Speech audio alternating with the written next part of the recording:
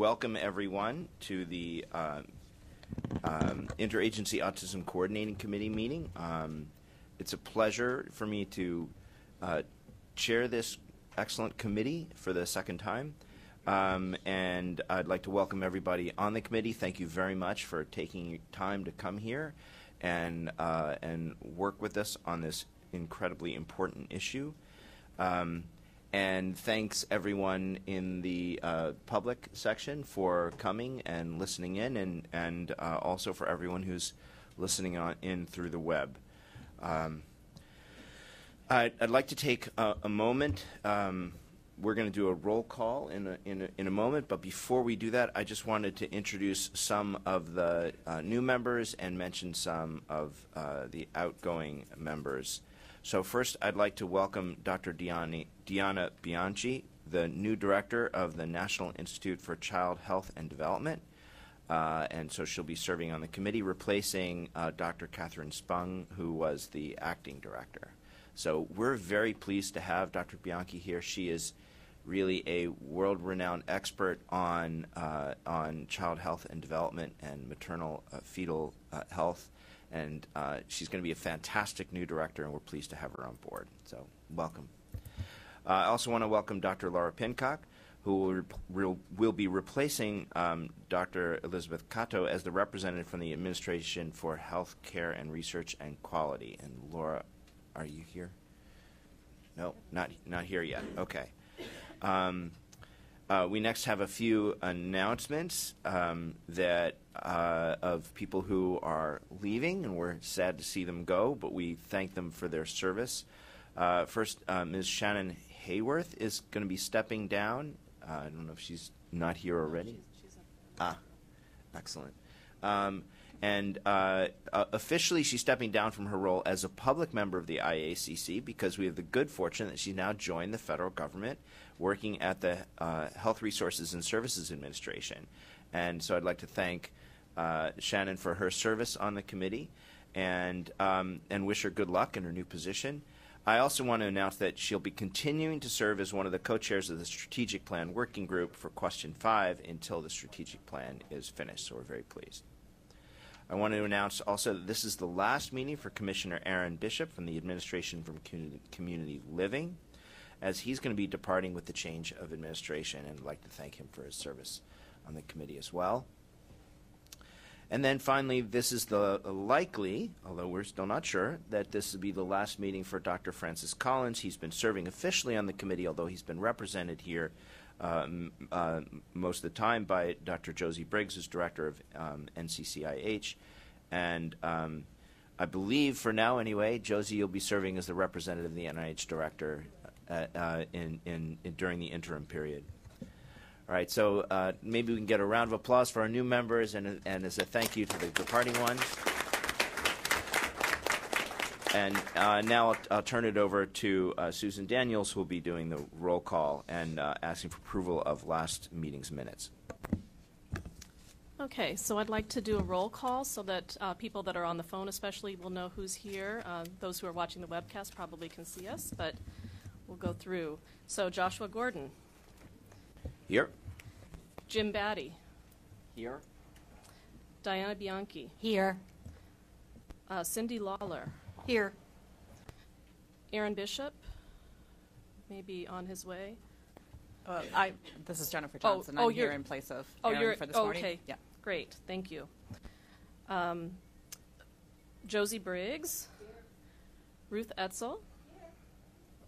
Tiffany Farchione, maybe on her way. Melissa Harris is not going to be attending. Laura Kavanaugh. Walter Korshutz. Yeah, right back here. Oh, hi, Walter. Did you get a phone? I'm not sure if anybody on the phone. You got a message? I haven't done that yet. Oh, okay. I will. Okay.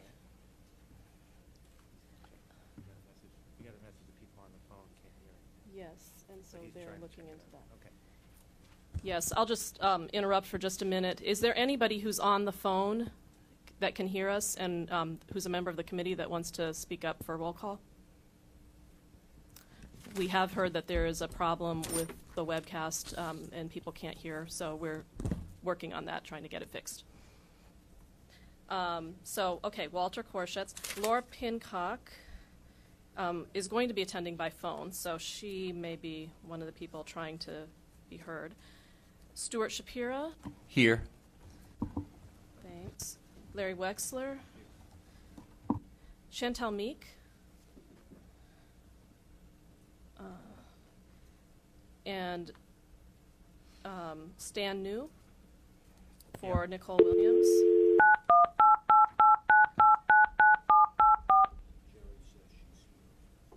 Oh, okay. Physically here. All right. Thank you for calling the conference center. At any time during this message, please enter your pass.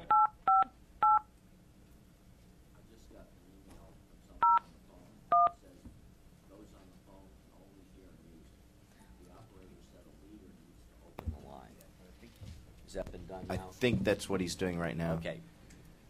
Your passcode has been confirmed and indicates you are a speaker. So Please I'll press continue star with the roll 0, and a call. coordinator will assist you to start your call or begin recordings. That must be what they're hearing. That's what they're. Hi, this is the operator. Is this the leader line? Yes, 6001 Executive Boulevard. We want to start the meeting. Okay, let me go ahead and join your line in. I'll disconnect the music and get the recordings going for you. Fantastic. Thank you. You will now be placed into conference. Welcome and thank you for standing by. One moment while I get your recordings begin. Thank you. Okay, the conference is now being recorded. If you have any objections, you may disconnect. You may now begin. Can we get confirmation from any of the folks on the phone? Maybe email your friends you've been emailing. Let us know that you can hear us. Actually, are there any members of the committee who can hear me? They can say their names. Sure. This is Nicole Williams. Jerry Dawson. Great. Edlin Pena. Great. We got them, Susan? I haven't done them yet on the roll call. So we apologize for the delay in the start of the audio. This is Joshua Gordon, Director of the NIMH, Chair of the IACC, welcoming everybody. We are doing the roll call, so you haven't missed really anything yet except some thank yous and some welcomes. Okay. So to resume the roll call, we're now going to call out names of public members. David Amaral. Here. Jim Ball is going to be on the phone. Jim, are you there? Jim Ball is going to be on the phone. Jim, are you there? Okay. Samantha Crane. Jerry Dawson on the phone. Here. Thanks, Jerry. Amy Goodman. Here. David Mandel. Present. Brian Parnell is not going to be with us today. Kevin Pelfrey. Here. Edlin Pena. Can you hear Here. us? Thanks. Louis Reichard is not going to be able to join us today. Rob Ring. John Elder Robeson is not going to be able to join us today. Allison Singer. Here. And Julie Taylor. Here. Great. And if anyone joins late, just feel free to join in the conversations during the discussions and let us know that you're here. You can also send me an email to let me know that you're here if you were not called. Good morning. It's Melissa Harris from CMS. I'll be on the phone today. Great. Hi, Melissa. Good morning. This is Laura Pincock from ARC. I'm on the phone as well today. Thank you. Welcome, Laura. We announced a little bit earlier that you're a new member of the committee. So, with that, I'd like to turn our attention to the minutes. I sent out draft minutes to the committee from the last meeting, and I didn't receive anything by email. Does anyone here in the room have any comments on the minutes, any corrections that you see that need to be made?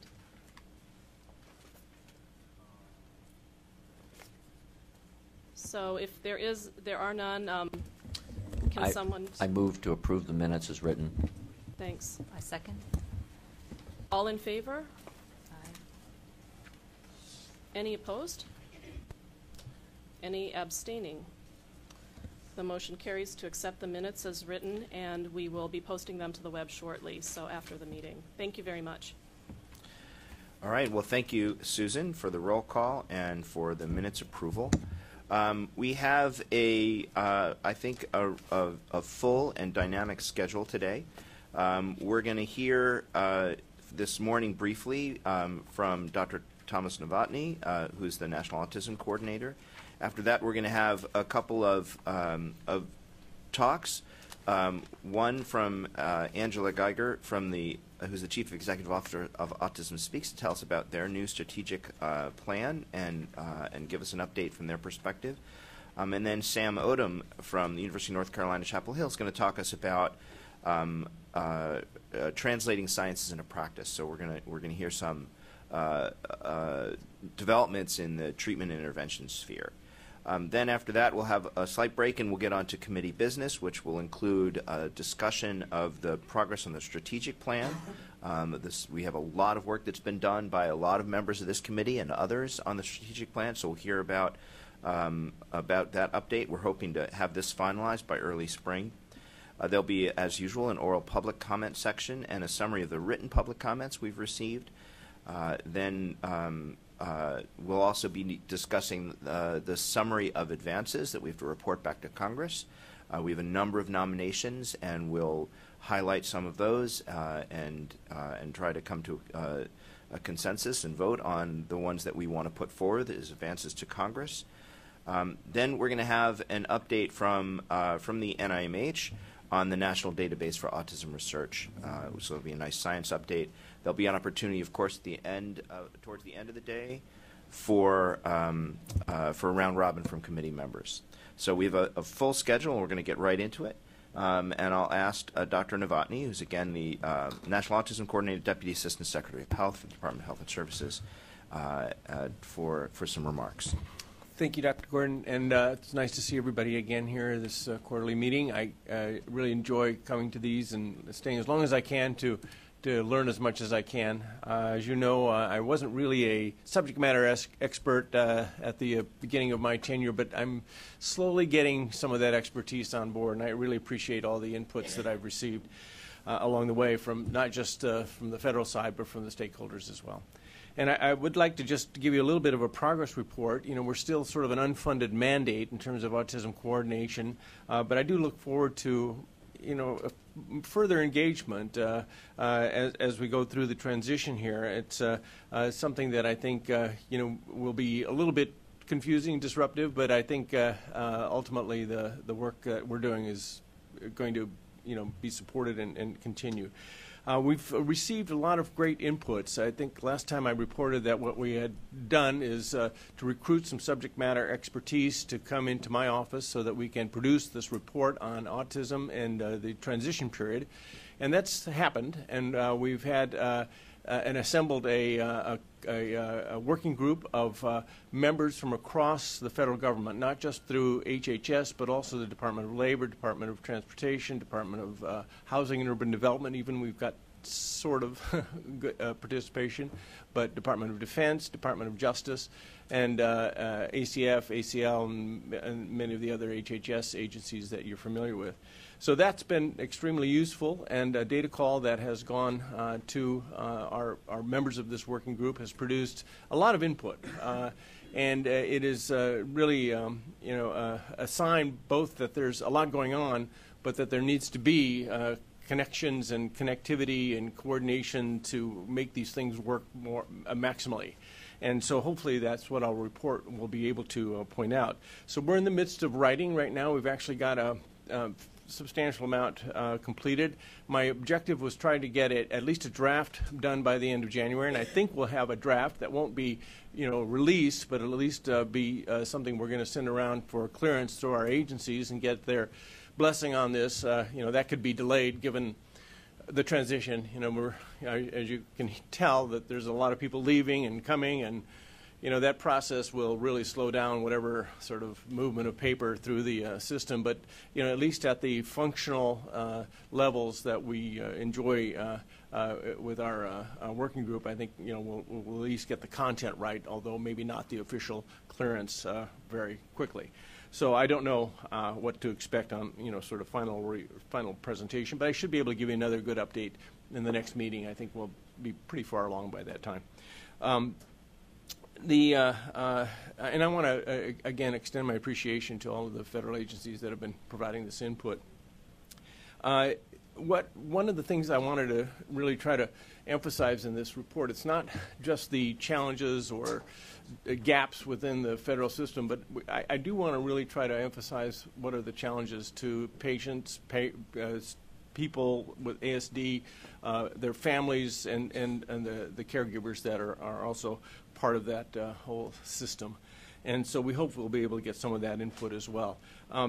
You might ask, well, where's the stakeholder input? Well, we have to be a little careful of that. This is not a federal advisory committee where there's processes and clearances for members to be participants in this, but we will try to invite input into our product a little later on. So we don't have a structure or a plan yet for that. That's something we have to be kind of careful about, but it is something we're planning to do on a more formal basis a bit later.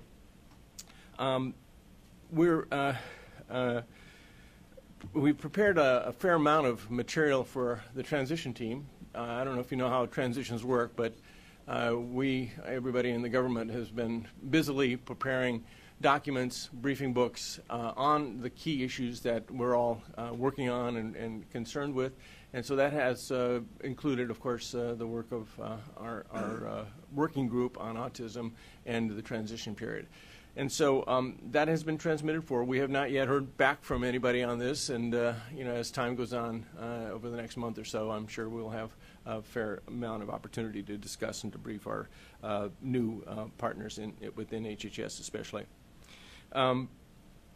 I met with Representative Chris Smith, one of the authors of the Autism Cares Act, and that was a very cordial, supportive meeting, and I hope that he was also positively responsive to our discussion, and I really felt that we had a good opportunity to share what we're doing. He did express his disappointment that things have been so slow, but we're making progress, and I think that's the important thing. And then I just wanted to emphasize that we've been able to staff up, we've been able to get information, we've been able to begin the report process.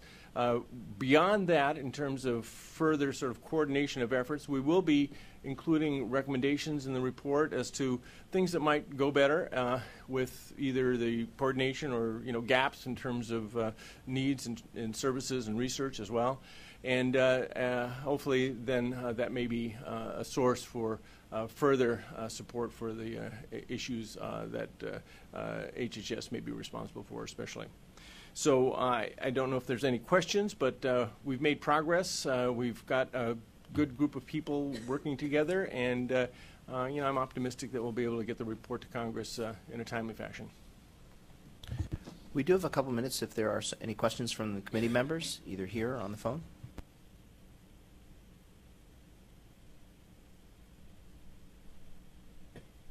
They let me off easy. Great.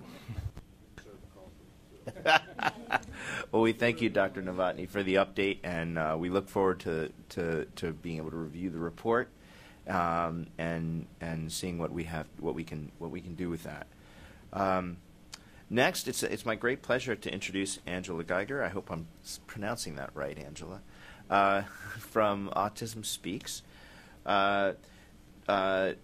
She joined the Autism Speaks as president and CEO in February of 2016. She brings to that organization a record of accomplishment of leading efforts to expand and strengthen family services, field support, development, and marketing. Most recently, she was the Chief Strategy Officer for the Alzheimer's Association, of course, a leading organization with global and national and local impact. As part of the senior management team there, she worked day-to-day across all the divisions with chapters to coordinate and execute strategy and to accelerate organizational growth. She's been overseeing, since she came to Autism Speaks, their update to their strategic plan, and I'm looking forward to hearing what she has to tell us today. Angela. Not sure where she is. Excellent. There you are. I think up at the podium? Yeah.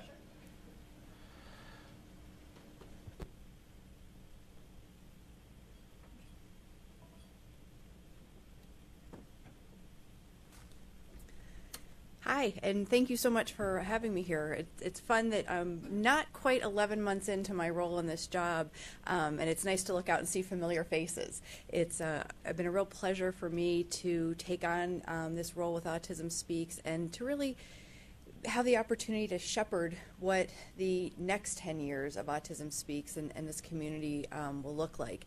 I think everyone in this room knows, and probably knows much better than I, that the amazing things that have happened in the autism community over the last decade, the scientific learnings, the awareness, the availability of more services for people on the spectrum, and much of that is due to the leadership of Autism Speaks, but none of it would have been possible without lots of people working on these issues to just make the world a little bit more accepting place for people on the spectrum. And one of the reasons the National Board brought me on board was to help them and to help the community craft a vision for what now the next 10 years are going to look like. And it's been a true pleasure for me over spending most of my time, particularly in the beginning months, just listening. I've heard so many stories from families and individuals on the spectrum and researchers and service providers and officials and just really learning the ins and outs of what the needs are, what's evolved, what's changed, we still have issues to tackle, and really becoming, I came in too, not a subject matter expert in autism in any sense of the word, but I've really had the opportunity because of that to listen with really wide open ears and without a particular point of view personally, but just to hear and really reflect back what the needs are. And that's why our vision for the next 10 is one that's now been approved by the National Board of Directors. We have a 3-year strategic plan that I'm going to talk to you a little bit about today, and then I'll be happy to answer any questions that I can for you.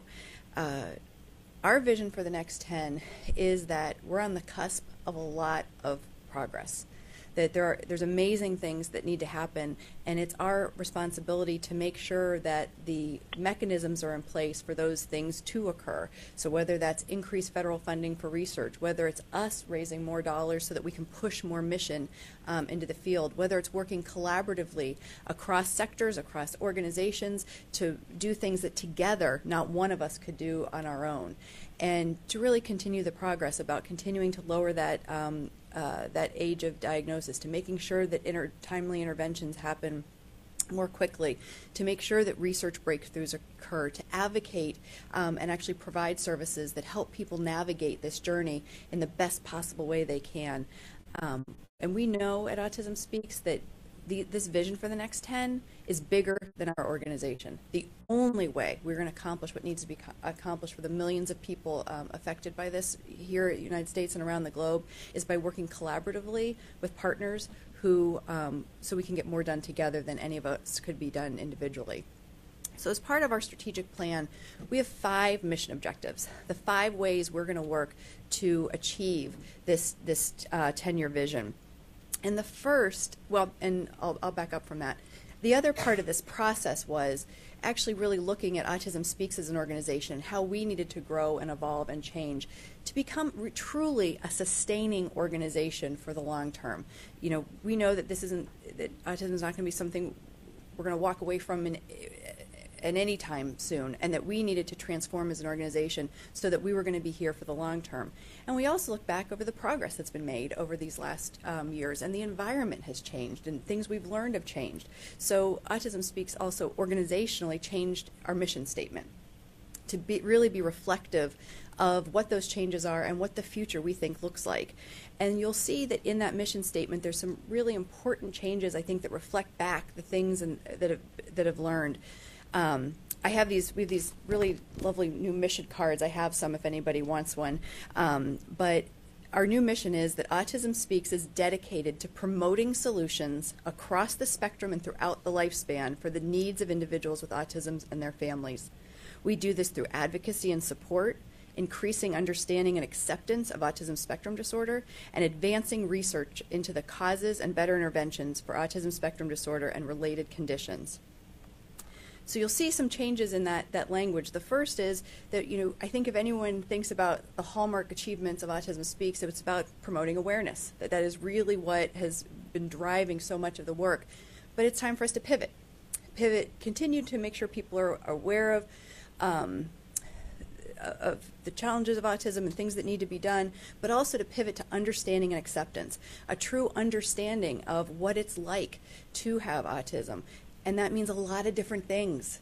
It's not one thing, it's a lot of different things. And that's why you also see this across the spectrum and throughout the lifespan added to this mission statement, that we really want to reflect that it's not a single autism.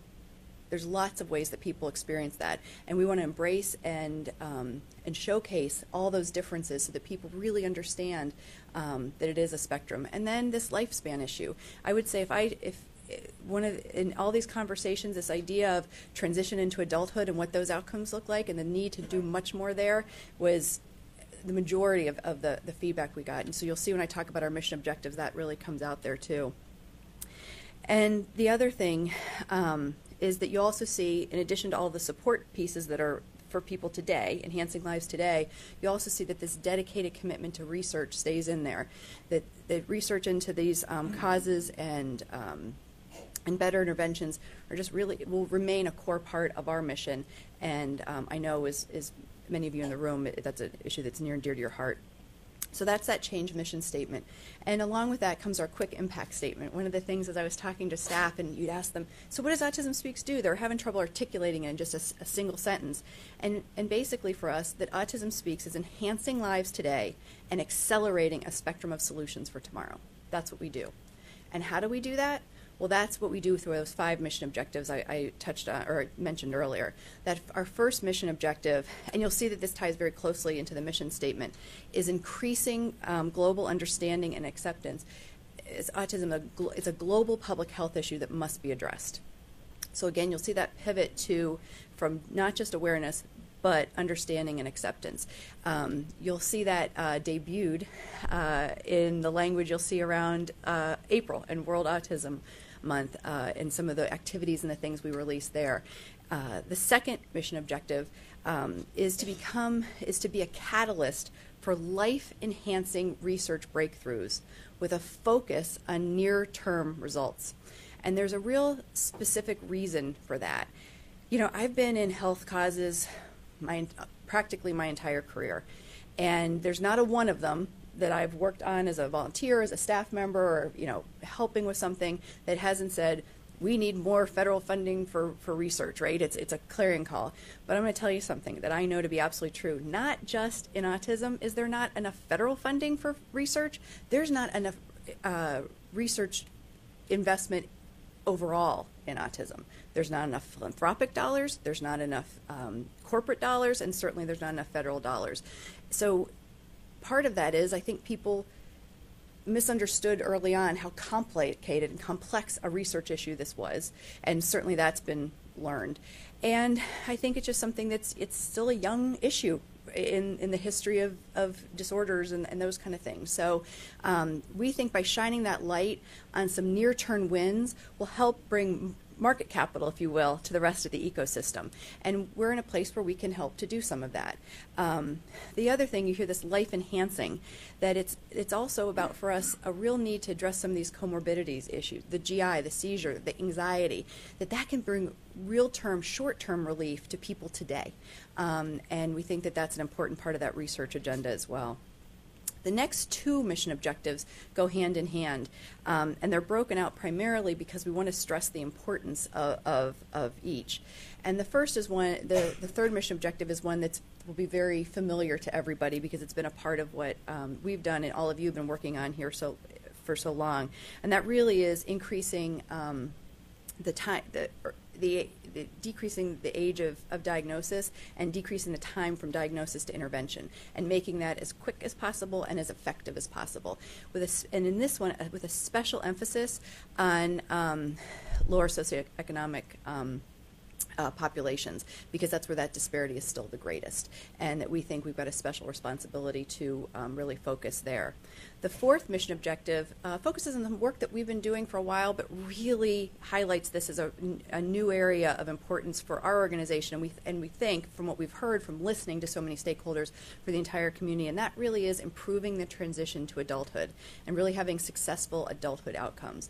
So we're going to start that work right in schools when kids are 14 and moving forward with really strong transition plans, getting standardized outcomes so that we know what good looks like, and then working on issues like employment and housing and community support so that we're really thinking about that whole lifetime of issues moving forward.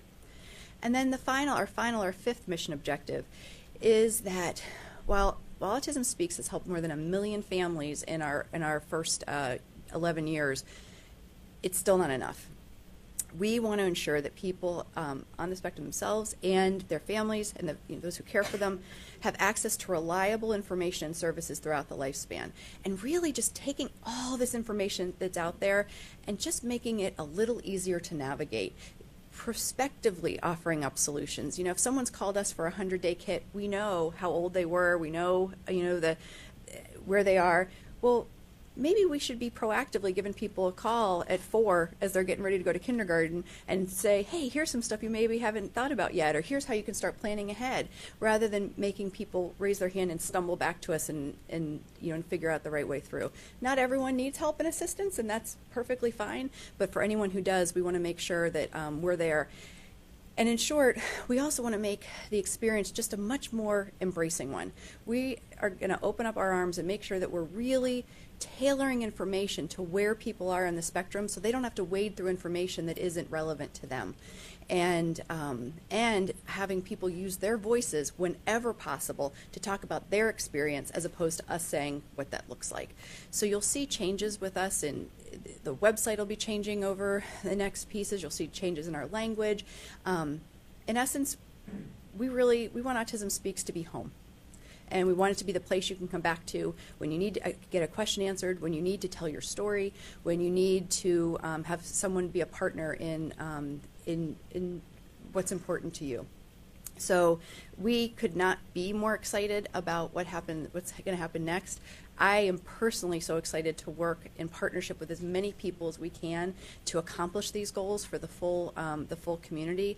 We wear this mantle of responsibility with great weight. The staff and the volunteers and the board know that a lot of opportunity comes with the kind of organization we are, and we just want to be the best we can for people on the spectrum and their families and all of those who care for them. So I thank you in advance for what I hope we'll do together, and even more than that, I thank those of you in the room who have made everything that's been possible happen over these last years. You guys have been doing this work, as I said, far longer than I, and it's really much appreciated, I know, by many. So I'll pause there for any questions.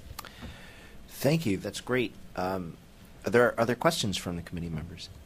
Please. Allison. Thanks so much, Angela. It's great to see you here. I have a couple of questions about the changes with regard to how you'll be pursuing research and science. You talked about the fact that you were going to be focusing on near-term wins because that's more likely to bring more money into the community. I agree with that. I'm wondering where you think there are opportunities to pursue wins in the short term, and also how a focus on the short term will affect Autism Speaks' commitment to basic science. Mm-hmm. And then secondly, I was hoping you would expand on where you think there are new opportunities for scientific partnerships. Great. So to answer the first question, one of the things that, as many of you probably know, we are in the very actively in the search process for our new Chief Science Officer. We've had actually, according to our search firm, a record-breaking number of applicants. The interest in this position was just amazing. And so we're moving our way through that process and hope to conclude soon. And with that, the new Chief Science Officer, there will be a new Medical and Scientific Advisory Committee. It'll be a committee of the board, be made of experts who some people who are on our board, like Herb Pardras, who has a lot of experience in this, but then also outside experts who aren't on the board. And it'll really be the job of that group to come together and decide how we're going to bring to life that strategic mission objective. So I am not a science expert, and I'm not going to pretend to be, and so I really want to have the best minds that are thinking on that, exactly what those work streams are going to be. We will continue some level of basic science investment too. What that ratio is, I don't know, to be honest with you right now. But what I do know is we're going to bring together the best of the best and good thinking to make sure that the places that we're uniquely investing can make the biggest difference as quickly as possible. And then partnerships. So once this team's in place, what I would expect that they'll do, just like I did, was start making the rounds and having conversations with people who, where I think where interests intersect, we should be working together. We're going to try really hard not to duplicate anything, because it's silly. It's a waste of resources, and I think we'll just start having those conversations and figuring out the best way to do it. Others? Other questions? I had a question actually about the objective 3, which was to reduce to decrease the age of diagnosis and reduce the time to intervention. I wonder if you could tell us a little bit more about your organization's thoughts on those two issues. The first one in particular is intriguing to me because of our efforts, including efforts that have been presented and discussed in this committee, to get screening adopted. And it seems to me, anyway, that one component of decreasing the age of diagnosis would be to institute screening, perhaps targeted at socioeconomic classes where the diagnosis age is higher than others. I'm wondering if you've had discussions or thoughts about that, and then also on the other side from diagnosis to intervention about how to reduce that time. Sure. So on the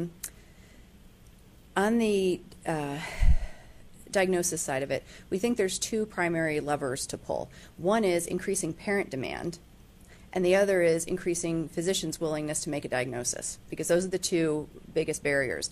And with parents, I think our thinking around this has been it's really a campaign targeted at these segmented audiences, that you need those reminders, because you're not paying attention to this until you're worried, right? Until you think you're seeing something, you're not, as a parent, looking for this.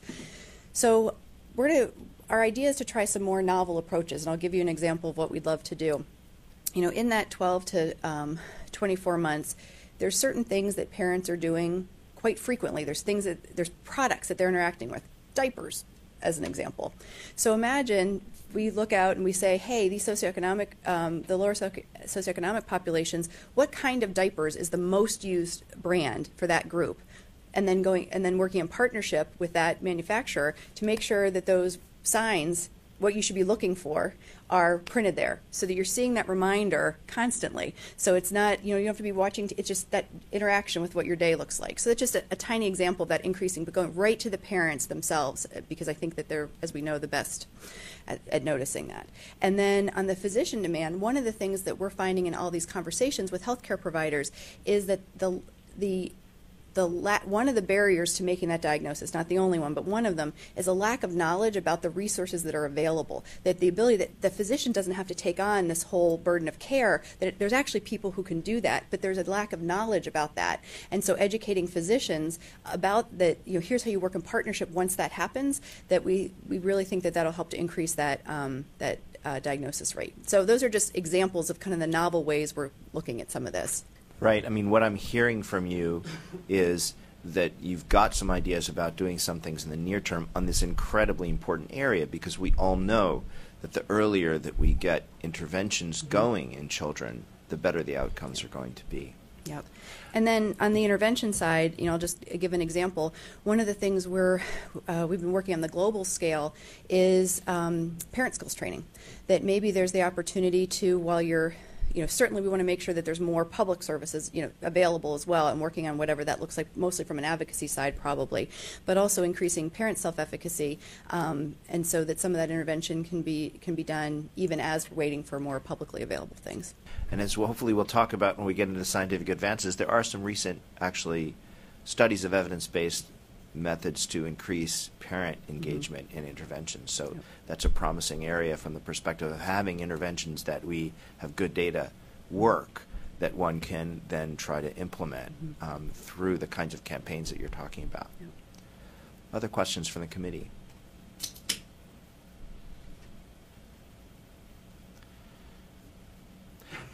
Do you have a timeline for some of these efforts to get forward, or or is this waiting on the new scientific team?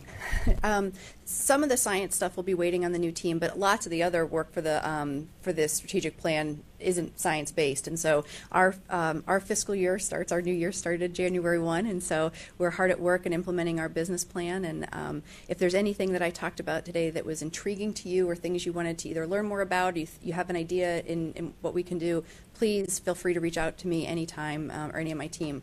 We're excited to work together.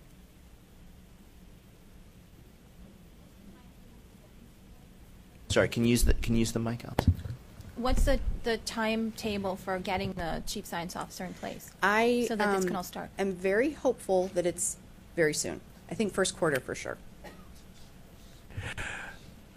All right. Well, thank you very much. We really appreciate hearing about the wonderful efforts you've been doing to refocus the organization, and it sounds like you're got a really promising start. We look forward to working with you to seeing those mission objectives come to fruition. Great. Thank you all very much. I appreciate it.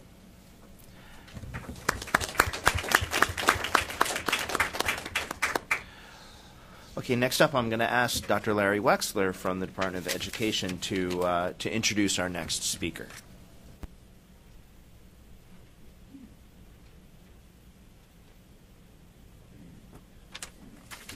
Good morning. I wanted to take the opportunity to introduce someone who we have in the Department of Ed have funded over a number of years.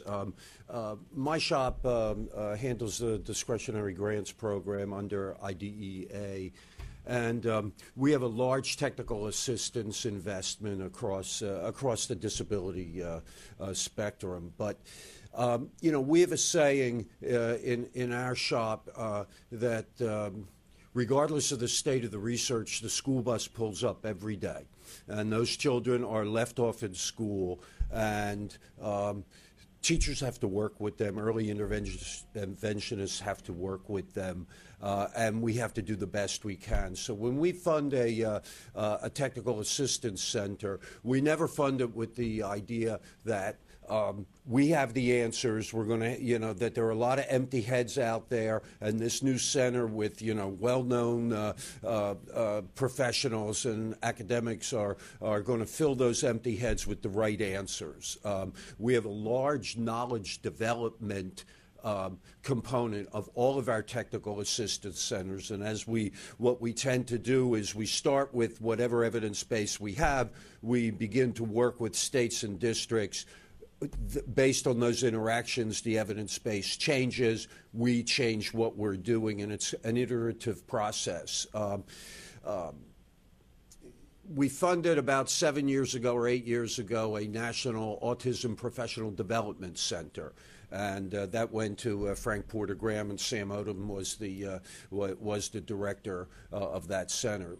In the knowledge development piece, the first thing they did was a meta-analysis of interventions that were out there for kids with autism, and they did a really nice job, and over the 5, or with an extension 6 years, they did some tremendous work in the field. But at the end of their funding cycle, they updated their meta-analysis, and things over a 5-6 year period, certainly we all understand, have changed dramatically. So what we were left with in the department was a new analysis, but with no way of really disseminating that analysis in a way that was actually helpful to people who provide services to kids and families. So we legally, let me just reinforce that, we legally were able to supplement a grantee about $500,000 to have this meta-analysis and modules that had been developed updated. Sam Odom runs this program and has created with his team 27 new completely free, downloadable modules that he's going to chat about, as well as with some other work. So we're really excited about it. I will say, I mean, you can read his resume. I don't need to do it. He's very distinguished, and they love him at North Carolina, although I detest their basketball team, quite frankly. Unless they're playing Duke, and then we root for them. But you know, Sam Odom is the director, and the co-director is Ann Cox. So you have Ann, and Sam, and they hired a coordinator for the module development, and her name is Ann Sam. So, I mean, truth is stranger than fiction. So I will ask Sam to come on up and get out of the way.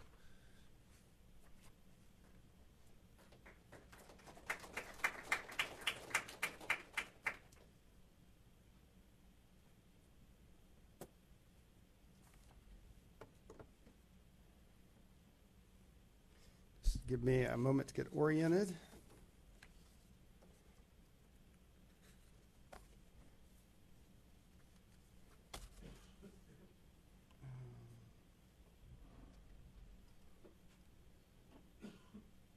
Okay. Thanks very much, Larry Wexler, for that great introduction.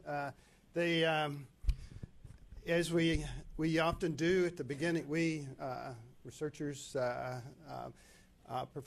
professionals do at the beginning, I want to disclose that we have funding. We've had funding through Office of Special Education Programs. We have two grants now running RCTs through the Institute of Education Science, and I'd like to say that I would like to disclose that I'm getting royalties from a lot of different projects, but no, in fact, I'm not, unfortunately.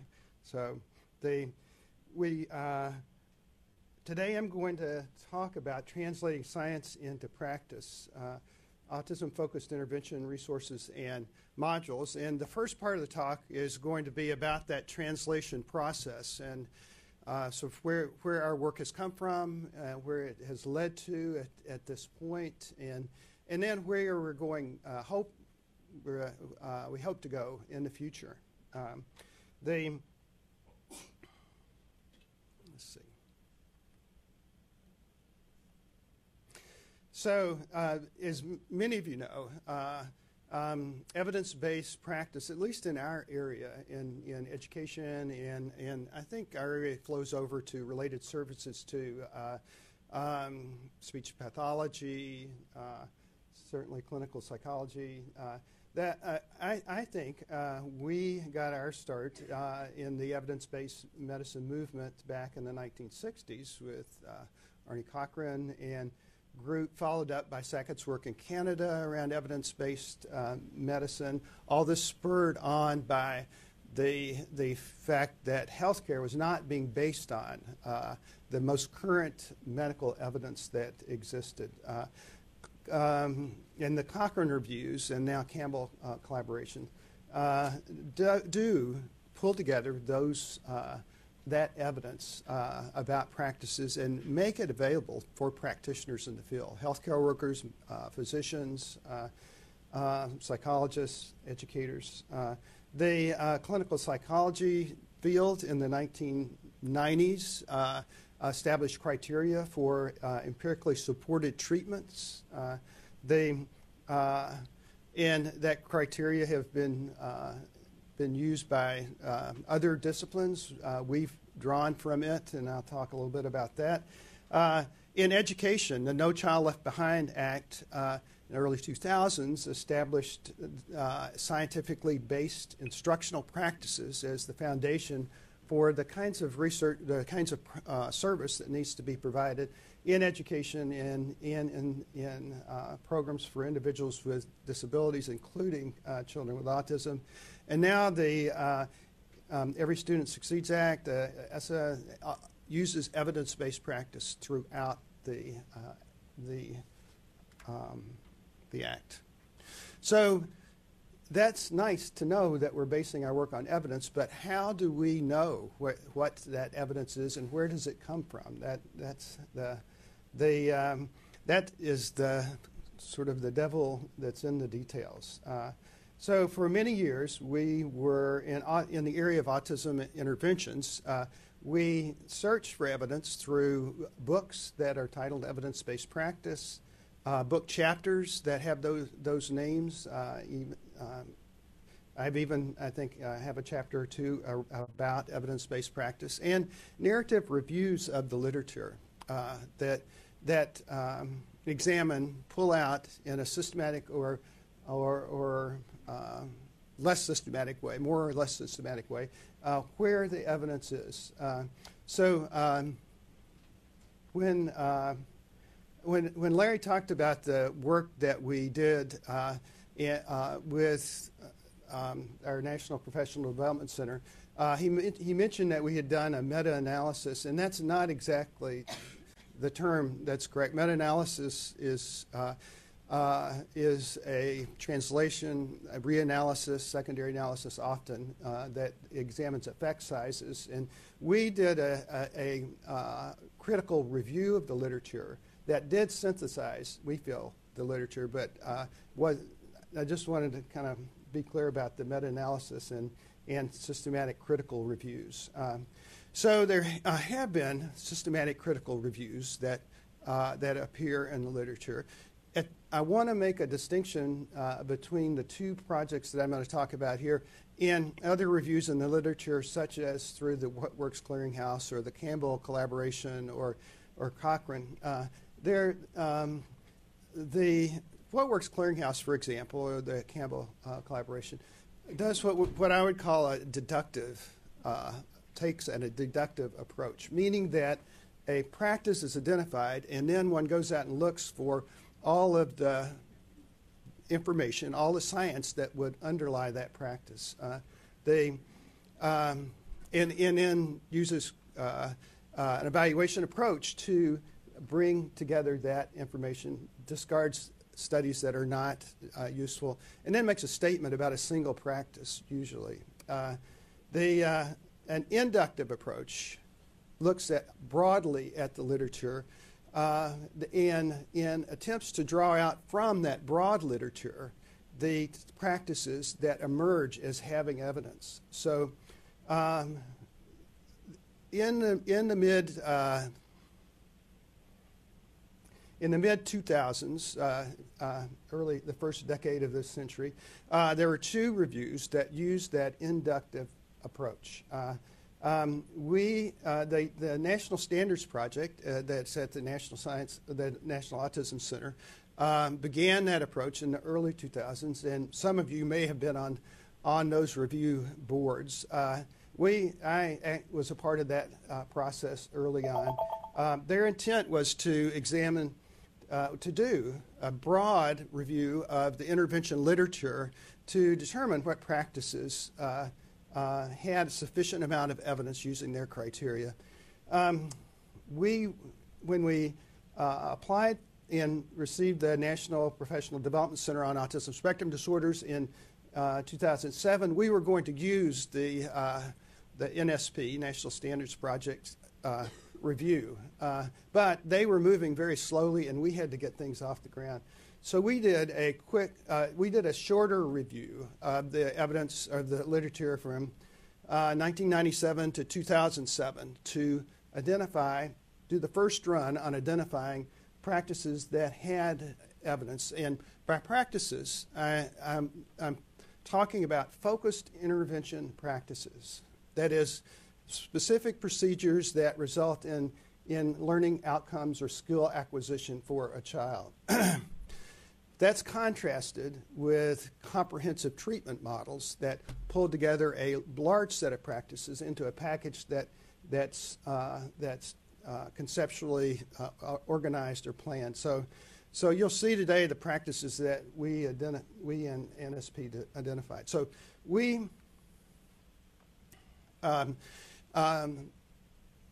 in 2007, 8, 9, published in 2010, our investigators did that kind of systematic review where we examined the practices that met specific criteria that we had, or that for evidence, and and I'll talk a little more about how we did that in the second review. As we moved on from the initial review in 2010, the literature continued to keep growing. That is, as you all know, the research on intervention practices moves very quickly. So our review ended in 2007. Around 2010, we had seen quite a lot of studies published. So we launched a second review, and we weren't completely satisfied with how rigorous we were in the first review. So we instituted a process that I think increased the rigor of our examination of literature. We worked with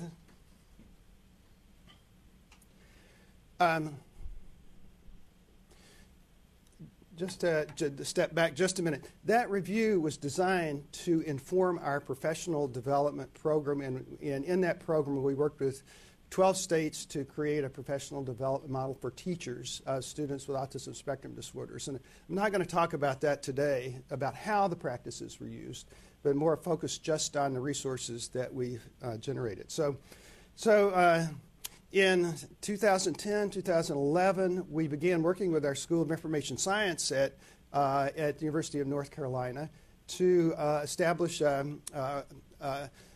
search that generated 29,000 articles. We screened all of those articles and eliminated right off the bat about 25,000 of them, and went through that sort of iterative process of then looking at the reviews, screening, looking more closely at the articles, screening, to the point that we had about 1,000 articles that had been published.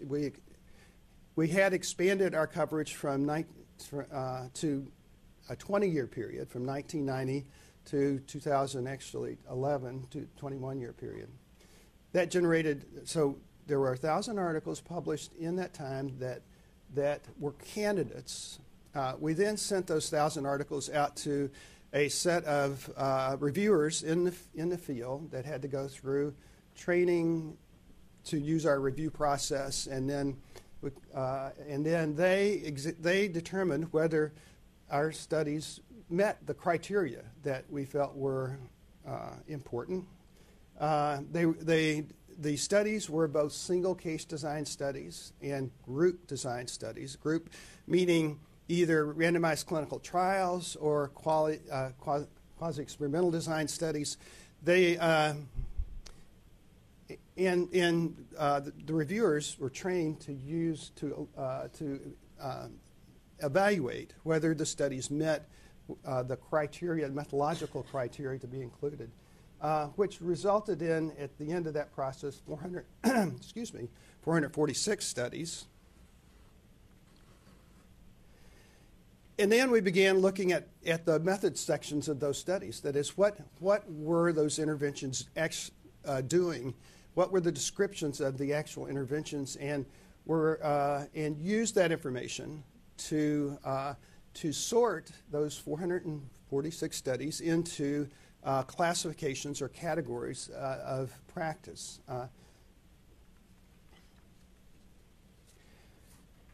So the criteria. So we established a set of categories. We used the criteria for determining whether a specific practice reached the level of evidence we thought was important, which was at least 2 high-quality experimental group designs, that is RCTs, or high-quality quasi-experimental designs, or at least 5 high-quality single-case designs that were replicated by 3 different research groups, and when you combine those single-case designs, they had to have at least 20 participants, or a combination of one high-quality group design and at least 3 high-quality designs, and those had to be conducted by 2 different research groups. So we're really intent, when people talk about single-case design, they think about a single study that has 1 person in it. Well, there are hardly any single-case designs that focus that are on focused intervention practices that are like that. And if they did, they didn't make it in our review. So we focused on both the accumulation of evidence and also the replication across research groups, which we think was an important feature.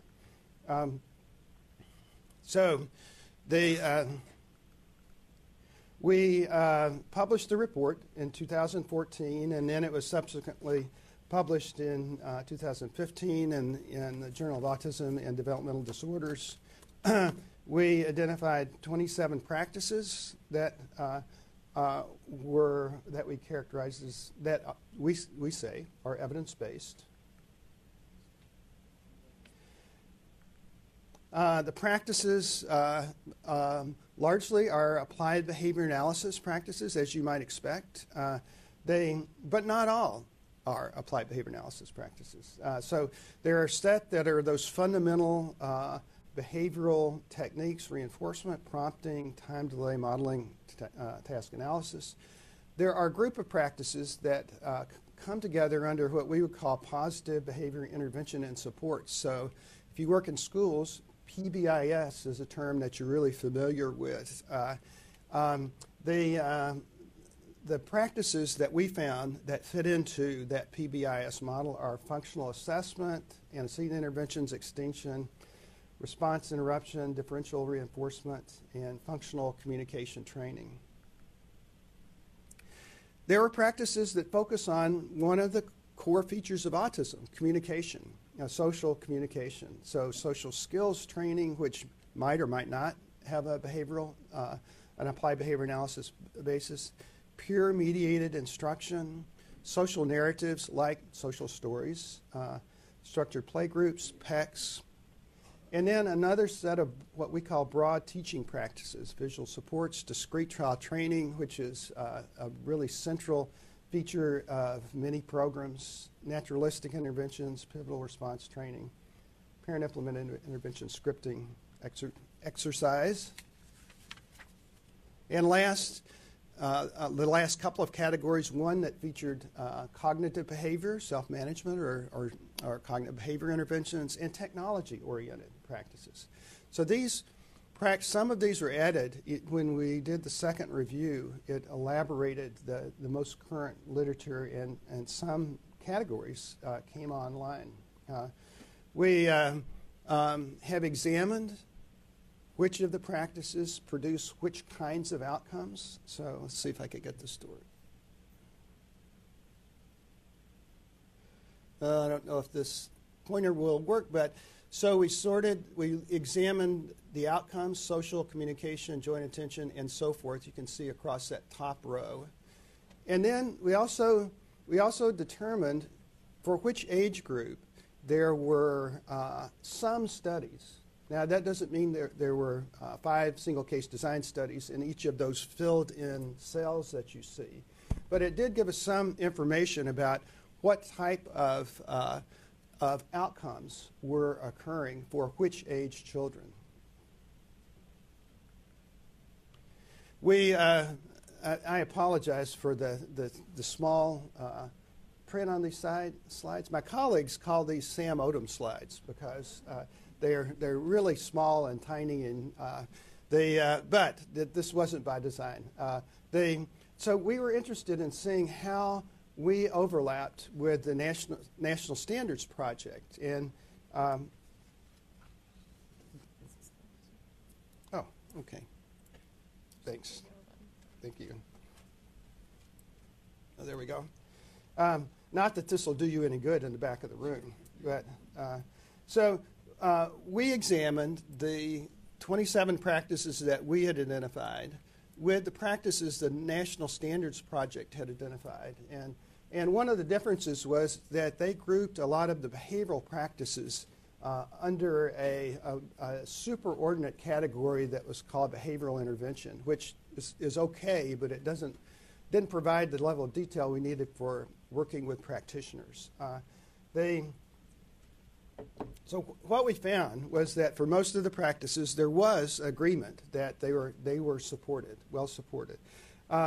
For 3 of the practices, they reported the practices having emerging evidence, and we call them evidence-based. That's PECS, functional communication training, and technology-assisted interventions. And then for 2 of the practices we identified, they didn't include them in their list, which was functional behavior assessment and structured playgroups. So there's a little bit of difference, but by and large, our 2 reviews were generating the same similar sets of information. Now, the National Standards Project went further than we did in that they have tried to expand the age up out of the school age years. I didn't mention that our parameters were those school age years from birth up to around age 22.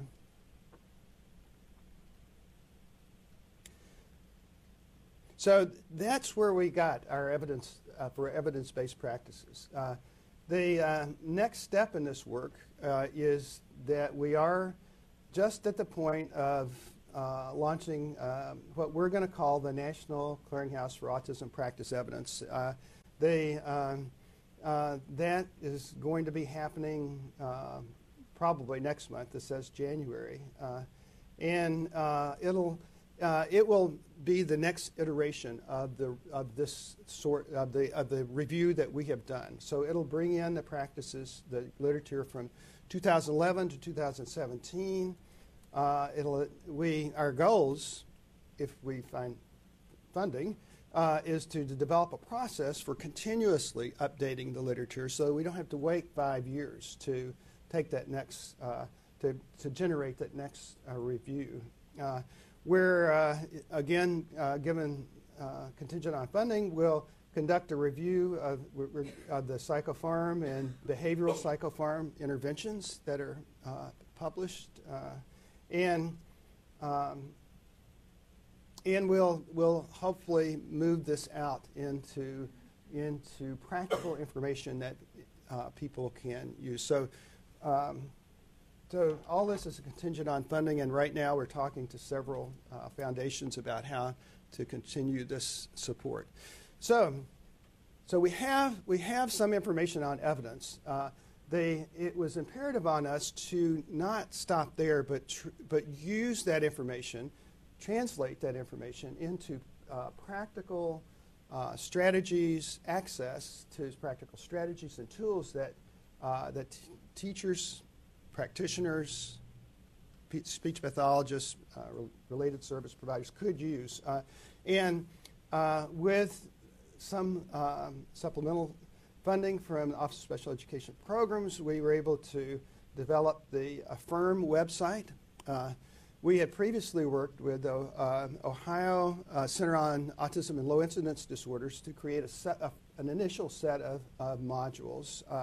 And with the Affirm website, we've used a more specific instructional design and are incorporating the information on the last review. And so the last modules, there will be 27. The last ones are just now going up. By February, they'll be up. In that module design, we followed the Kemp's instructional design process or model. I won't take you through all of those because even though it's morning, I don't want people to nod off. And they target audience for these e-learning modules, the 27 e-learning modules, are special educators, early education teachers, related service personnel, early interventionists, and this is what the website looks like. The structure of those individual modules are based on 4 sections or 4 lessons. That identify key components of the evidence-based practices and a step-by-step process of applying those practices. The content is sort of case-based, so we have case examples that engage the learner in problem solving and in identifying how to apply a practice given a specific content.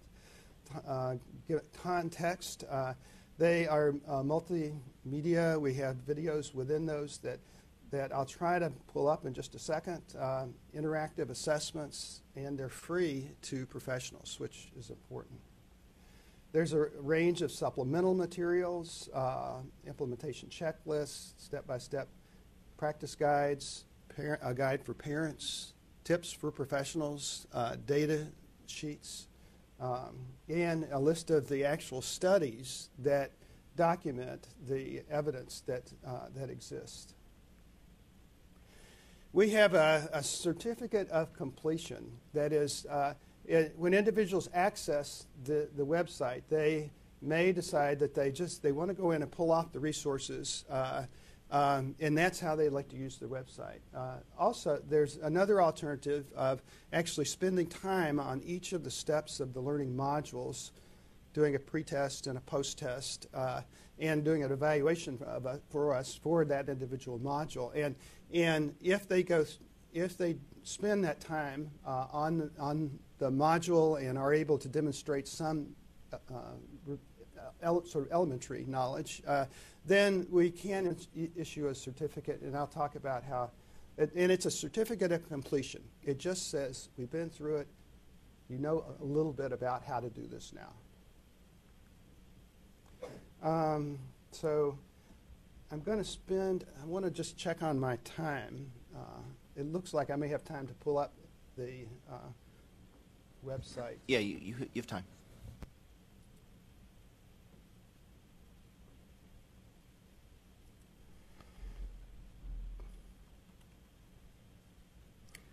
So the question is it going to let me in?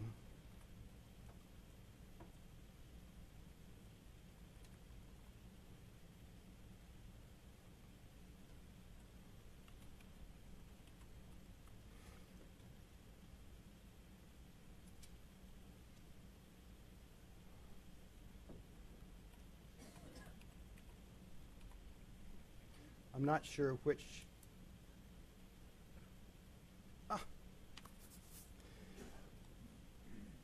Although I trust technology, I don't trust it completely. So with it in front of this austere group, I was a little concerned. So the firm website has those modules. So individuals who use the website do have to register. And we only do that in order to keep up with who's using the site. We never send out this information to a mailing list anywhere. We may follow up and ask if they would give us feedback about the site, but that's the only way we get back in touch with individuals.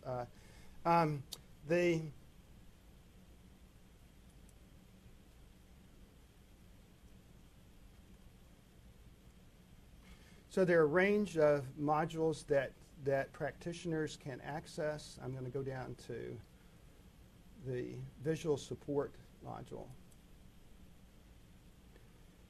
So they may access any of those. It will ask, do you want to get a certificate? If so, go this route. If not, you can just jump right into the module and pull off any of the resources that you want. It will begin with a case, and then there are lessons about the specific elements of the evidence-based practice. And I pulled up the visual support module as an example. And it starts off with a case.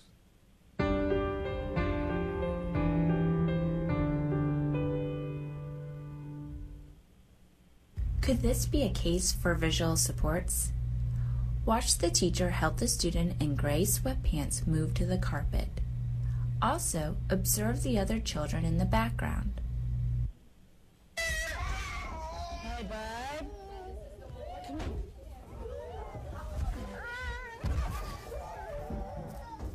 Sit.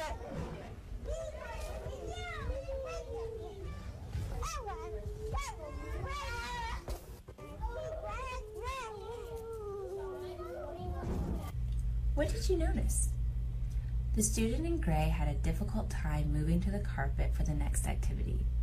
The teacher had to physically help the student go to the carpet. Did you notice how the other children did not appear to understand what they needed to do or where they needed to be? Now let's watch a second clip of this classroom after the teacher has implemented visual supports. Consider what has changed. Come on,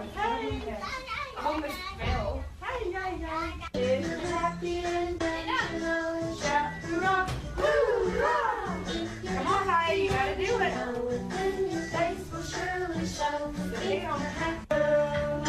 When up the water spout. No, we're gonna match. Hey. She can't hit the baby. Yeah, baby. The classroom now has clear boundaries for each center. Within centers, visual cues, such as the pictures showing the steps of hand washing, provide a clear visual for what needs to happen in an area or center. At the end of the clip, you can see the students now understand expectations and are more engaged in activities.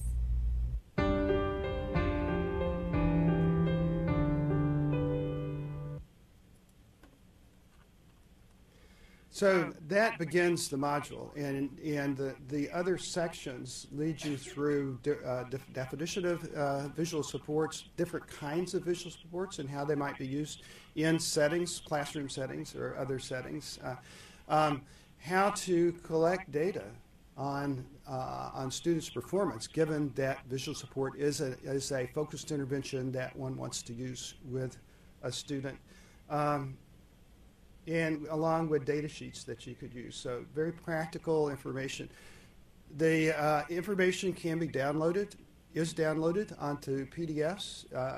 Hard copies are almost always useful, especially for things like data sheets. And to go back to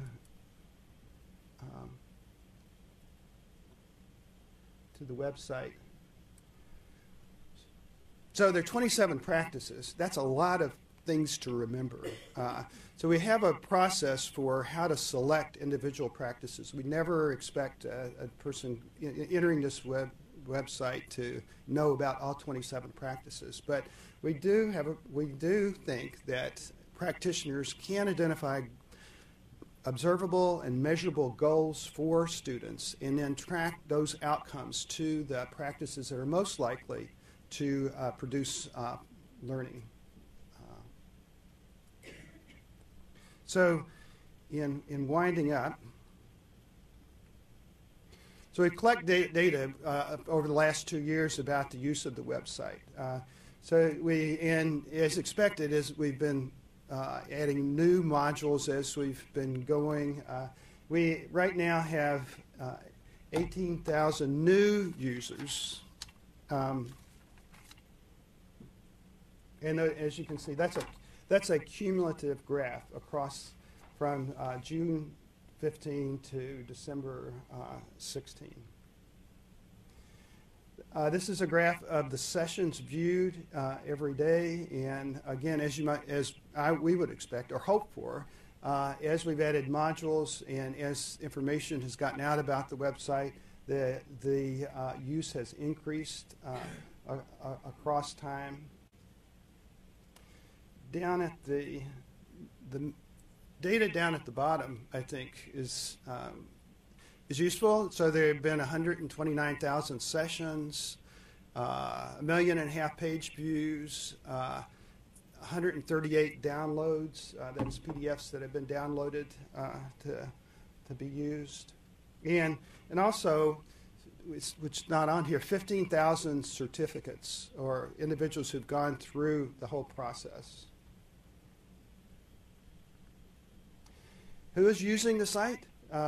Administrators, early intervention providers. Our target audience were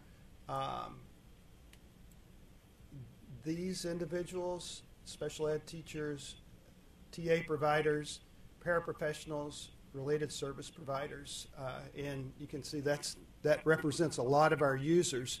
But one of the things that we hadn't really thought about But has happened is that that the website is used very much or frequently in professional development pre-service programs for professionals. So teachers, related service providers in training. So there have been about 2,500 users for that audience, which we're really pleased. I do talk to people frequently about how they're using this website in their program, in their professional development program. Now, we don't have a way of kind of jumping out of the screen and watching the people who are actually using the practices. We can only depend on their report. And an evaluation, we asked, how confident do you feel in implementing evidence-based practices you reviewed on the module, and they just reported that the respondents reported they were somewhat very confident. We are not naive about what it takes to actually move intervention into practice in classrooms and therapy settings and clinics. But this is a start. It's a tool to get to that end point of training and in enhancing evidence-based practice. So in conclusion, our AFFIRM modules translate research into focused intervention practices and resources that practitioners can use to implement evidence-based practices. It's one tool, but it alone may not be sufficient in some circumstances. So training and support online, on-site is, we think, important and critical. The modules appear to be important for pre-service training. Universities are using them, I mentioned that. Or students appear to be using them. And as we mentioned, the field does not stand still. Our field of intervention research is constantly moving and I would say improving. And that the literature that we're basing this on is now about 5 years old. So bringing some of the practices that we know would meet our evidence base now have been published. The evidence has been published in the last 5 years. So moving that forward is a critical part of the work that needs to occur in the future. I'm going to stop here, and I'm certainly and very much open for questions if that or comments.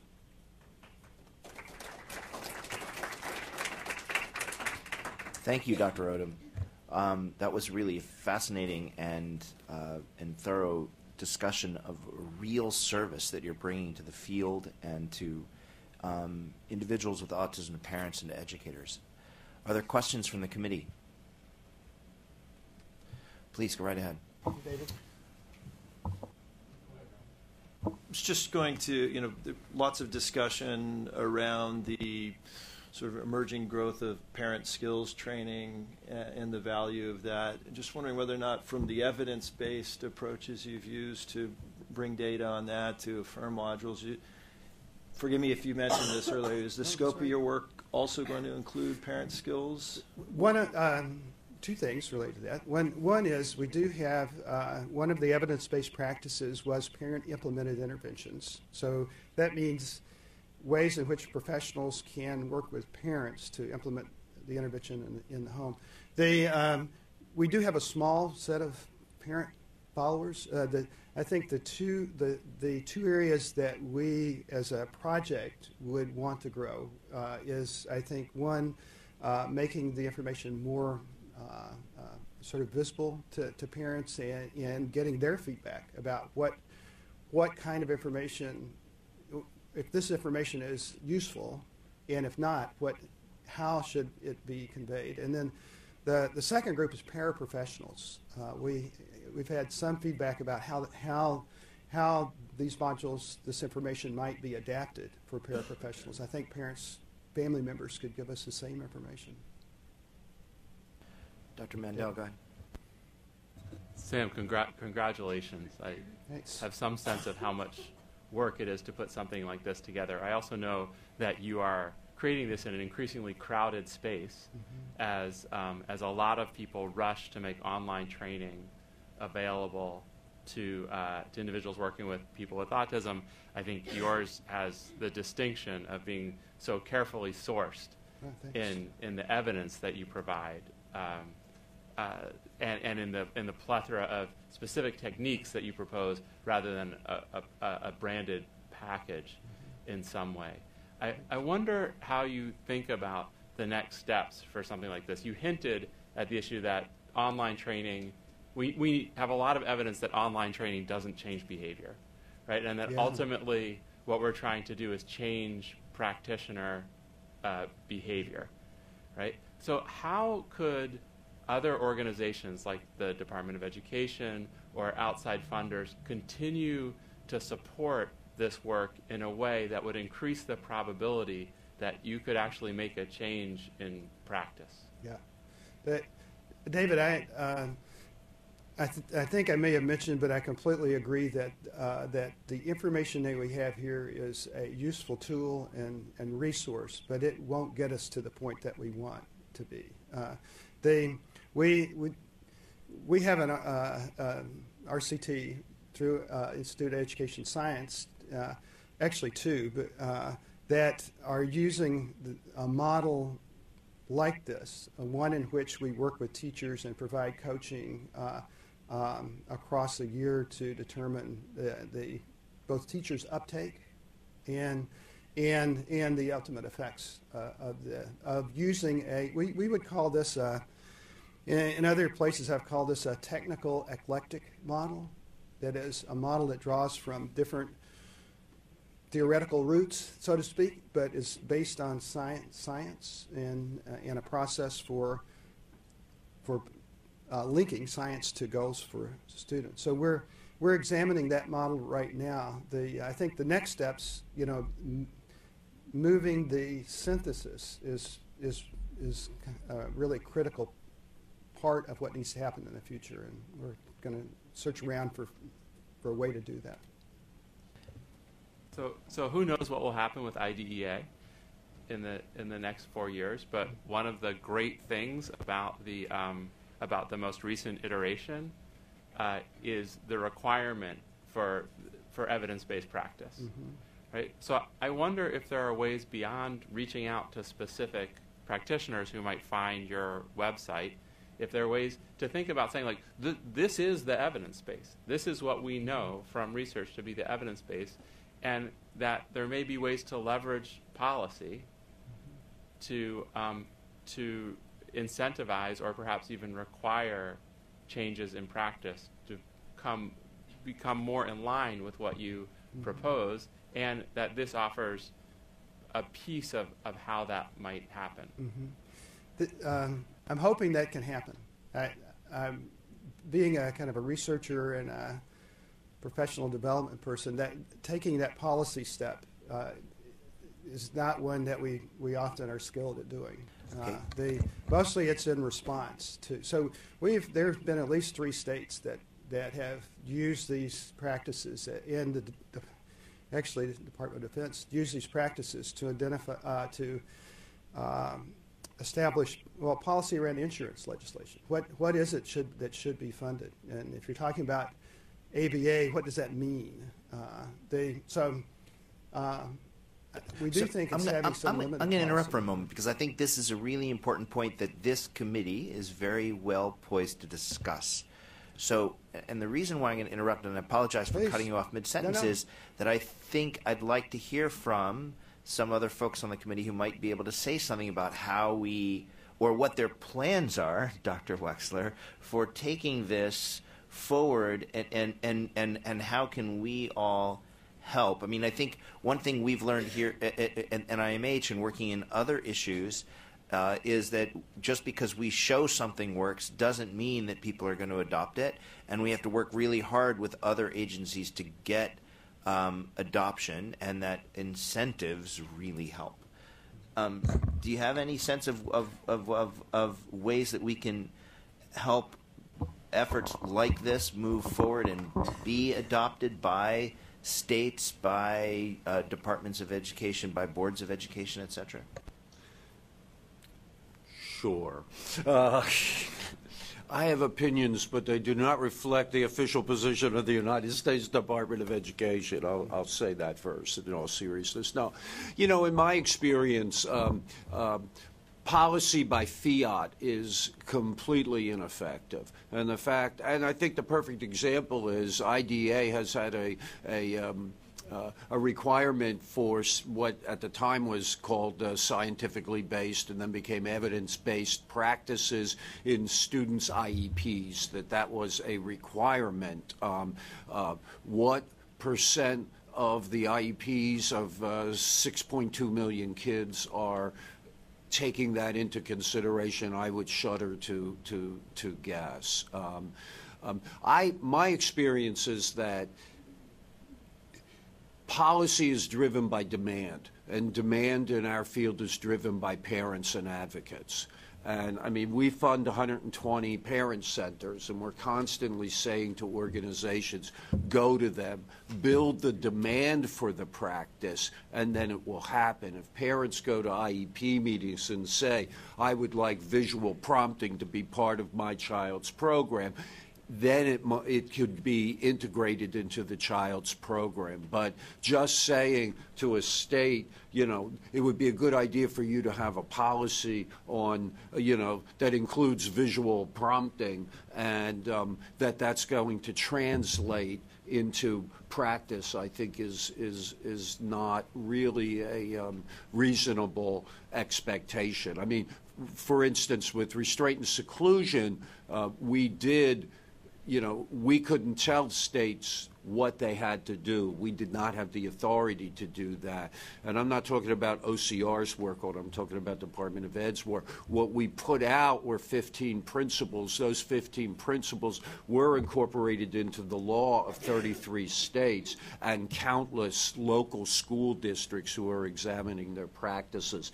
That can drive things, but we cannot simply say, do this. It's not, we don't have the authority, plus it's not effective. I want to back that up, and I hate to make analogies between autism and things like medical injuries, but just to give an example, blood transfusions are great evidence-based practice for auto injuries, and physical therapy is also a great evidence-based practice for an auto injury. But that doesn't mean that every single person serving people who've experienced an auto injury should be mandated to give everyone a blood transfusion in physical therapy right there on the spot. It's really just not a good idea. Some people aren't going to need that. There are people who need both at different times. There are people who, are for one reason or another, it would actually be harmful. If I were in a minor fender bender and someone just showed up and gave me a blood transfusion, that would be a really bad idea. And I think what really we have to do is give people the tools. I like that this website explains that this is a specific challenge that you might respond to with visual prompts. Visual prompts aren't gonna do everything. They're not gonna answer every problem. And once people are being held accountable for outcomes and saying, you're going to be, whatever you do, you're going to be held accountable for whether it works or not, then professionals, once they're given these tools, can then pick which one they think is going to work.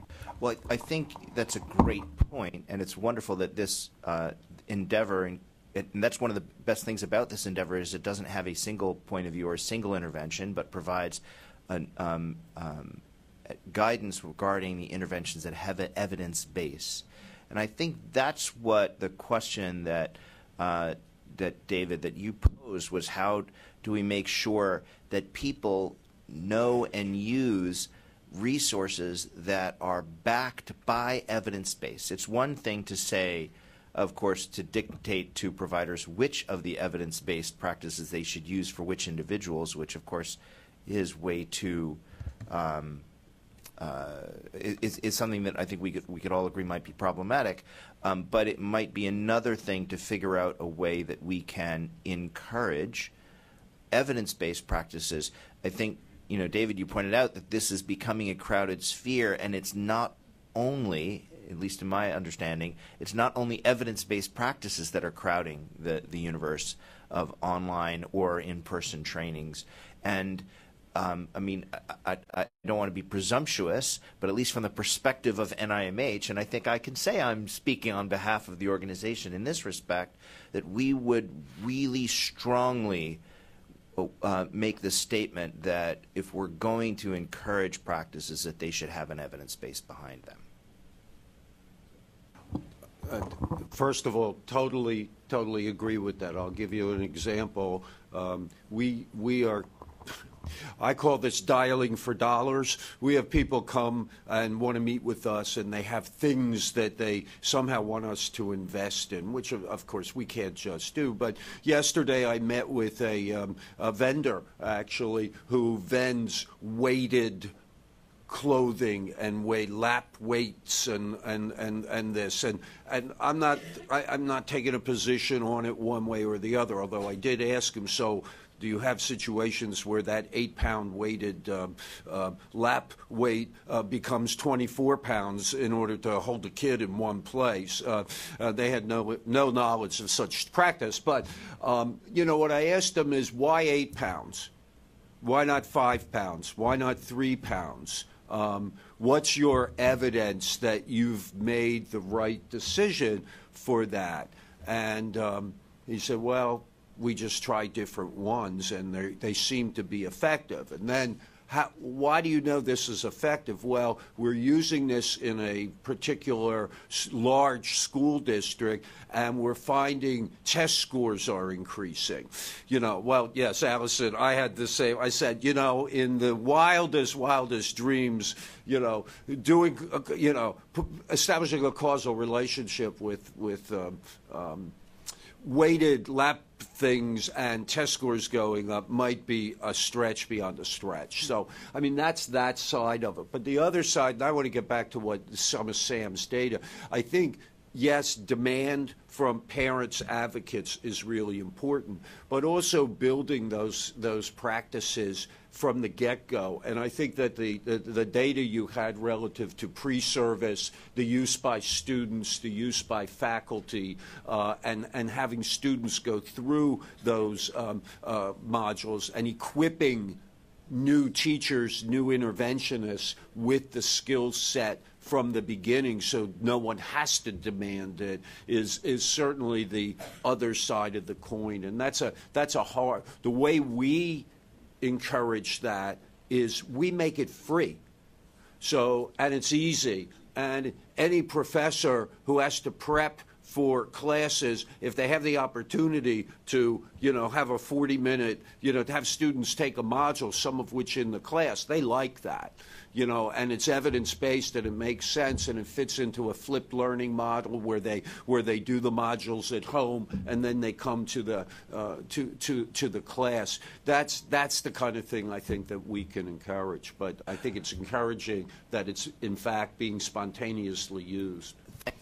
I want to make sure that if there are opportunities for individuals from the committee to ask questions, Dr. Odom, in other areas that we get some time, but perhaps we'll come back to this topic of evidence-based practice later if there are questions in other spheres.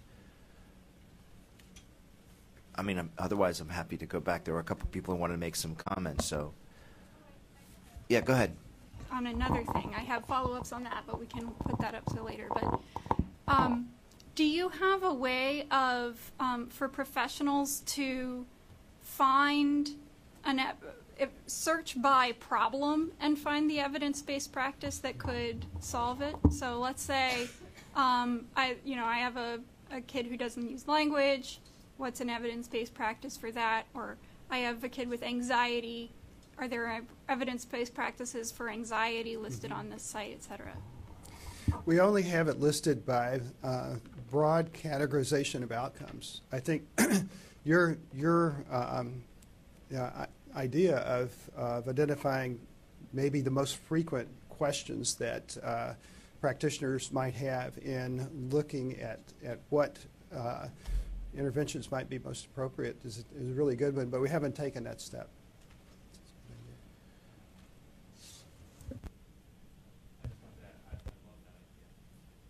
I think that would be a wonderful resource for people who don't know what terms to search. They don't know the intervention terms. They just know the challenge they're facing. I also think, Larry, maybe it was weighted test scores. That was sorry. I think that I think there are probably nudges and pushes that could be immediately effective for something like this. So the first, if for example, if one of the recommendations the committee wanted to make is about pre-service training, then is there a way to evaluate existing programs and the extent to which their pre-service training provides both training in evidence-based practices and evidence-based training strategies for that, right? We know there's like a growing number of autism certificate programs. We have no idea the extent to which either schools and programs in special education or autism-specific programs are including these things. So that would be an easy thing to do and say, hey, look, we're not passing judgment. We're just saying, here's the evidence-based, and this program includes it or doesn't. Another way on the push side, if you look at the class action lawsuits brought within IDEA over the last 2 decades, the overwhelming majority of them are procedural. They do not, very few, I think only one focuses on student outcomes. A couple focus on staff training. None focuses on the use of evidence-based practice. And I think the challenge is the disconnect between what lawyers think they can sue about and what the real problem is. And not that I'm suggesting we give people fodder to sue school districts, but can we rethink the way we think about using IDEA as a lever, focusing more on the evidence-based practice part and less on the procedural part? And I don't know how the U.S. Department of Education thinks about that, or how state departments of education think about that. But it would be a great way to shift the conversation in a way that may hasten change in school districts. If there are other questions on other topics, I'm happy to entertain, but I have a response otherwise to David's, but I don't want to take the helm. So one of the things that we have, as I said before, in other areas of NIMH's domain, we have dealt with this issue over and over and over again. And one of the more recent things that we've done that's been successful was, we had developed a set of evidence-based practices for treatment of first episode psychosis, and getting that adopted was quite challenging. But what ended up working was, actually, it started out with advocacy groups who lobbied Congress for funding in that area. And Congress then, through the Substance Use and Mental Health Services Administration, gave them money that was specifically used to give block grants to states, which is what SAMHSA does, but with the explicit requirement that evidence-based practices be used for first episode psychosis treatment, right? And then defined that when the block grants be given out by SAMHSA, that they would consult with NIMH for what those evidence-based practices were. Now, in this case, the Department of Education has defined themselves the evidence-based practice.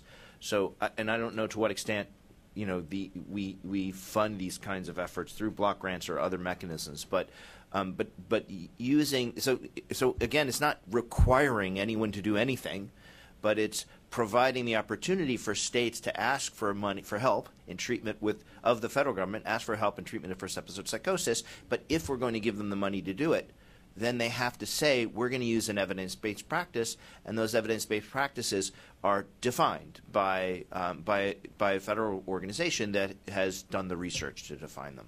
So in this case, I could imagine saying to the states, we'll give you some money. I don't know if this happens, but we'll give you some money to treat patients with autism.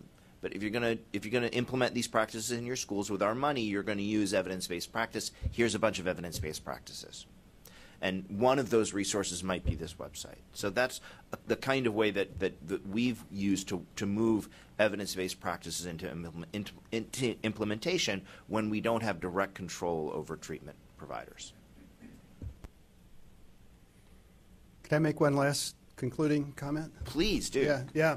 So, and it's in response to some of the questions about how about mandating specific evidence-based practices. The Sackett, one of the early leaders in evidence-based medicine, following Cochrane's work, states really clearly that the process of evidence-based medicine is built on specific empirical practices as well as the clinical expertise of the provider. So it's a combination of both having the evidence there and looking for the best sort of available evidence combined with professional skill and knowledge. So I just wanted to finish up on that. Thanks.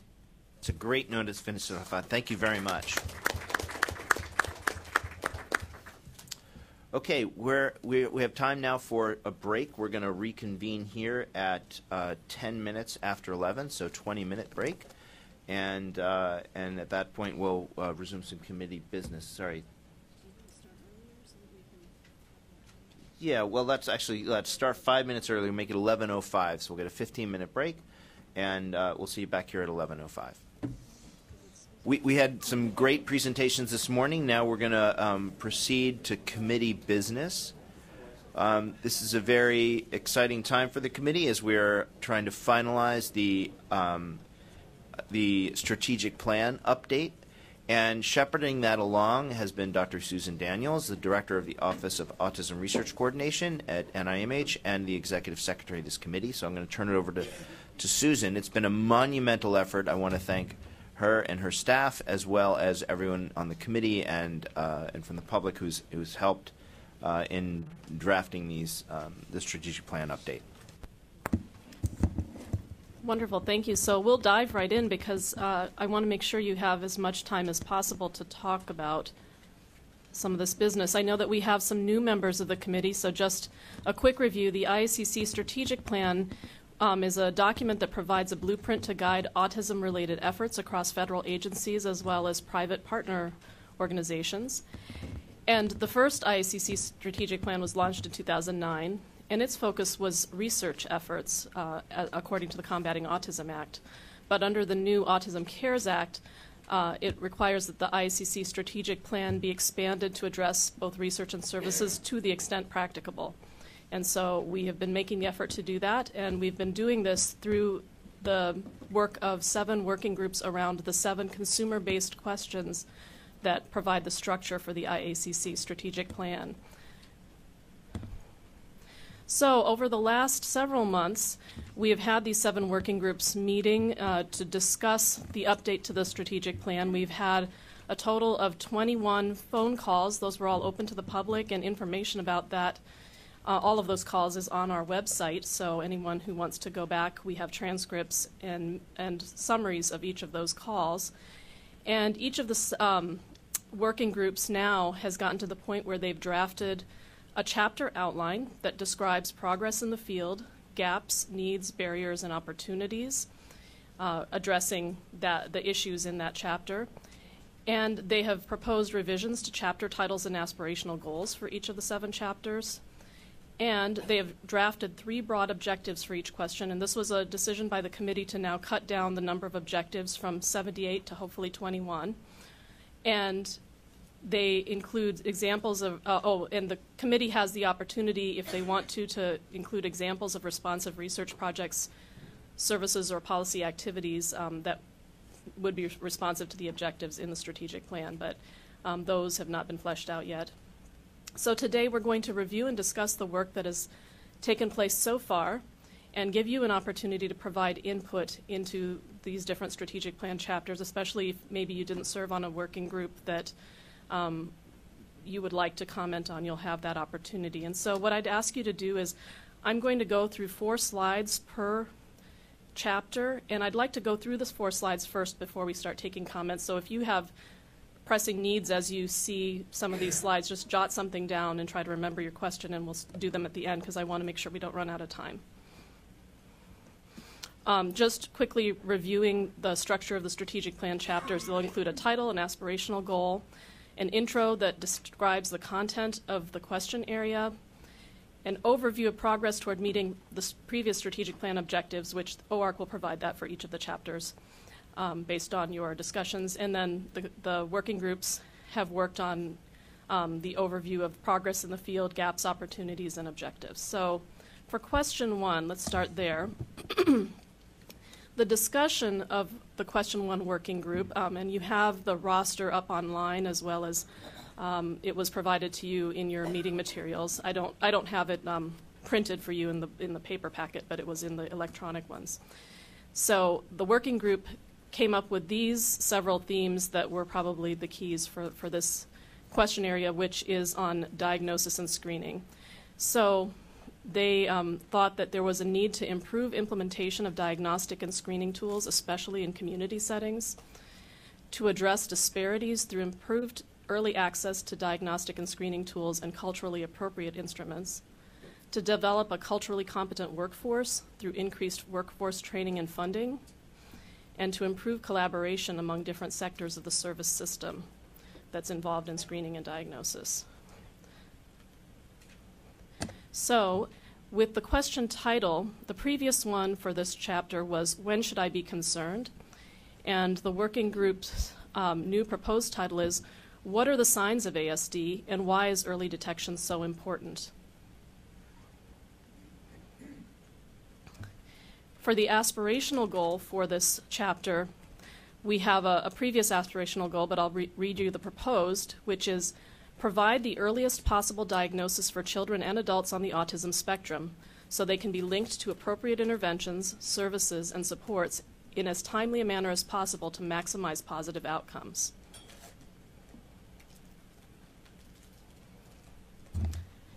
And the objectives for this chapter: strengthen the evidence base for benefits of early detection of ASD, reduce disparities in early detection by removing barriers to access and enhance culturally appropriate outreach efforts, and improve or validate existing or develop new tools, methods, and service delivery models for detecting ASD that will facilitate timely linkage of individuals with ASD to early targeted interventions and supports, which actually echoes a little bit of what was said in this morning's presentation from Autism Speaks. So these are the objectives, and I think that's what I have for question 1. So I wanted to get your input on question 1. Is there anything that you think is an important theme or topic that you want to see covered that you don't think they might have discussed? You also have the outlines that are a little more detailed. I didn't put those on a slide. But we're open for comments, or if you have any comments about some of the proposed new language. Can you put the aspirational goal back up, because it's Yes. different than what we have on our paper?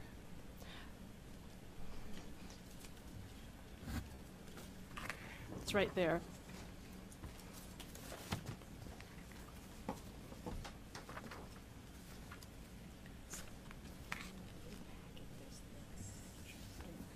Okay.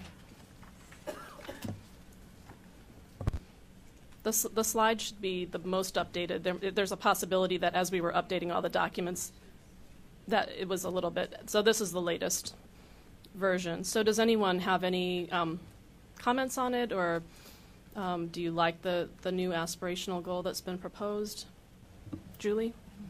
I like it. I think that we'll need to coordinate with question 6. We have a little section, and we'll be thinking about adult diagnosis and some of the benefits and potential drawbacks of that when we get to our section. So we'll just want to have a little bit of crosstalk on that. Right, and that's something I mentioned to the question 1 chairs as well, that there was some discussion in question 6, although it really wasn't about the development of research tools. No. It was more about the services implications and social implications, and so I think that it's okay for us to maybe focus on the research aspect here and then tie it in with what you're doing in question 6. I had just a comment on Sure. not the aspirational goal, the next slide, that first objective, and I would say this is a really important objective from the perspective of the, if you recall from the presentation from the Prevention Task Force, currently screening for ASD, they've decided does not meet the necessary evidence base to endorse wide adoption, which, although we have some issues with that determination, I think trying to figure out how to establish a better evidence base for screening and early detection is something that we're working hard at NIMH. And the working group was extremely interested in that question, and we had excellent people on the working group who want to write about that and put some information in that we can use. So, Stuart. So, Stuart Shapiro from CDC. So I'm a little bit confused about the title of this, where the first part where it says, what are the signs of ASD? And I don't think that any of the objectives really focus on what are the signs. It's more how does one recognize the signs of ASD? Because it talks about tools and validation to identify signs of ASD. So that's a consideration. It could be changed to how do we recognize the signs of ASD. There will be some description in the beginning in the introduction that talks about what those signs are, but right. If you think that would be more appropriate, that's a possibility. What do others on the committee think? Josie? I do think that we have somehow lost this when should I be concerned. To me also was how can we have clear quantitative information about specific signs and what they mean, and to improve our validity of the early detection methods. Now, in your next slide, one more. Improve, validate existing. That is captured there, except it almost feels to me improve, validate for tools for detecting ASD is itself a goal. And we're seeing that mixed with facilitating timely linkage. And I think one of the reasons that the U.S. Preventive Task Force was hesitant to endorse early screening is some uncertainty about how quantitatively how predictive the early screening methods are. So I think more validation of screening methods is still an important part of building the evidence base here. So what would you be suggesting changing?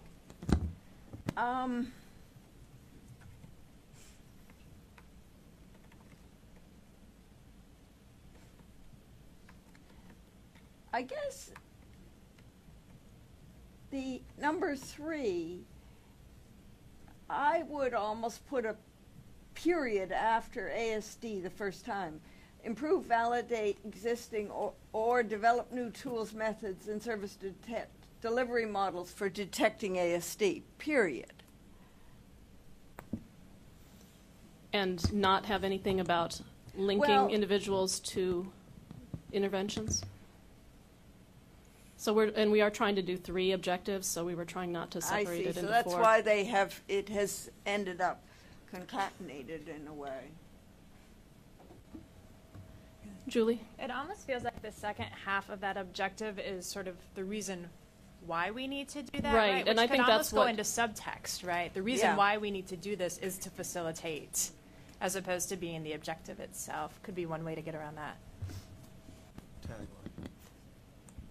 Do others feel like they would prefer to put the second part about justifying why it's important to do this as something that would be put in the text elsewhere versus having it as a part of the objective? Well, we kind of did this in question 2 as well, and the thought was that it made the objective more relevant to patients and families, because it was clear what the downstream benefits were. And I think that actually most of the working groups tried to do that, to explain what the purpose was, not just maybe the scientific or services goal in itself, but sort of what possible benefits and outcomes might result if we are able to achieve it. Although, I mean, obviously you could put a whole paragraph or a whole document together to describe that probably. It might be a better phrasing to substitute in order to instead of that will. Then that I think might be clearer. Okay, we can do that. Do others feel that that would help clarify it a little bit? Yeah, that's what we use in order to. Yeah. Yes. All right. I think that that's very feasible. Anybody else have any comments about question 1? Any issues that you think were missed?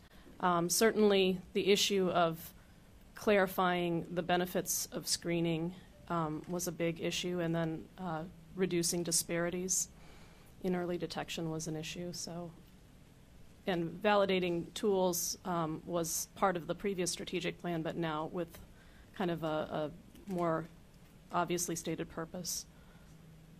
So anything else that you would like to comment on before we move on to question 2? So what will happen after this meeting is any feedback that you all provide will go to the working group, and many of the chairs are here in the room, and so you're hearing it as well, and we'll just try to make sure that anything that the committee felt was important gets into the draft. But the working group chairs now have the outlines and are beginning their work with the working groups to come up with a draft. So, all right, so... Let me just say, so I guess maybe I'm misreading the emphasis. Maybe some of the question one is here is, but from reading it, it looks like it's all about validating currently available tools, where I would think that... It also says develop new tools. So it's either validating existing or developing new ones. So, yes, so I think that if you don't see anything else, then I think the working group, I know that chairs are in the room here and are listening to this. They'll be working on the chapter draft, which we'll discuss later as to the next steps. So let's move on to question 2, just to keep us on time. So the question 2 key topics that came up in discussion, Walter is one of the chairs of this group. The points are the need to understand the molecular mechanisms by which genetic mutations or common variants lead to ASD, brain structure and function in individuals with ASD, and brain circuit abnormalities implicated in validated animal models. Another point was the need to understand the underlying biology of co-occurring conditions, as well as phenotypes and subtypes of ASD, the need for more longitudinal data to understand brain development and developmental trajectories, the need to establish standardized data elements and data acquisition parameters to improve replicability, and to assemble larger research teams, including the participation of individuals on the autism spectrum, and to grow a more diverse workforce. So these were some of the main topics that were discussed by the working group in their 3 calls. And so with the question title, the original title is How Can I Understand What is Happening? And having listened to all of these calls and been involved in the discussion, I kind of helped the working group. We didn't discuss it on the call, but I discussed it with the chairs, excuse me, to try to put forward a new title, just because how can I understand what is happening? You could apply that to almost any topic of any kind. And so it's not very specific. And so this was an attempt I put forward to the chairs, and they felt like it was okay for something that would be a little more specific. What is the biology underlying ASD? Yeah, Jim? I like the change. So the next thing is the aspirational goal. And so the working group came up with a little bit more detailed aspirational goal to discover how alterations in brain development and nervous system function lead to ASD in order to enable the development of effective targeted interventions and societal accommodations that will improve quality of life for people on the autism spectrum. David. So when I read this again, I thought what gets lost here is sort of an ecumenical perspective on which body systems are affected. So I think what happens is the immune system, for example, which is playing more and more of a role in etiology, gets really short shrift here. It's not even mentioned. So do you have a suggestion? I think there's probably a lot of work that went into this, but my suggestion would be somehow to include back in a stronger link to immune dysregulation early on, and I'd have to think about how to rephrase it, but I'm sure Walter and Lewis could come up with something. Different physiological systems. So we could try to work on that, and we can certainly just work on it with the working group and come up with something, but just to capture that. But the rest of it, you're okay with?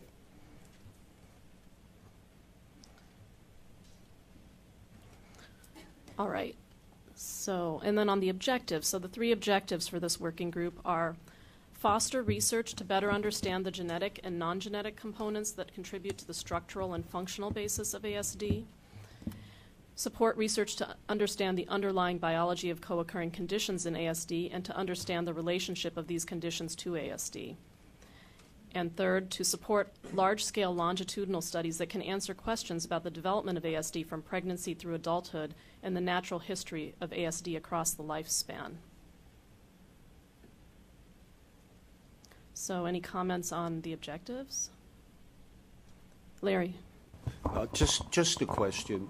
The way those are stated, would there be room for the type of study that Allison's group is doing on siblings who aren't affected, to kind of look at at what's the difference? And I ask that because my guess is that any grant application under any program that can show they align with this strategic plan would probably, that would make sense to a reviewer. Certainly it could even become a requirement under certain circumstances. So I'm just not sure. It's sort of proving the counterfactual. Is that something that would be allowed under this? Any comments from the committee on this? Well, I guess I may not understand exactly the point, but under number 1, studies of brain structure and function in, affected and non-affected siblings would be a very powerful study. Twin studies, similarly, that would fall under the structure function abnormalities.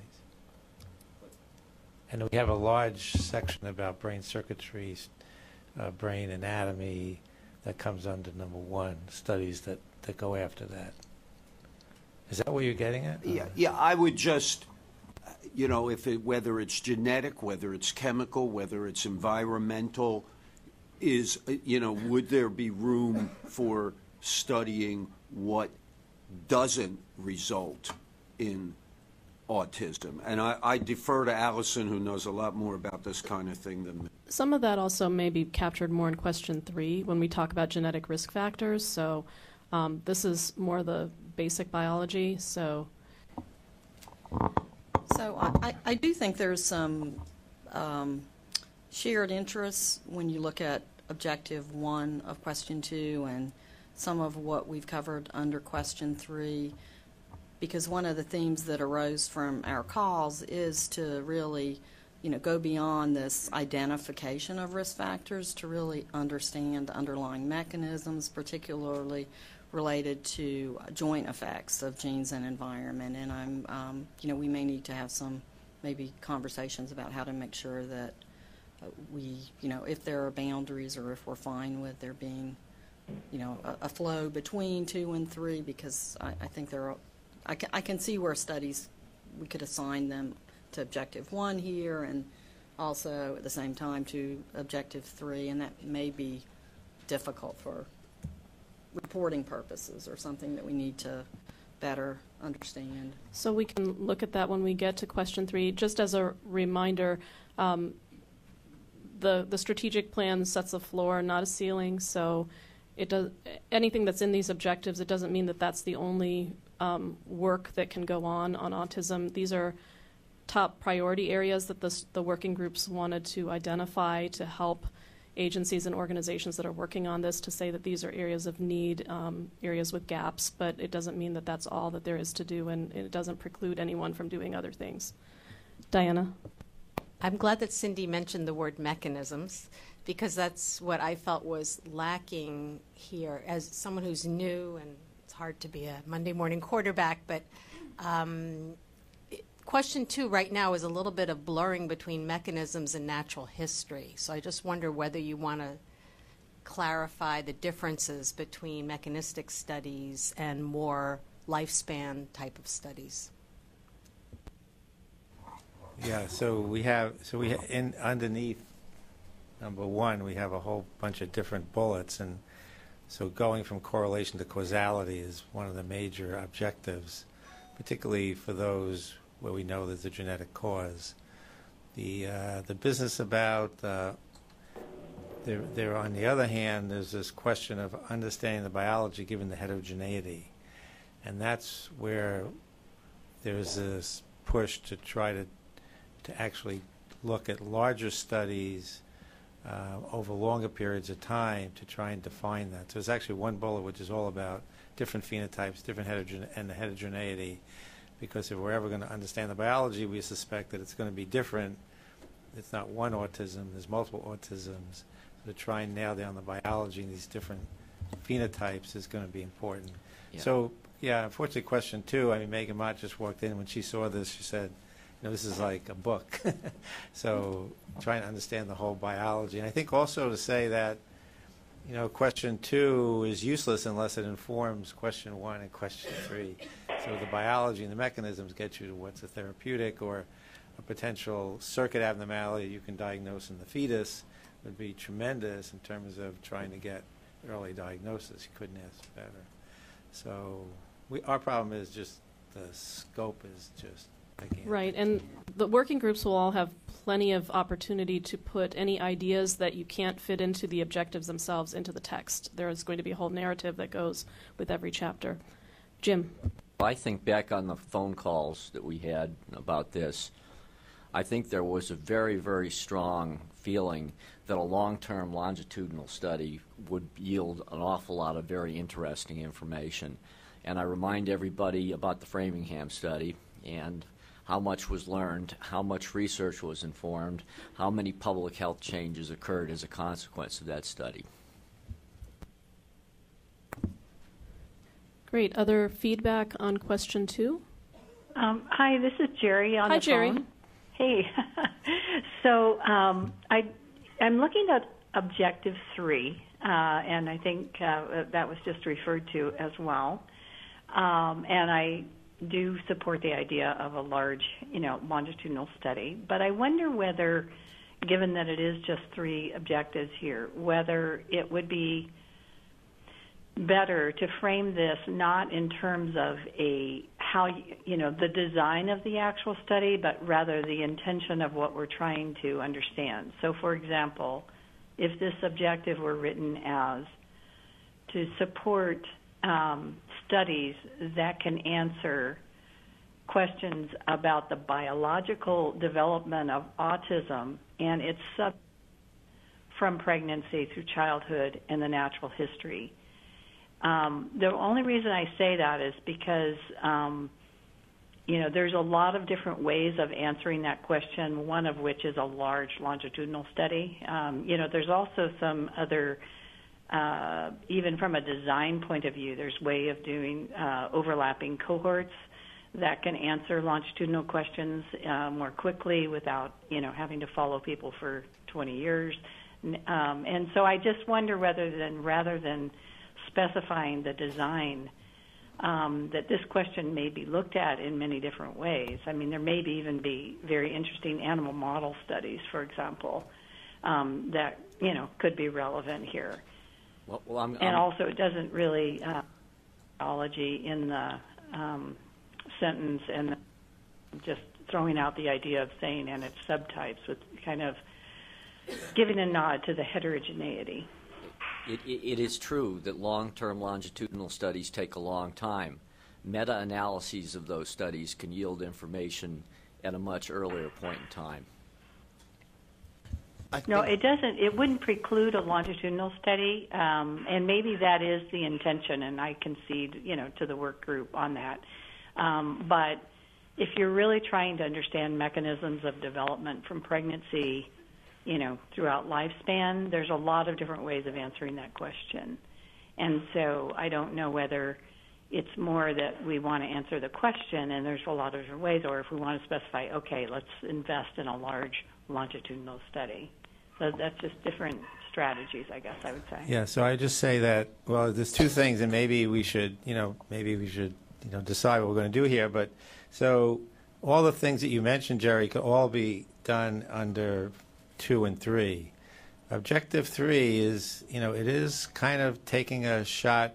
It's a shot over the bow, and there was among the group a consensus that the many small studies that have been done in the past, that their time is over, and that if we're going to make a big impact, we have to somehow kind of develop standards. It could be overlapping cohort study, that would be fine, but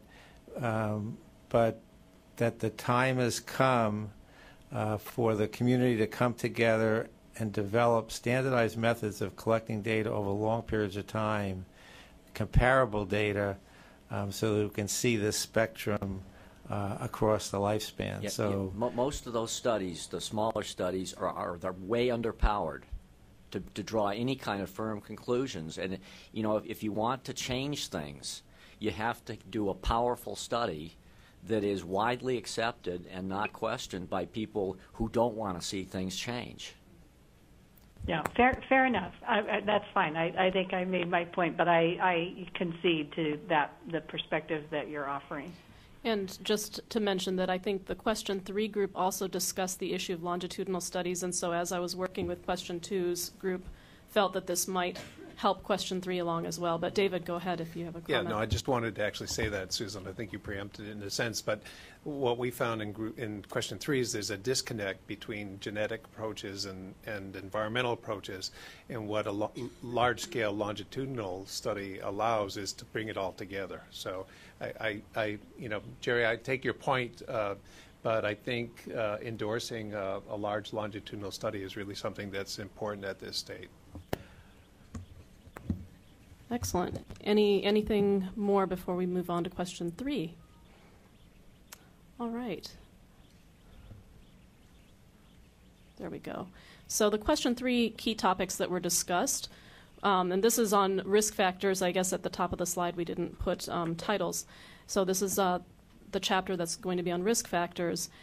We talked about the need to identify genetic risk factors in the context of diverse populations and sex differences, to understand how multiple risk factors combine to result in a phenotype, to understand the effects of environmental exposures during early development in diverse populations, to understand interactions between genes and environment and the biological mechanisms underlying risk factors, to improve data access and data sharing, and to foster a multidisciplinary workforce. So the title that was proposed for this chapter, the new title by the working group, is What Causes ASD, and Can Disabling Aspects of ASD Be Prevented or Preempted?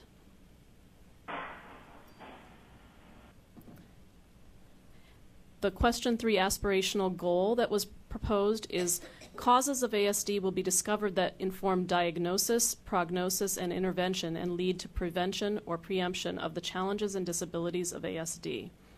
So there was just a small change.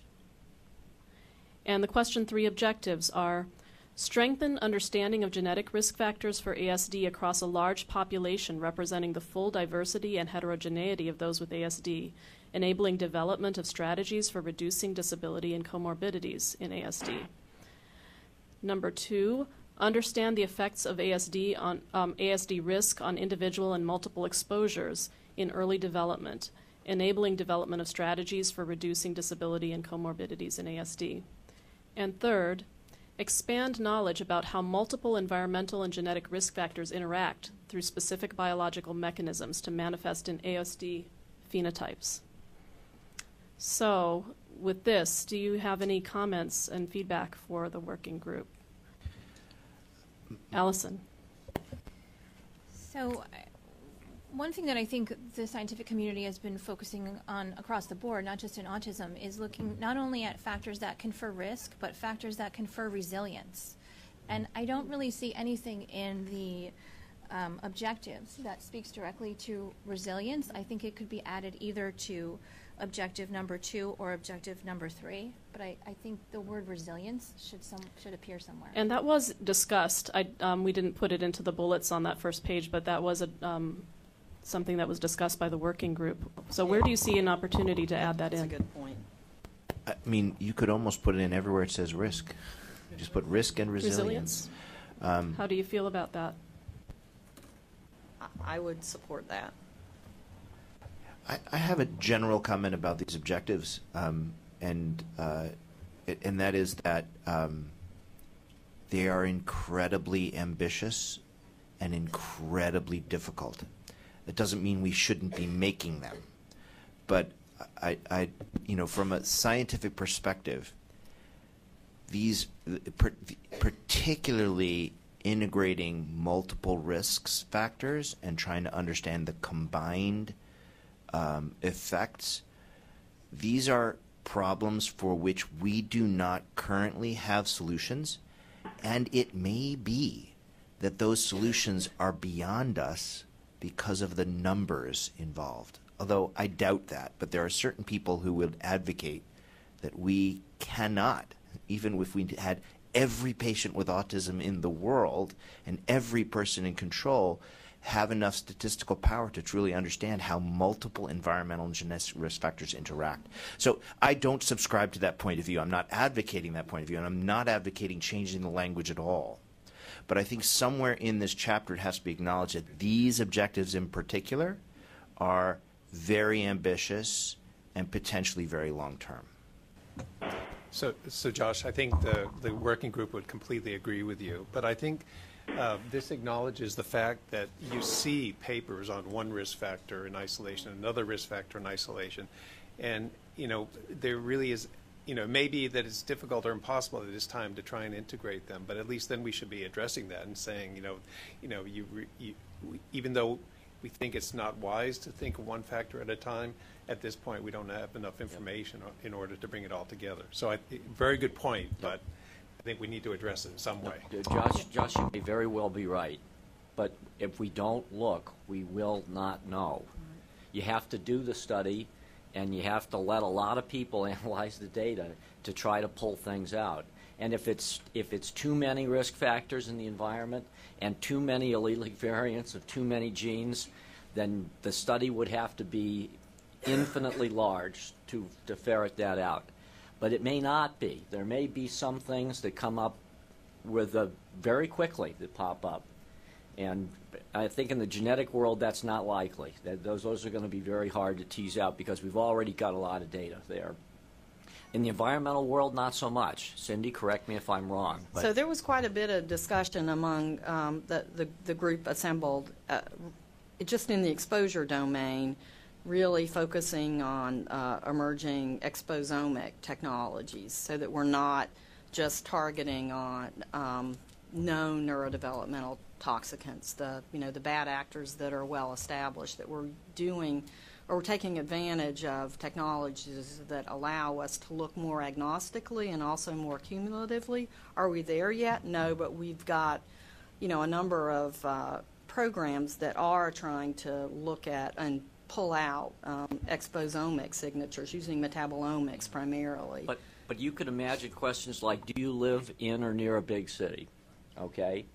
And there's certain environmental exposures that are associated with that. Do you live in an environment that's noisy, for example? I mean, those sort of questions can be asked. It doesn't cost a lot of money to answer those questions, and that may help you focus in on where to look.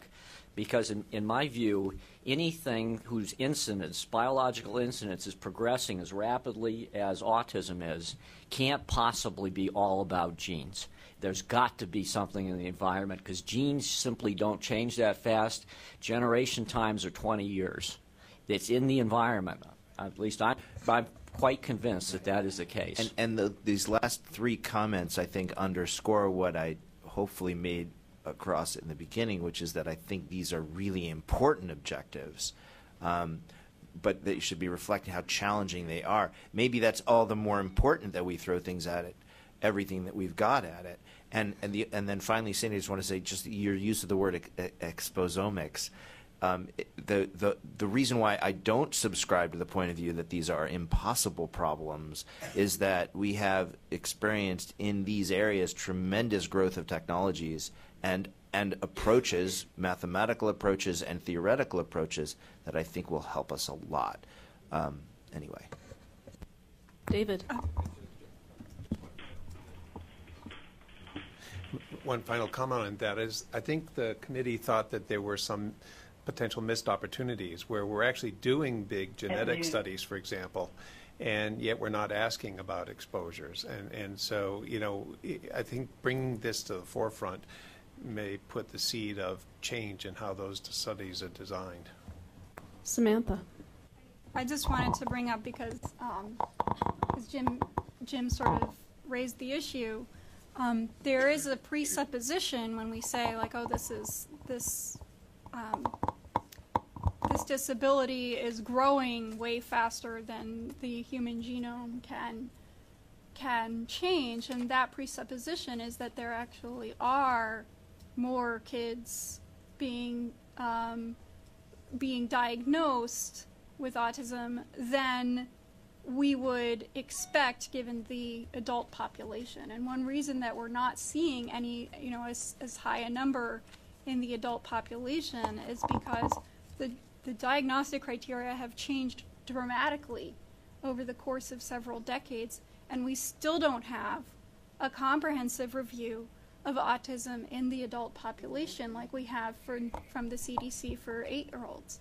And it really worries me that we would be dramatically expanding all of these investigations into different factors that might be causing autism if we're not also really prioritizing an adult survey, which we still don't have. You can wait until we get to question 7. But I mean, I don't think that this can possibly be limited to question 7 since it's coming up now in question 3. Well, there's an objective in question 7 that addresses what you're talking about, because it's on surveillance. That's one of the topics in question 7. I understand that, but if we're talking about it now, and so I think I just wanted, if we're basing question 3 objectives on the assumption that there is a growing incidence of autism, then I wanted to bring that up while we're talking about. I think that's a great point. It's clear to me, though, and hopefully to you as well, that that's not the only basis for the search for environmental risk factors, and although it is a compelling argument if indeed the incidence is increasing. Any other comments on question 3? Issues that you think that might not have been covered? Thanks for bringing up the resilience factors. We'll make sure that that is highlighted. So then we have all the comments there. Let's go to question 4. So the key topics that the question 4 working group, and by the way, I didn't acknowledge Cindy and David, who were the co-chairs of question 3. So question 4, Kevin Pelfrey is the chair. Their discussion included the need to develop a range of different intervention types, including technology-based and parent and caregiver-mediated interventions, among others, to improve evidence-based approaches, community-based approaches, and treatments for co-occurring conditions, minimally verbal individuals, and different age groups, to improve outcome measures and metrics for measuring treatment response, including in the context of sex differences, subgroups, and personalized medicine, to recommend strategies for accelerating research translation, providing incentives for industry involvement, and increasing access to treatments and interventions in the community. And then lastly, to prepare a workforce skilled in implementation and dissemination of evidence-based practices. So in a nutshell, those were some of the big themes that came across in the working group discussions. So they looked at the title and decided to keep the title, which is Which Treatments and Interventions Will Help?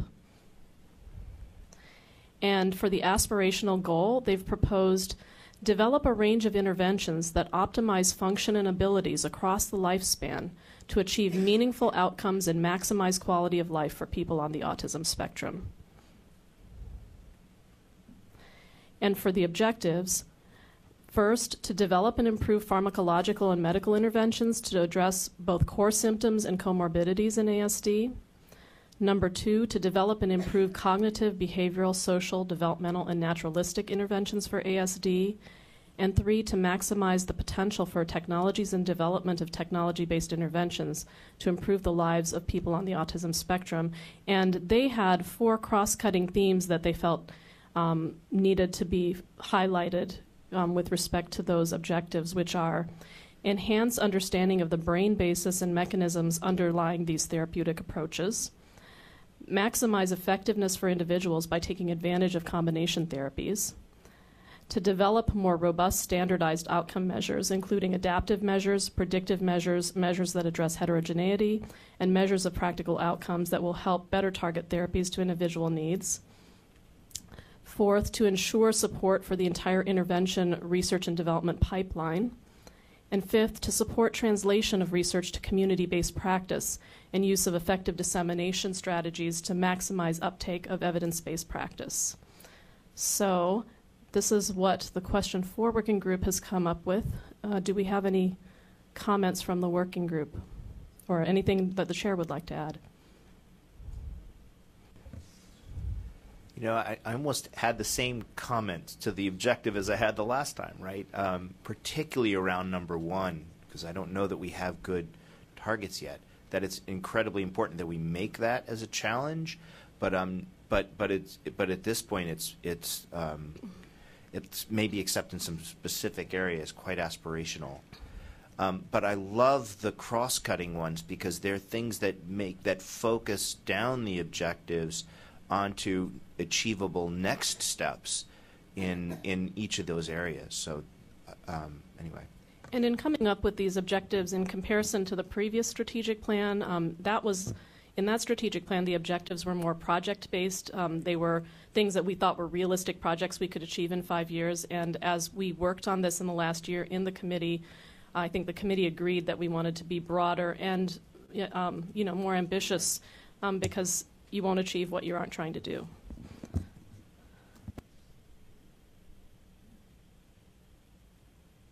David.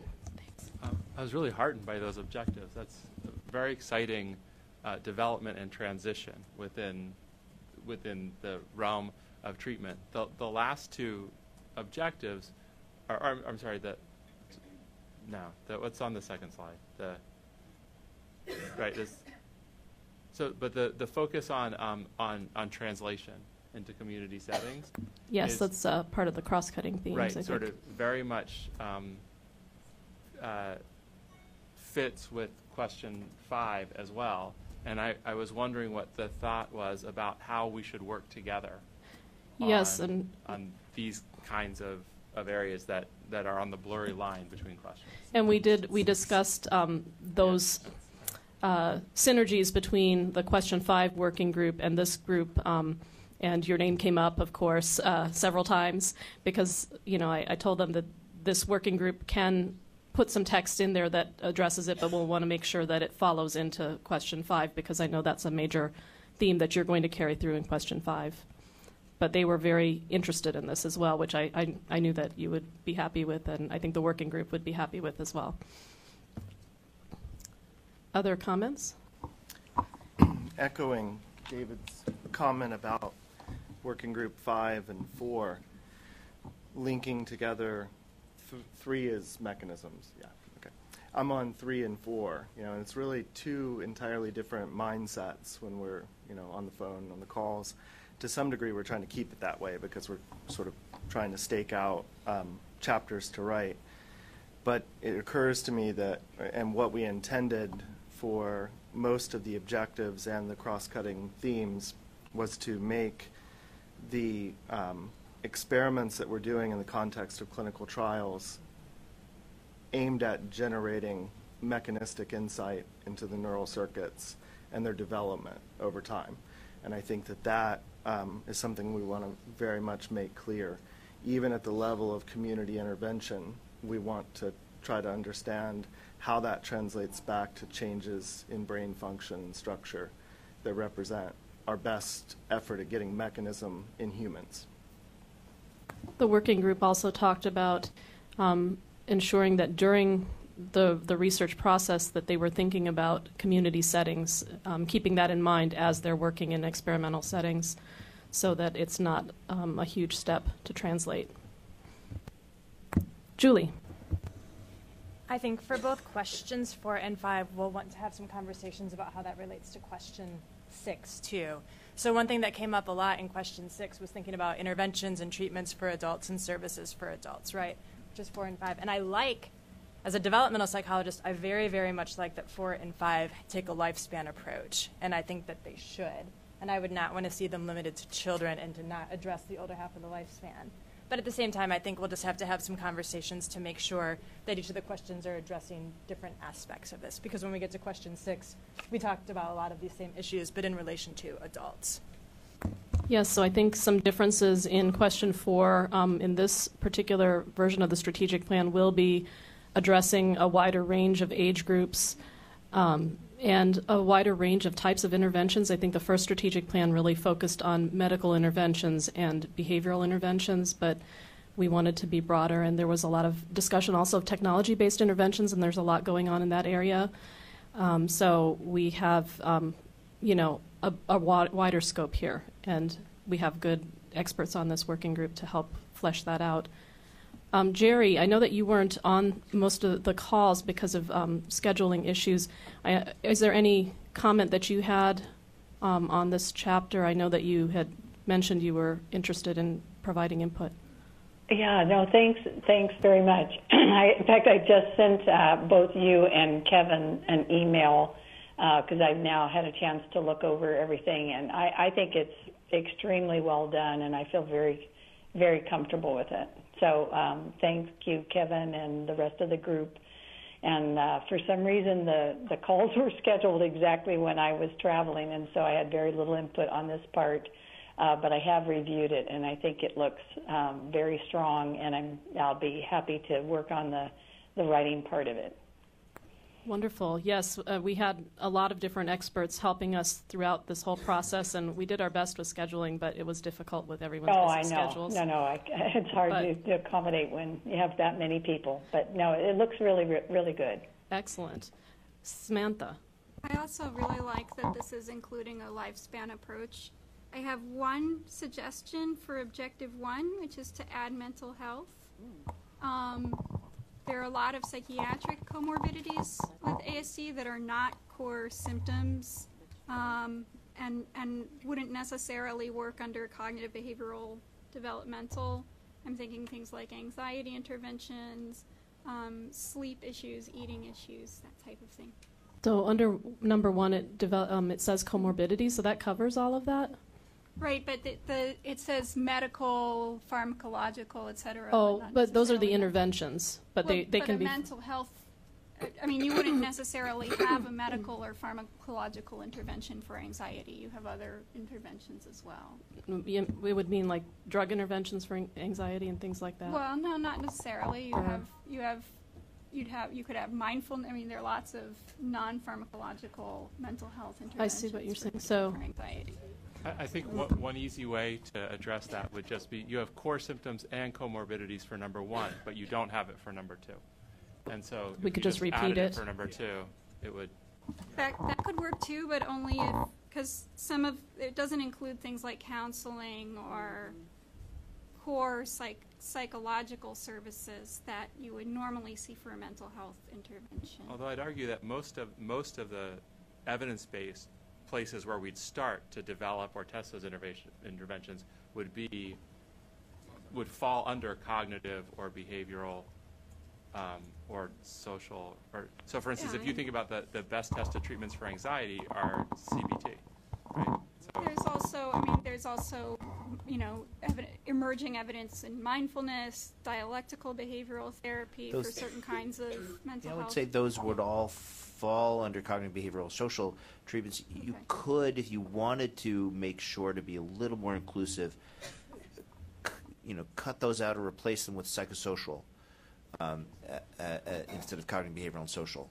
Psychosocial might be perceived as slightly more inclusive, unless there's reasons why the group explicitly put in those words. I don't want to.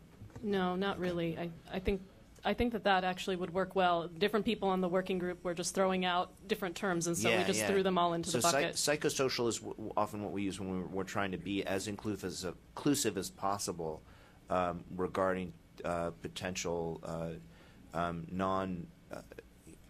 I hate to say non-biological because psychosocial all work through biology, but non-pharmacological, That sounds good to me. I like psychosocial. Yeah, so I think we can do that. So we can change it to psychosocial and then add, be more explicit about both core symptoms and comorbidities, and then I think we'll get everything covered. So great points. Thank you. Other comments? Great. So then we will move on to question 5. And I see that we're close to 12 o'clock. Can I just get a read on where we are with lunch? I can't hear you.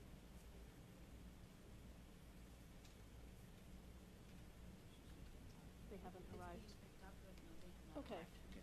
All right, so we'll just continue on then and until the lunch arrives. And as far as I'm concerned, and if the chair is okay with this too, if we need to, we could continue eating as we go into the next session so that we keep everything on time. So with the question 5 working group, we have Julie Taylor here, who is one of the co-chairs, and Brian Parnell, who's not here, is the other co-chair of this working group. Oh, sorry, I'm skipping ahead, sorry. David Mandel, this is question 5. I'm sorry, I got distracted by the lunch discussion here. So we're on question 5. So we have David Mandel. Shannon Hayworth is also in the room, who was a co-chair of this. And I'm sorry I didn't acknowledge the question 1 co-chairs were Ann Wagner and Alice Cow, both from NIH, who are in the audience as well. But anyway, so for question 5, David is at the table, Shannon is in the audience, chairs of question 5.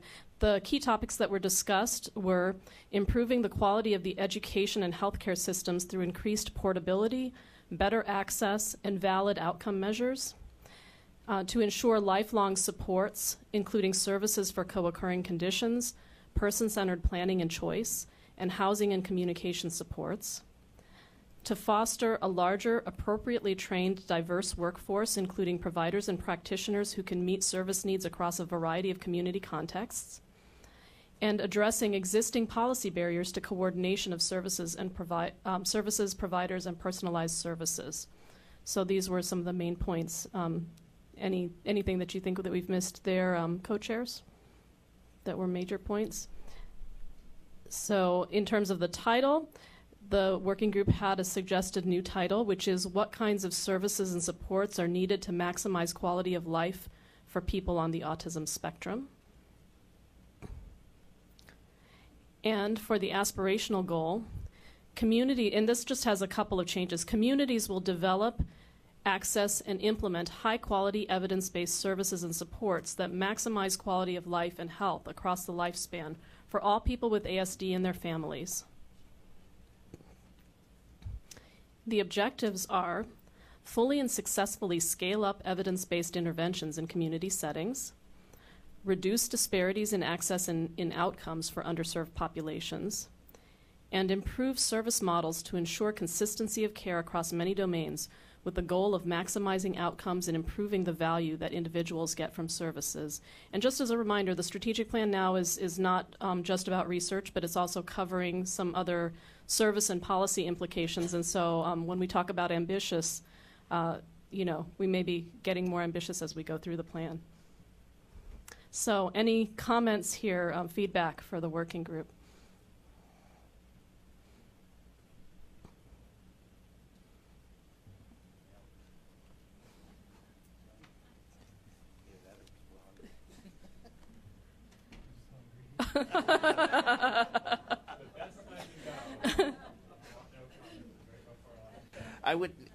I'll stick in a comment. I think I think the last cross-cutting thing in Section 4, although of course it deals with these issues, it's really good to have it in Section 4 because it's nice to think about implementation when you're developing treatments. And if you try to develop a treatment that's you're never going to implement because it's impractical, so I think it's not. I don't think it's too overlapping to think about it in Question 4, even though Question 5 is really about that.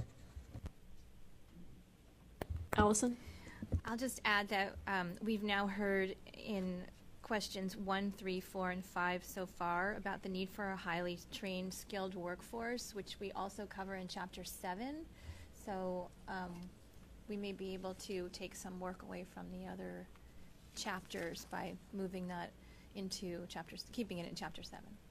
So when we were talking about it, I think in a previous IACC meeting, we were talking about having the different working groups that are working on particular issues try to flesh out issues that might be specific to their area, whether it's like the education workforce or the research workforce. They might have different issues, and so I think there's room for both Question 7 to kind of talk about overarching issues and for these individual chapters to flesh out specific issues for different types of workforce needs.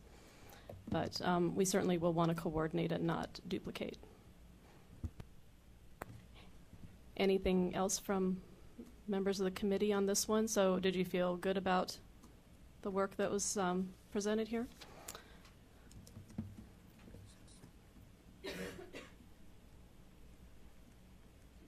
All right, so then let's work on Question 6. So Julie Taylor and Brian Parnell are the co-chairs of this working group. The key topics that were discussed were supporting individuals with ASD as they transition to adulthood, including aspects of health, employment, education, and social and community participation, improving the full range of health and health care for adults on the autism spectrum, including preventative care, mental health, physical health, co-occurring conditions, and aging, addressing issues of safety, including wandering, self-harm, criminal justice issues, and victimization, providing adults with employment and financial planning supports, social and recreational opportunities, housing, and long-term supports, and increasing research on effective caregiver supports across the lifespan. For the title, the new proposed title is How Can We Meet the Needs of People with ASD? And there are a couple of alternatives, either as they progress into and through adulthood or across the lifespan. So let's see. Let's go to the aspirational goal. The new aspirational goal just has a couple of word changes. All people with ASD will have the opportunity to lead self-determined lives in the community of their choice through school, work, community participation, satisfying relationships, and meaningful access to services and supports. And the Question 6 objectives: support development and coordination of integrated services to help youth make a successful transition to adulthood and continue to provide additional supports through the lifespan. Improve health, safety, and well-being of individuals on the autism spectrum across the lifespan, and increase acceptance, accommodation, inclusion, independence, and integration of people on the autism spectrum. So any comments on all of this? Can you go back to the title? I think we do need some resolution, right, about yes. And the way I see the difference is, the across the lifespan is, yes, more inclusive, but Question 6 was really specifically about adults. So I'm gathering that's why the committee had a hard time deciding between those two options. So does anyone who wasn't on the working group want to weigh in on this issue? Is there a preference among the people here in the committee? Diana? I would just say that as they progress into and through adulthood is clearer if the focus is adults. So I would favor that one. Okay. Tiffany? So because the previous title said particularly for adults, which makes me think that it should be more adults but still inclusive of the lifespan. So is it really supposed to be focused specifically on adults? So for example, transition is here, and so we have transitioning youth, and they're not adults yet. So we didn't want to say adults only and then have transition get lost. And some of these are, like, there are, for example, when we start classifying studies, some of them are across the entire lifespan, and they might even include kids, but it's a lifespan focus. And so, we didn't want to say adults only and then have a lot of things excluded. Any other comments? Well, but even if you go with as they progress into, then the focus is really only starting at the transition age and kind of excluding childhood. Sort of. I mean, that is why it was a little bit difficult. Yeah, that's. But also, but lifespan is now also becoming more and more integrated across the entire plan, as we've seen throughout this as well. So, I think it could go either way. David? The reason we have this chapter is because of the absolute paucity of services and research on adults. And I think we don't want to lose that focus. So when we're doing as good a job with adults as we're doing with preschool kids, then maybe we could think about changing the title. But I think we really want to keep the focus on, and I agree that it should include transition to adulthood, because if you don't do that, then you're too late. I mean, but it's about what the experience is going to be like in adulthood. Julie? And when we were thinking about titles in the group, I think what we were trying to avoid was this idea of sort of adult research and adult studies are separate from everything else. But because the other sections are all, incorporating a bit more of a lifespan perspective, I think for this section, keeping the focus and having the wordier, I think, but clearer title I agree I think that's probably the way to go. And I feel much better about that with the other chapters taking more of a lifespan perspective. Great. So I think the work group has the feedback that they need now, right?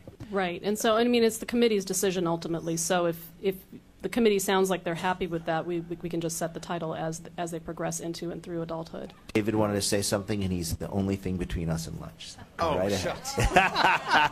So this better really so be you important. might keep it short. Yeah, it'll be really short. We'll Can you do just 7 after. Go to the objectives, please. Okay. So, whoops. Yeah, there. So my comment, which will be short, is about number 2 that says improve health, safety, and well-being of individuals. It's very vague, and I think there's actually a real crisis in our ability to understand the challenges, the health challenges to adults with autism.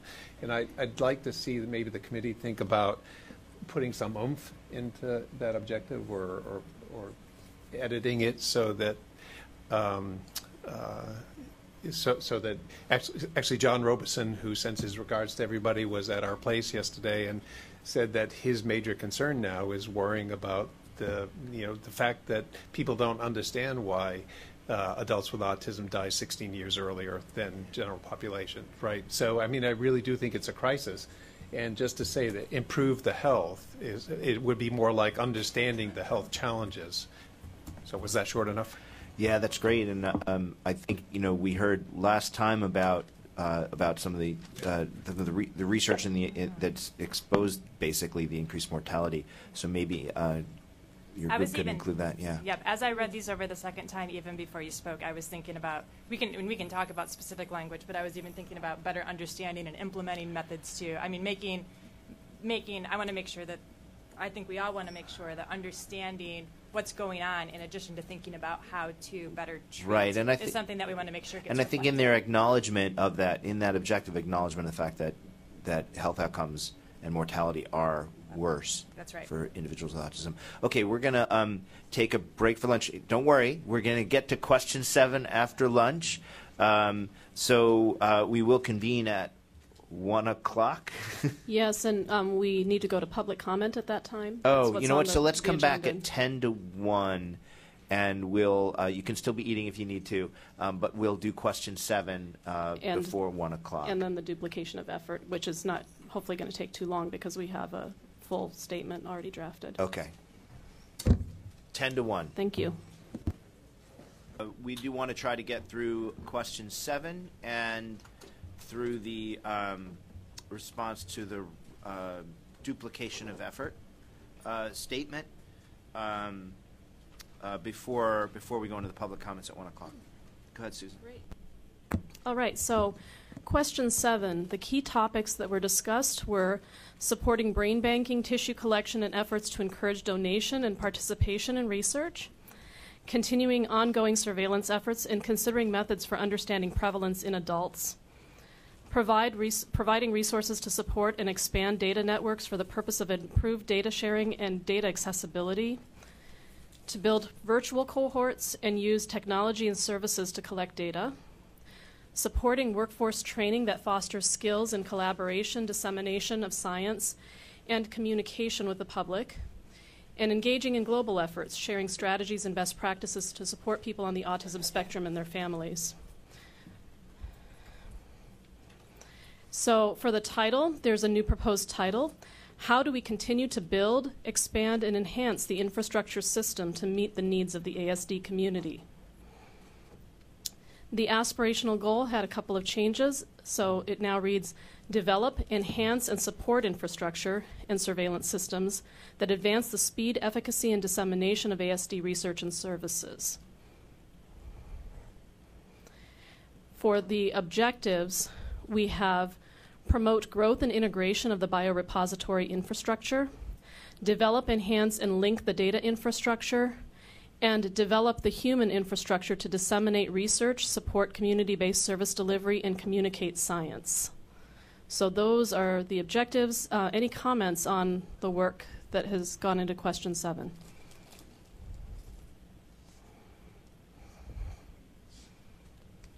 David. So this is, as with a lot of the questions, a really expanded view of the original intent of the question, which again I applaud. I think it's great that we're thinking about these kinds of things more broadly. And as I mentioned to you, Susan, it starts to get me excited about what could be, and also worried about how potential the appearance of duplication may be perceived. And I wonder if there's a way to, do we need to rethink some other aspects of the structure of the report, or how we present findings from chapters to make it clear that these questions that overlap are really partnerships between or among groups? I don't, that's a really vague question, and but I'll leave it there. Partnerships among the different chapter, the groups, the work groups that are ready. Right, and so as I discussed outside of the session with a couple of chairs, we have the possibility that once we have drafts together, we could have the chairs exchange drafts and start to try to help streamline and coordinate as well, and if you need to draw a few boundaries so that you're not repeating information, et cetera. It's not the same as the duplication of effort in terms of spending money, but we don't want the plan to have 2 different places where it completely talks about the same thing. There may be 2 places where we have different aspects of a problem for good reasons. But if you all are able to look over each other's chapters where you think you might have intersections, I think that would help. Other comments?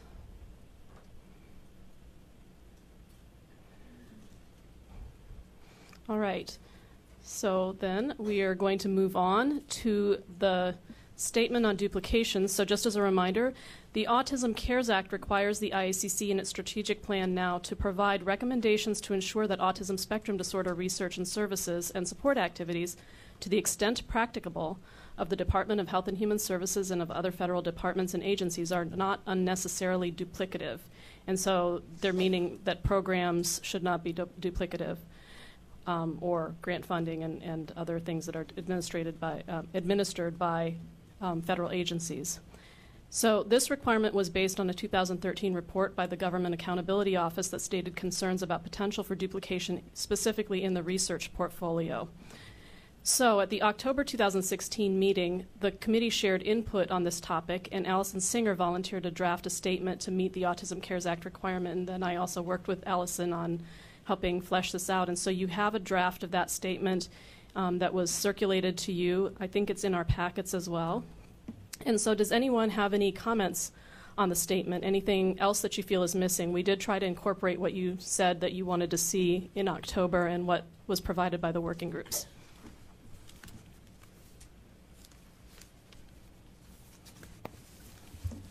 No, the only thing I'd say is I think whenever we get questions like this from folks who aren't scientists, we have to remind them that reproducibility is really the hallmark of good research.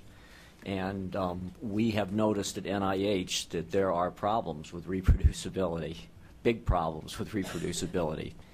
So I thought the statement was very good, and I think it's really important to we don't want to come out and say we have a big problem with reproducibility, but I think pointing out that when a study has been done and then independently reproduced, its scientific value is significantly enhanced. Did you feel that point came across strongly enough in the statement? I actually thought it was very well written. Great. Anything else from anyone here on the committee about the duplication statement? Good. Hearing none, then we're going to accept this statement as the statement that will go in the strategic plan on behalf of the committee.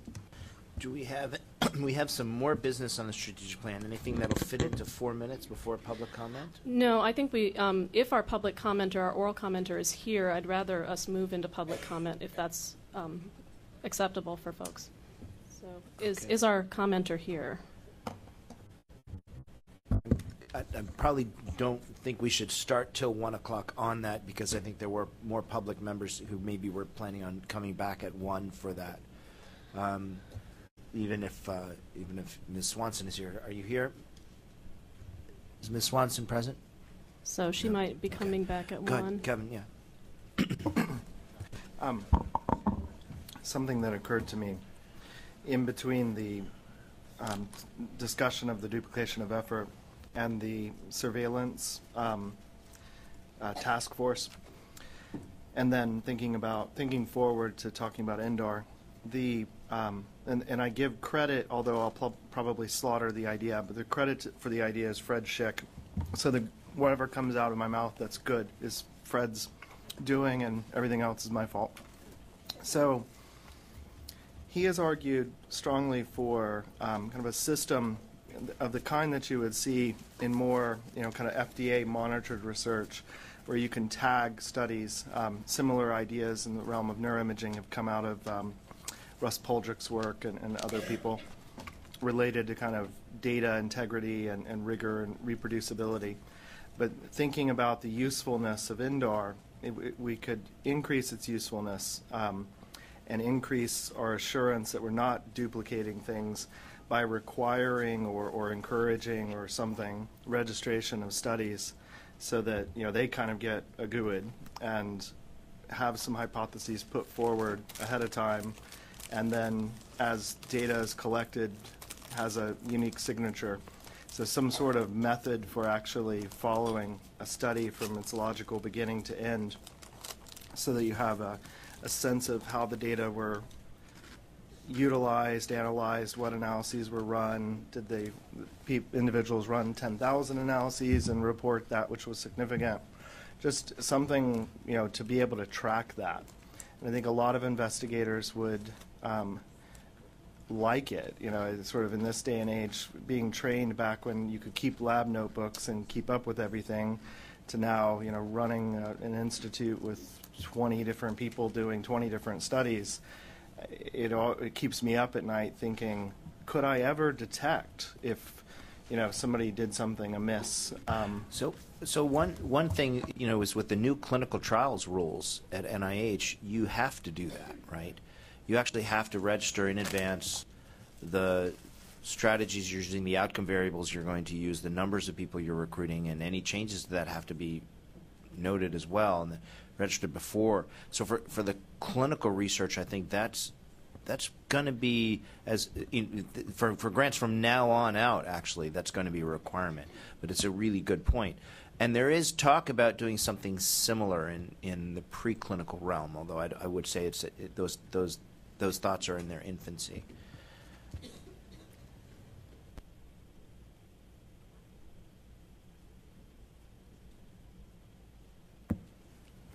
It's unusual for us to have a couple of minutes where we aren't racing to finish anything. Any other comments on?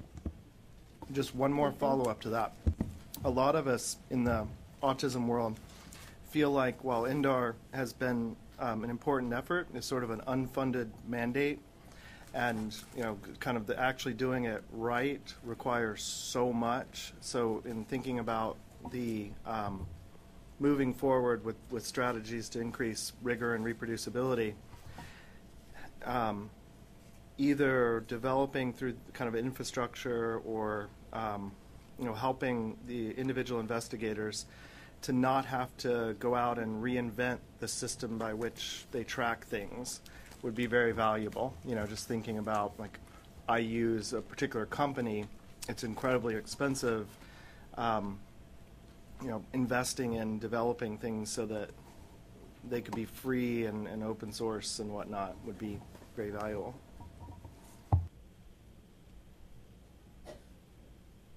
Sorry, I'm nodding to those people who can't see me. Okay, I think it is 1 o'clock now, so we're going to go ahead and proceed with the public comment period. Is Ms. Swanson in the audience? We had one person. Actually, okay, we can wait for her. Thank you. There is a written. Maybe we should start with the written summary, and then we'll go with the oral after that. So, well, Susan, why don't you just remind us about the protocol for public comments, and then we'll have the summary of the written. So we have adopted having a written summary of the written comments, or a summary of the written comments given verbally, so that you can all just hear some of the main points that were shared in written comments. So we have Dr. Karen Maurer from my office who will be giving the summary of the written comments. So Karen, you can go ahead. Sure, thanks. So since the October meeting, the IACC received written public comments from 11 commenters.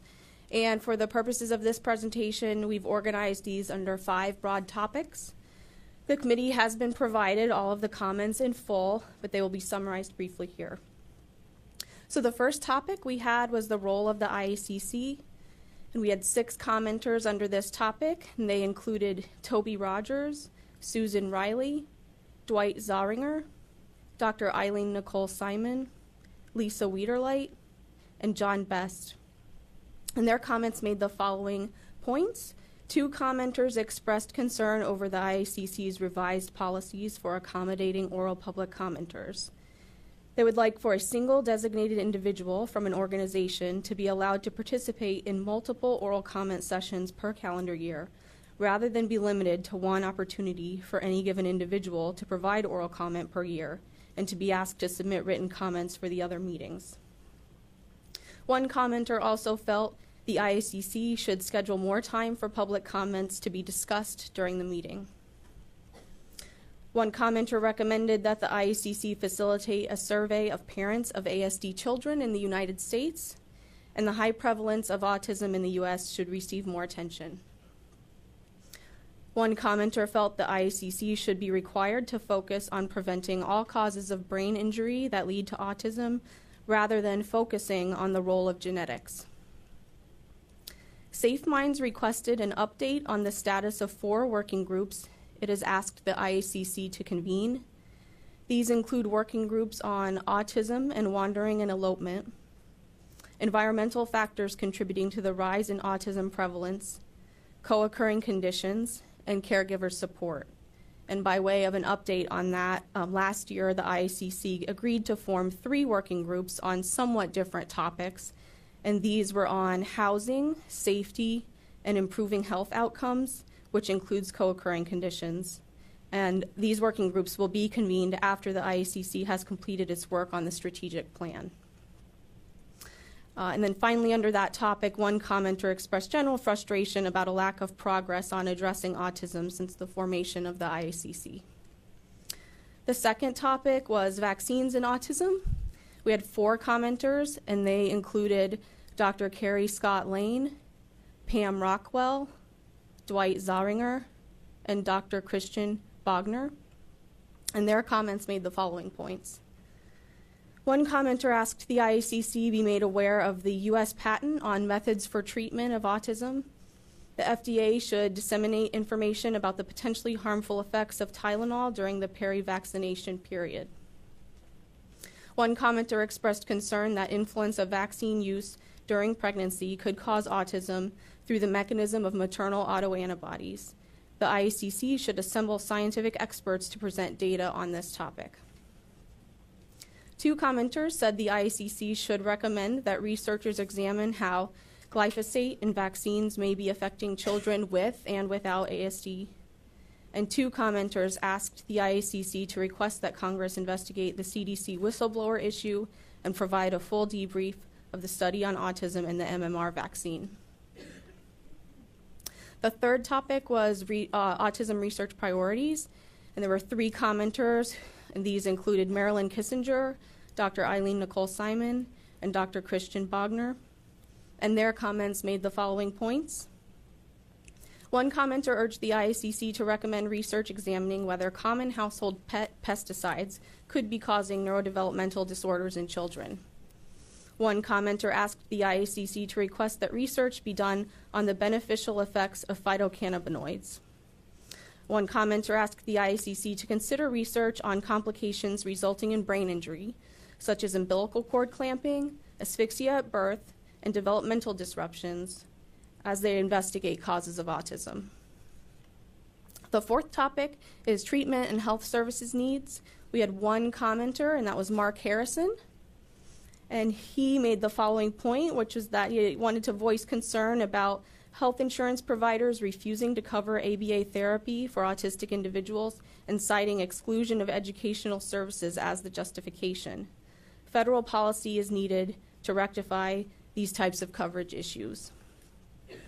And the 5th and final topic was adult service needs, employment, and quality of life. We had 1 commenter under this topic, Dr. Eileen Nicole Simon, and she made the following comments. Job training and computer skills should be included in adult care programs, and wandering and safety issues affect adults with autism and are of great concern to caregivers and the community. So that concludes the summary, and thank you again to everyone who submitted written comments. Thanks. Thank you, Karen, for that comprehensive summary. We do have, as I mentioned earlier, 1 oral commenter, and great. Come on up to the mic.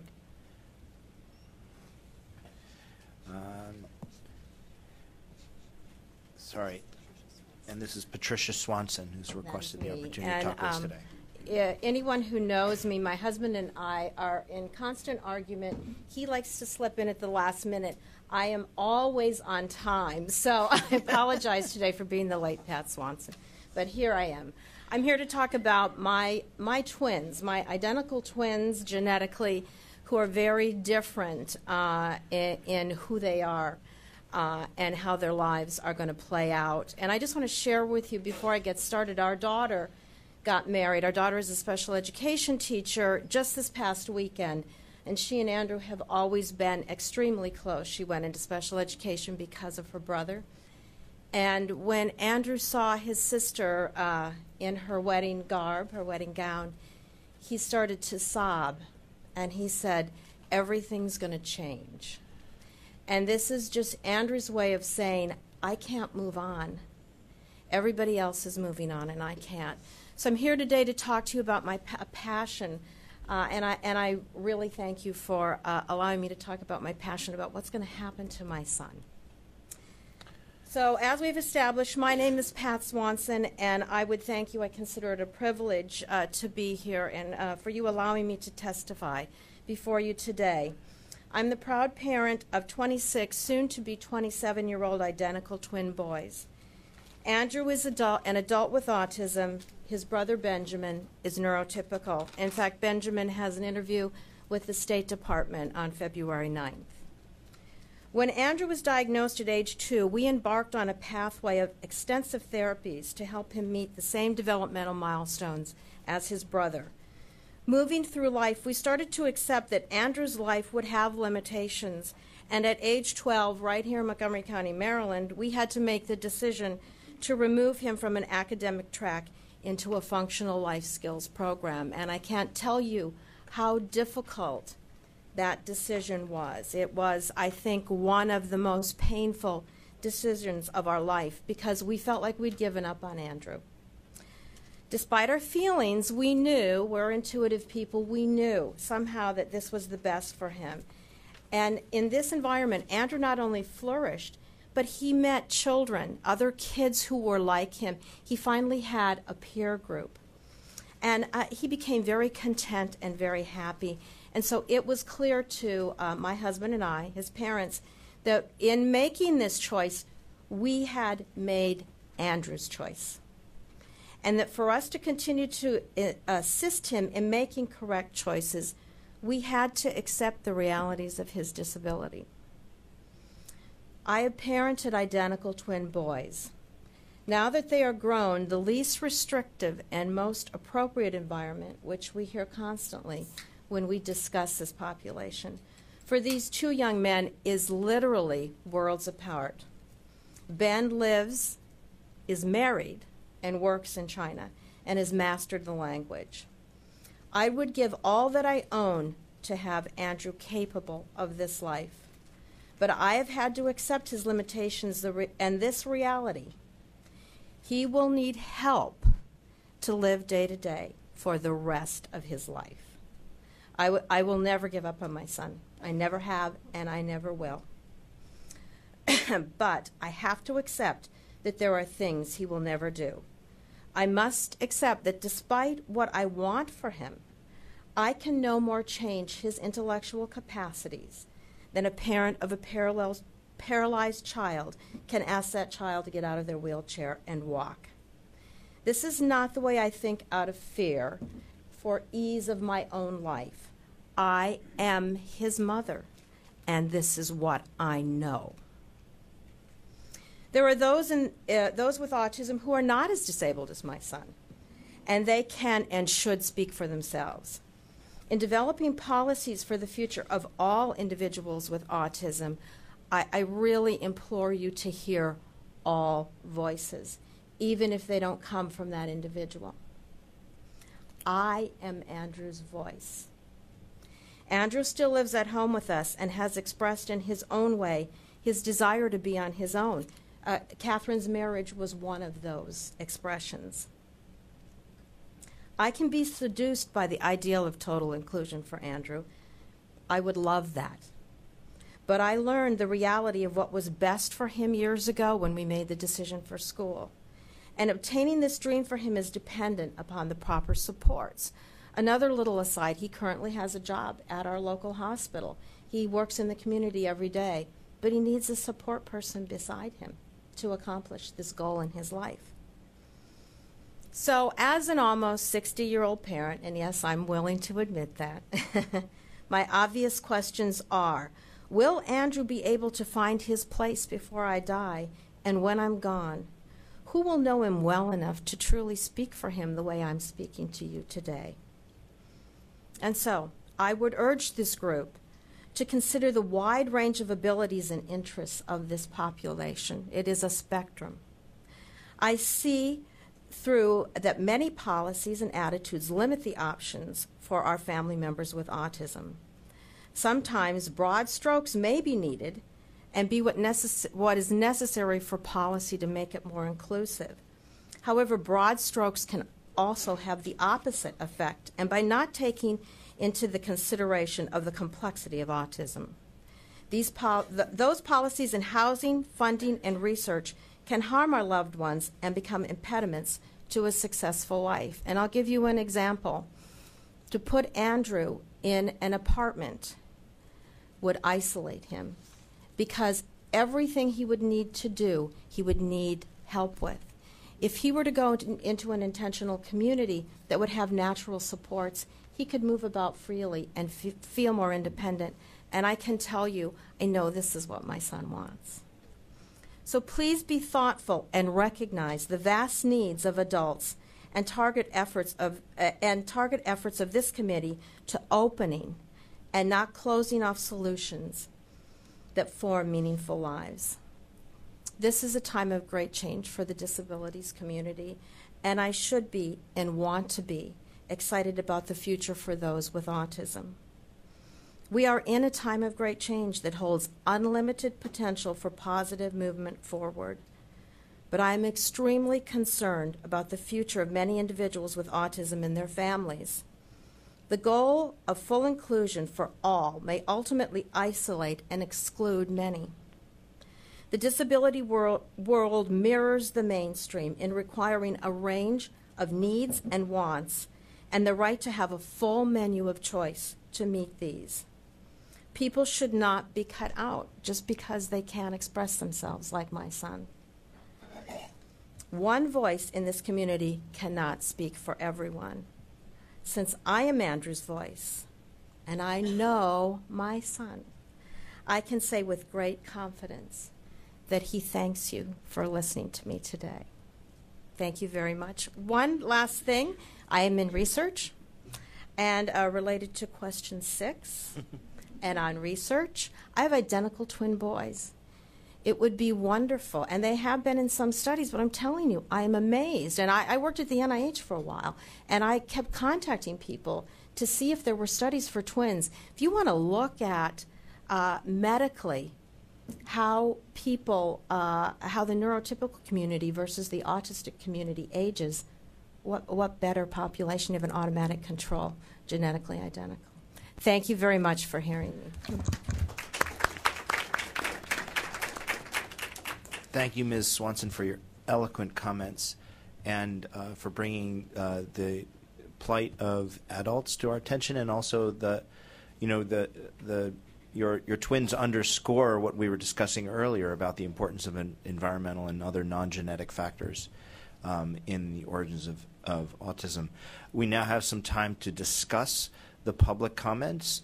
I welcome any questions or discussion from the committee on either the written or oral comments that you just heard.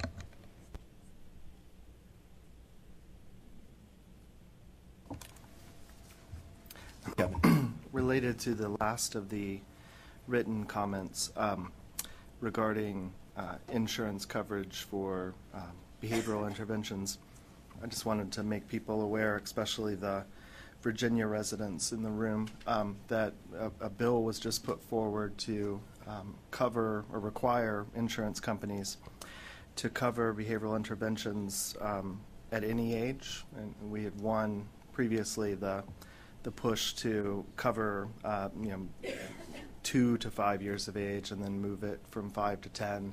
And now it's in committee to cover any age. And so we're very excited about that. It's a kind of a first policy win. So this is kind of moving forward, nicely, and it's an important thing, as highlighted by that last public comment, as well as the last written one. Thank you. Yeah, go ahead. To follow up on what Kevin said, I wanted to say that we monitor a lot of these bills as well. And one thing that we consistently see coming up is that they tend to be focused exclusively on behavioral interventions, or they claim to lump in all of the other evidence-based interventions for people on the autism spectrum as behavioral interventions. They'll sort of say, well, PECS is a behavioral intervention too, or family training is a behavioral intervention, and a lot of the time it's not. So we've been cautioning people to remember that when we talk about insurance coverage, we're talking about insurance coverage for the full 27, as we saw evidence-based interventions that are out there right now. Thank you. That's an excellent point. I wanted to emphasize the several commenters who were asking about environmental risk factors, and I think our discussion earlier and my comments about the difficulty of such work notwithstanding, there are a number of efforts funded by the NIH in general and the NIMH and NICHD and the National Institute of Environmental Health Sciences to try to look at these environmental risk factors in neurodevelopmental disorders and including autism. So I think there is some hope that we, especially as Cindy mentioned, is the technology advances, that we can answer some of these questions that the commenters were asking about, at least in specific individual risk factors. To follow up on the questions about availability of services and state mandates that are being passed, I was wondering if there's any recommendations to be made at the federal level about enforcement of these mandates. So one of the things we know from both from looking at private insurance databases and also anecdotally is what a difficult time parents have in actually taking advantage of the services that are supposedly available to them. Even though these are state mandates, is there any federal role in looking at enforcement of the mandate? Unfortunately, Dr. Novotny is not here to talk about the perspective from the HHS, which I think would be most informative, and perhaps we should follow up with him about that. Maybe, Susan, we can do that and get an answer back to committee members. I know that with regard to the enforcement of other federal insurance mandates, such as mental health parity, that there has been a lot of discussion about bringing a little bit more teeth into that.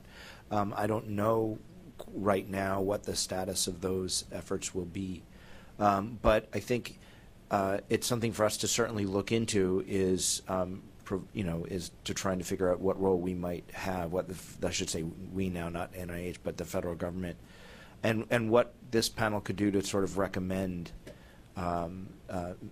measures or discuss measures that we might do to help. It goes along with our earlier discussion about what can we do to make sure that evidence-based treatments that are developed, by research that this committee is encouraging actually get picked up. And I think that those two things go hand in hand.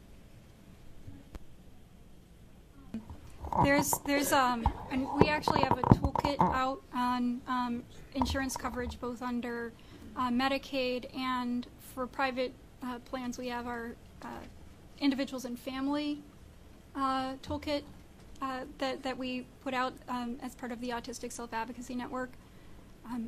We're going to be putting out a toolkit for private plan administrators soon, but one of the things that we talk about is not only these state mandates, but we do talk about mental health parity. There are a lot of ways that you can use mental health parity to gain access to autism-related services and supports. And one thing that we don't see discussed as much at all is the essential health benefits coverage that the Affordable Care Act included. Now, we don't know if that's going to stick around. We'll come back to me in June, but assuming that the essential health benefits requirements continue to exist, they require that insurers cover habilitative services, and habilitative services are services to help people gain skills that they didn't have before, as opposed to rehabilitative services, which are designed to help people regain skills that they did have before. Sometimes you'll see services for people with traumatic brain injury that are very similar to services that you might be providing to a child on the autism spectrum, except for the fact that with a traumatic brain injury, you're regaining motor skills, you're regaining communication skills that you did have before and lost. For a child on the autism spectrum, you're trying to help the child develop those skills in the first place. Things like motor training, speech-language pathology, occupational therapy, language interventions, and alternative and assistive communication devices. We haven't seen, insurance companies usually before the ACA did not cover habilitation. They usually only covered habilitation or sometimes neither. But now that states are trying to regulate on an individual state basis, and that's the sort of divide that the Affordable Care Act allows, states are trying to flesh out and define what is a habilitative service and what do we consider essential for all of the plans in our state. And that's a place where I really think that people should be paying a lot of attention to as those regulations are fleshed out.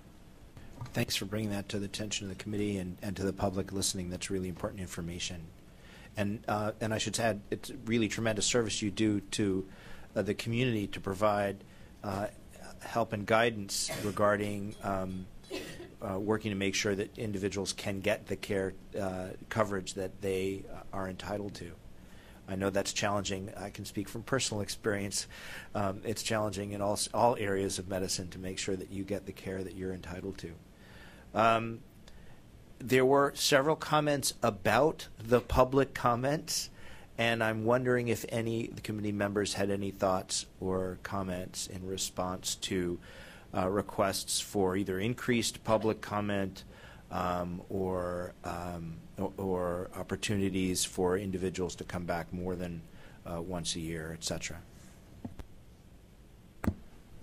So as background, I know that this was discussed at a committee meeting before you joined. We were having issues over the last year with the public comment sessions going over schedule consistently, and I tried a number of different approaches to try to keep things on schedule, and it wasn't working. So the committee asked me to try to come up with a solution, and so that's the solution we came up with, and it would limit any individual to commenting once a year. They also mentioned hoping that we would have less duplication of comments, like the same comment coming in multiple times. But we, of course, are open to changing it again if you don't think it's working well.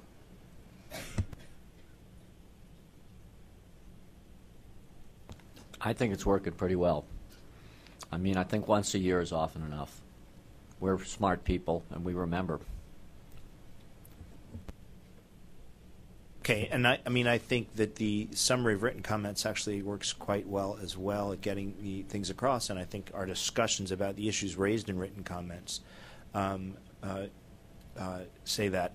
I would suggest one thing, which is, we've had opportunities for 3 speakers per session, I think, and because of various things, we've had less than 3 for the 2 sessions that I've been at so far. I think last time we had 2 and this time 1. So one thing that we might want to consider going forward would be having alternate speakers so that we give as many as we can accommodate the opportunity to speak before us orally. I don't know if there's any other opinions. Again, I wasn't here for the times where we had difficulty keeping on time, so I certainly don't want to speak for the rest of the committee, but it's one observation that I had that I think we could make a quick fix to that would allow more comment. So just also to clarify about this time, we only had 1 commenter come in, and the new calendar year has started, so it was open to anybody who wanted to come in. We only had the 1. It probably is partially with the holiday. Maybe people weren't able to get that organized and everything ahead of time. But the last 2 sessions were the ones where we had the fewest people asking to give public comment, except the last time we had 8 people come in, 3 of whom had just spoken within the last couple of meetings, so we turned those 3 down and had 5 on the schedule, and then 2 dropped out at the last minute. So that's why we ended up with 3, but we had originally scheduled 5 to speak last time.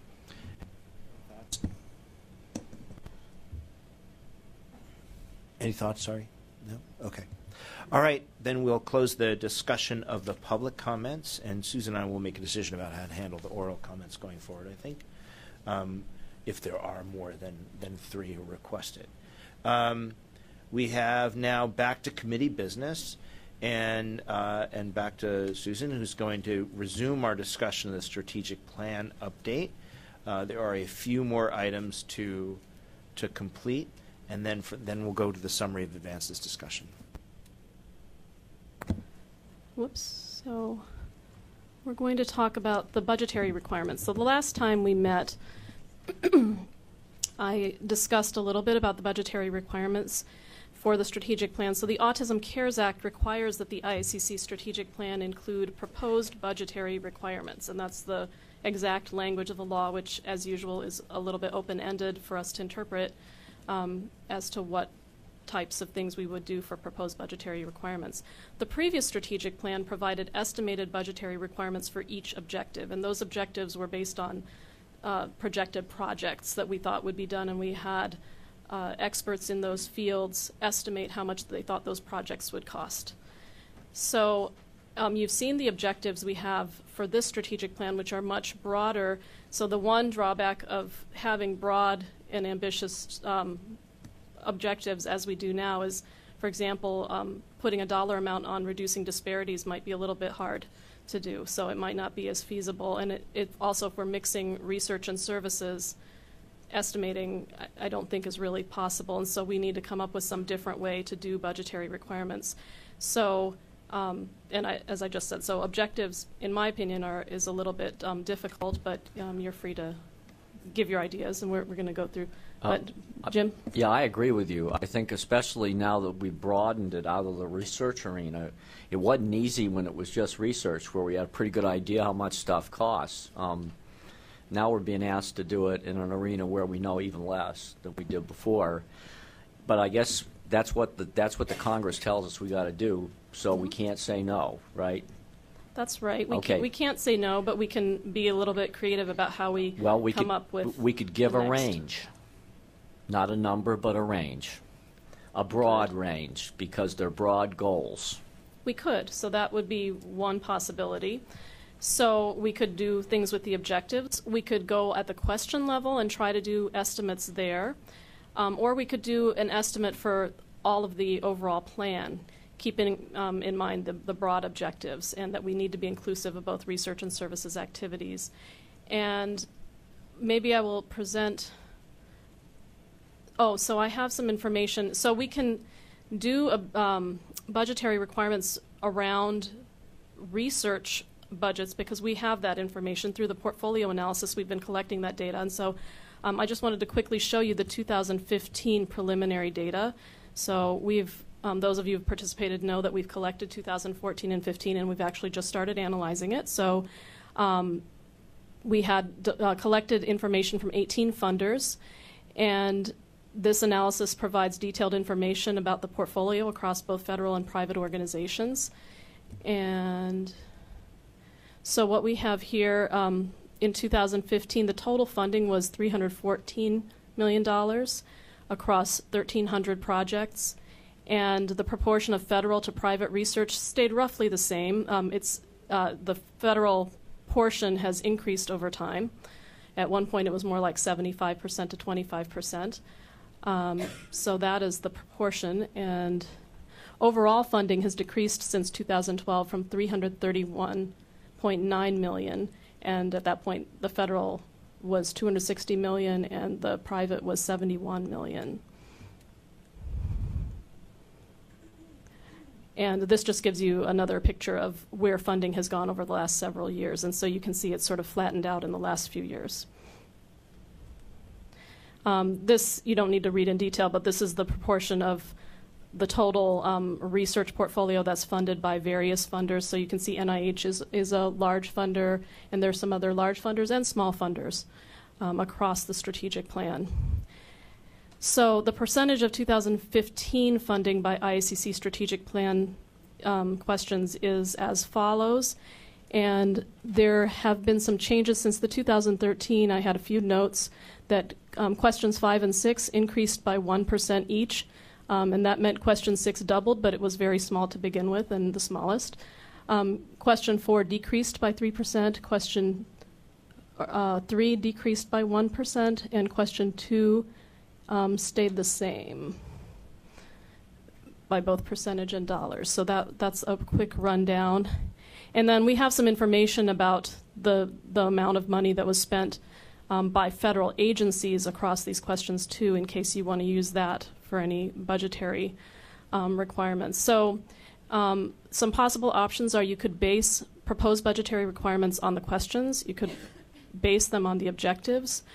You could base them on the entire research budget, for example, sort of like the NIH doubling, saying that, okay, we're at $314 million, where do we want to be in 5 years from now in terms of the overall research budget? Or we could set a target amount to reach each year. So those are some options, and then Jim placed another on the table, and I wanted to get your feedback. I think that there's something very direct we could do about research, and then I have some discussion on the services piece as well.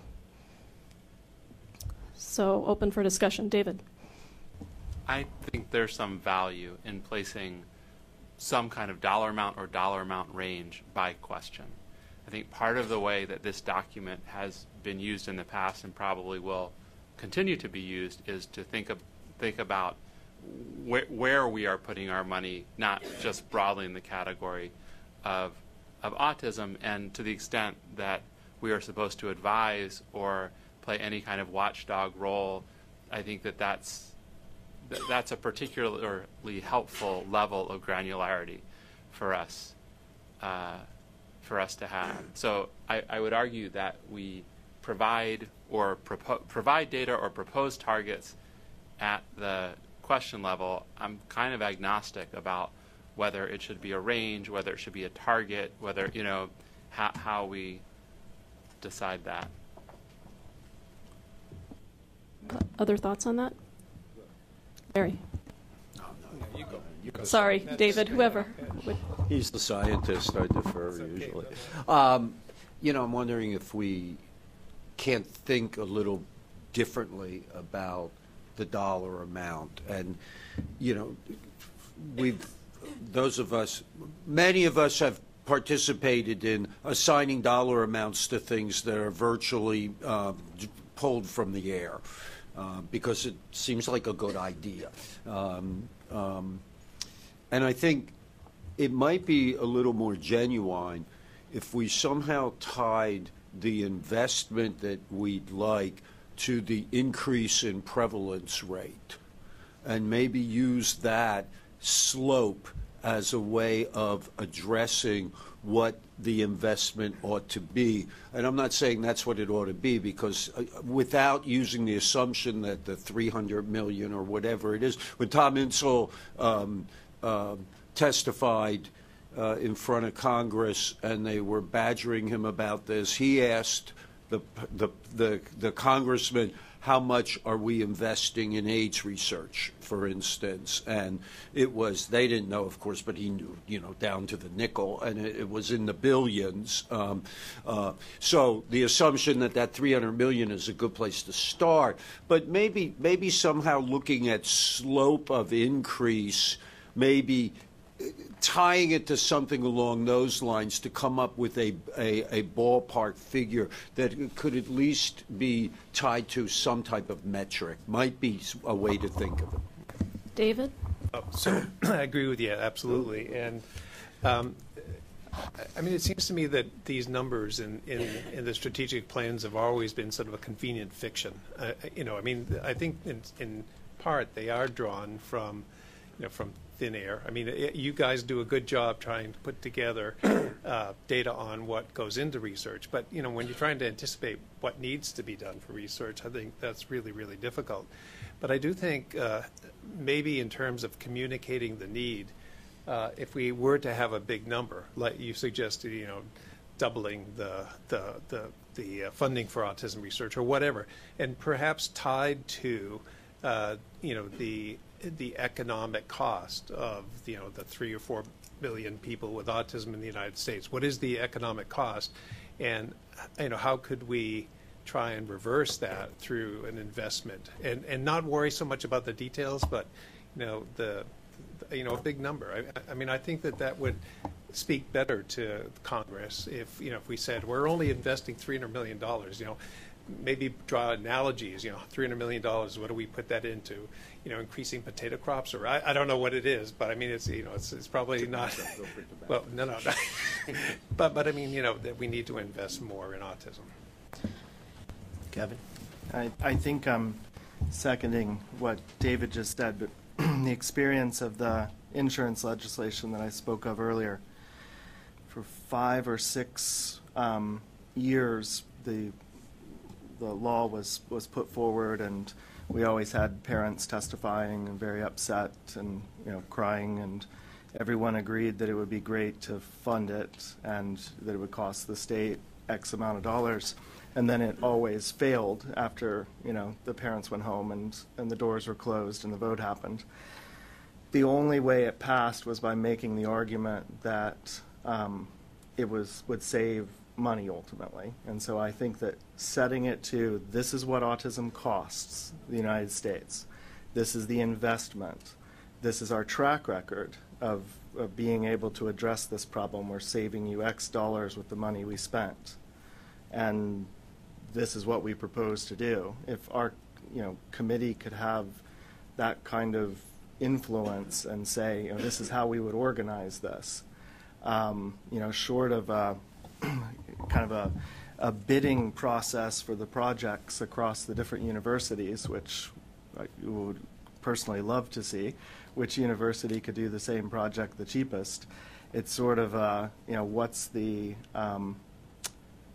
by posing to the Congress that we have what we could save them, I think the argument could be much better made rather than kind of the wishful thinking of, well, let's double it, because we don't have the money to double it. I think that's a really good idea. The tricky part with that idea is determining the cost of autism. I mean, what do you value the parents' time? Does somebody have a good idea about how to do this? So we're really fortunate to have David Mandel on the committee, and I see his workload potentially doubling. So people are referring to a 2014 article on which I was a co-author, in which we did exactly that. So we worked with a group from the London School of Economics, and we looked at both those indirect and direct costs associated with autism in the UK and the United States. So you've got at least a formula for how you've done it in the past. Yes. I have a suggestion to make, because I'm hearing the comments and I think there's some different elements to it that can be pretty easily united, right? So I think there was enthusiasm in the committee of continuing to provide at least question-level estimates. And there was also enthusiasm about the committee from members of the committee about making a statement that discusses overall, perhaps with a goal of doubling the annual budget, but putting it in the context of the costs of autism and the fact that investments now will pay off in the future. So my synthesis for a moment of those, and I don't mean to close discussion, but rather to have this, but at least to advance it, would be to say let's have a small group, perhaps including David, since he knows more about the cost than anything else, draft a brief, couple of pages, maybe less, statement that would go in the beginning about the overall cost, and then have each working group come up with an estimate. Yes, we understand that it's not going to be based upon knowledge of the cost of each pipette that's going to be used, or each, or each behavioral intervention and each therapist that's required for it, but an overall global cost that will hopefully add up to something on the order of, doubling the current spending, given a certain, let's say, 10 years or something like that. So that we can make some estimates that address the question level and then make a recommendation that's global and takes into account the overall cost. And sure. So I have 2 points on that.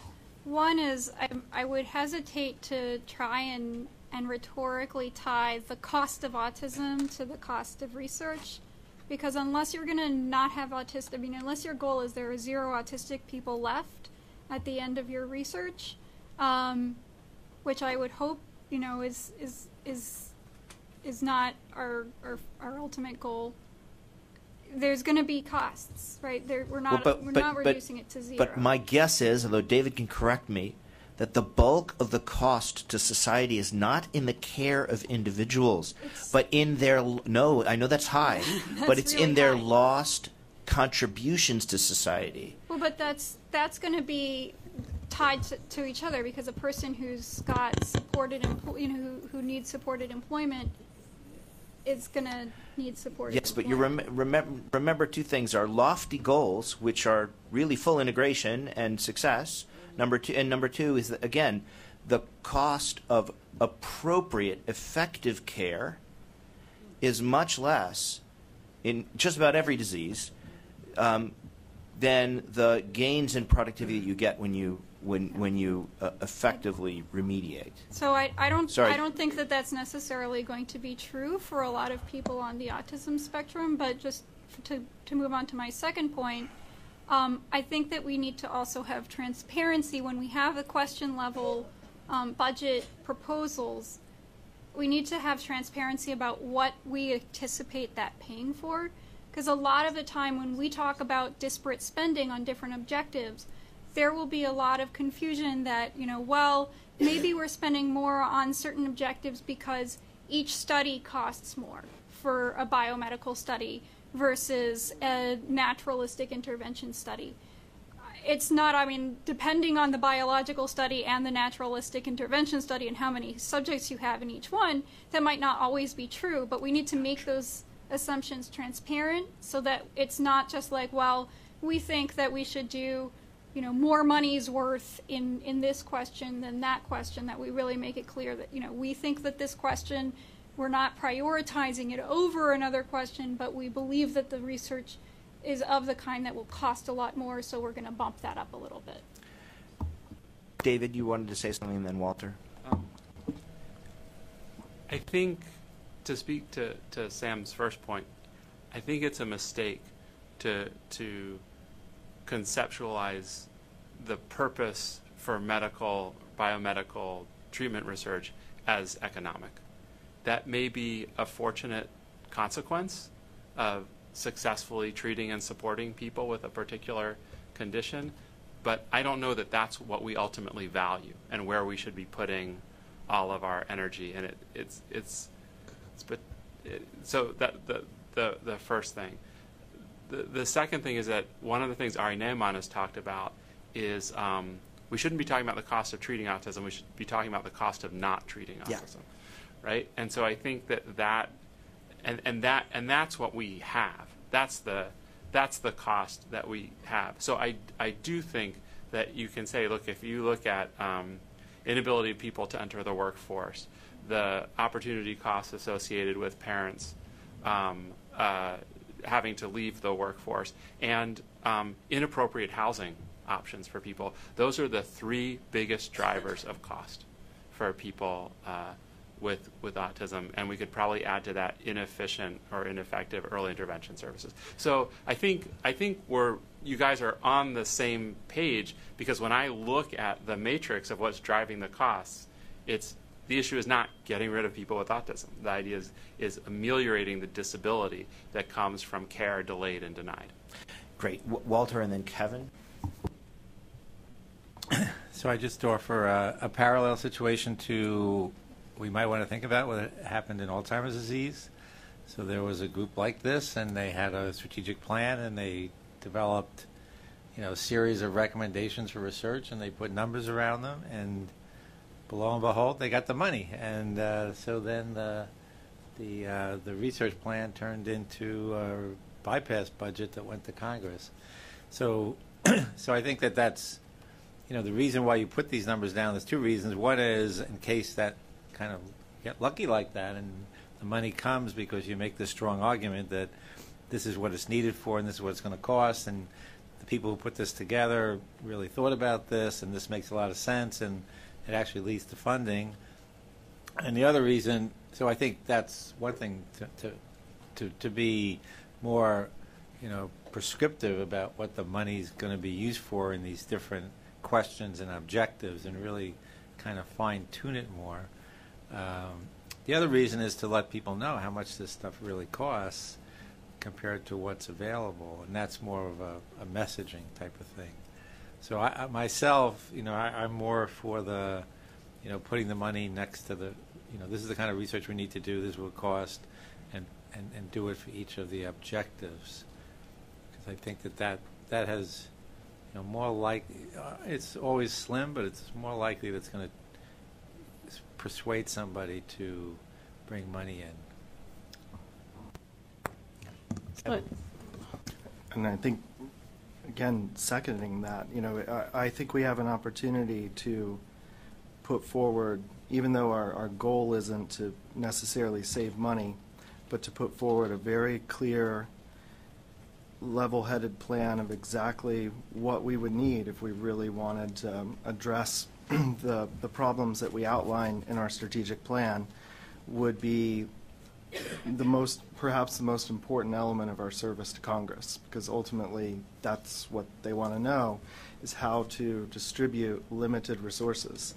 And then related to that, I think I've been here a full year at this point, and in reading all of the written comments and the oral comments as well, the two themes that come up over and over again are more studies of adults, more services, more treatment development, and the issue of, wow, my mind just went totally blank. Sorry. Adults and the issue of, wow, sorry. memory research and autism. Oh my God, sorry, didn't want to take up more time. But the point being that this issue, treatment, sorry, question 4. I was stunned by the comment earlier that the question number 4 had gone down 4%, because every set of comments that I've read since my first meeting is, please do more treatment research, please do more treatment research, and then more studies of adults. And as we kind of think about what we're going to do with the money that we're going to ask for, which doesn't really exist yet, we have to think about, do we put more money into those efforts, and what could we accomplish? I did a back of the napkin calculation the other day, looking at the demographics of who is becoming an adult and also eligible to vote, and thinking about that it's just a wave of people, and so our cost estimates are going to be very different if those individuals continue to have unemployment rates of 70 and 80%. If you look at a minority population and a group of people, and you had unemployment rates at that level, for anything else there would be a national outcry.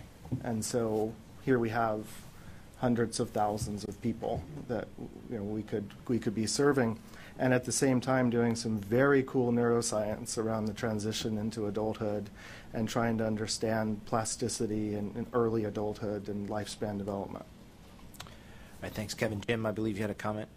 Yeah, I wanted to say how thankful I am that David's on the committee and knows how to do the calculation. I think one important thing, though, for total transparency is to describe exactly how the calculation was done, so that if anybody comes back and asks, where did this number come from, we would have a very good and defendable answer to that. We created an Excel spreadsheet that we can put online that anyone can put in there, can vary any of our assumptions and see how it changes. Yeah, that would be just superb, absolutely superb. Okay, can I just say one thing before we go? Please, Walter. Just because I know, people in the room, people come from different viewpoints, but I don't think anybody in this room thinks we need to make an economic argument for funding autism research. You just have to know people with autism to know that this needs to be done. So I just wanted to throw that out there in case somebody's wondering. The economic argument is oftentimes, I think, something that influences people who are thinking about big budgets, and that's where the money comes from. Let's be clear. Let's be clear. We're not doing the research to save the money. We're saying that with the investments now, that the biggest one big impediment to devoting the money to this is that it's a lot of money. And if we can make the argument that investments now will save money down the road, then we're saying you can help people and it won't cost you as much as you think, right? In fact, it'll save you money. Okay. So now I think we do need to wrap up this. I need to ask some questions because I have to do some work with them. No. That's what I'm going to do right now. So Susan's is pointing out quite rightly that we need to do work on this, and it has to be done. And we are at the point where where it's time to put this document out. So we need to figure out how we're going to proceed to get these cost estimates. Is that right? Right, and also to kind of, it doesn't have to be decided in this room, but I heard a couple of different things. It sounded like a possibility of going from the bottom to the top. Right. So let me do this. That's exactly what I want to do right now. So, so let me revise my earlier statement, because I think the first thing we have to decide is, do we want the cost estimates at the question level to be at the questions or at the objectives? Because there were two opinions, and I'm not sure I've got a read in the room about where I think they ought to be. There were some strong opinions. There were initially some opinions that should be at the question level, and then a couple of strong opinions later that we should really do to the objective level to give a little bit better accountability and relevance, especially if this thing were to really get funded. So I'm going to ask you to restrict your comments to the question level versus objective level discussion. Yeah.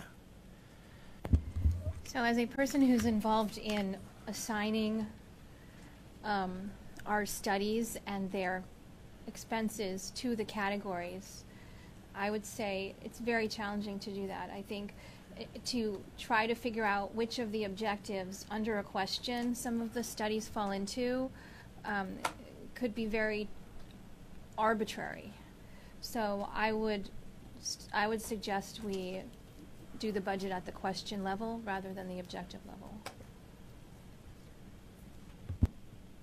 Clarifying question. Are we working under the assumption that regardless of whether we pick objective level or question level, for the sake of transparency, we're going to say in order to achieve either this objective or this question, it would require X number of studies at X dollar amount? I mean, how are we, what level of detail? It seems like we don't have a number of studies. It would have to be dollars only, I guess. Oh. And we don't know. This is a mix of services and research in the objectives. So if we were restricting the researcher.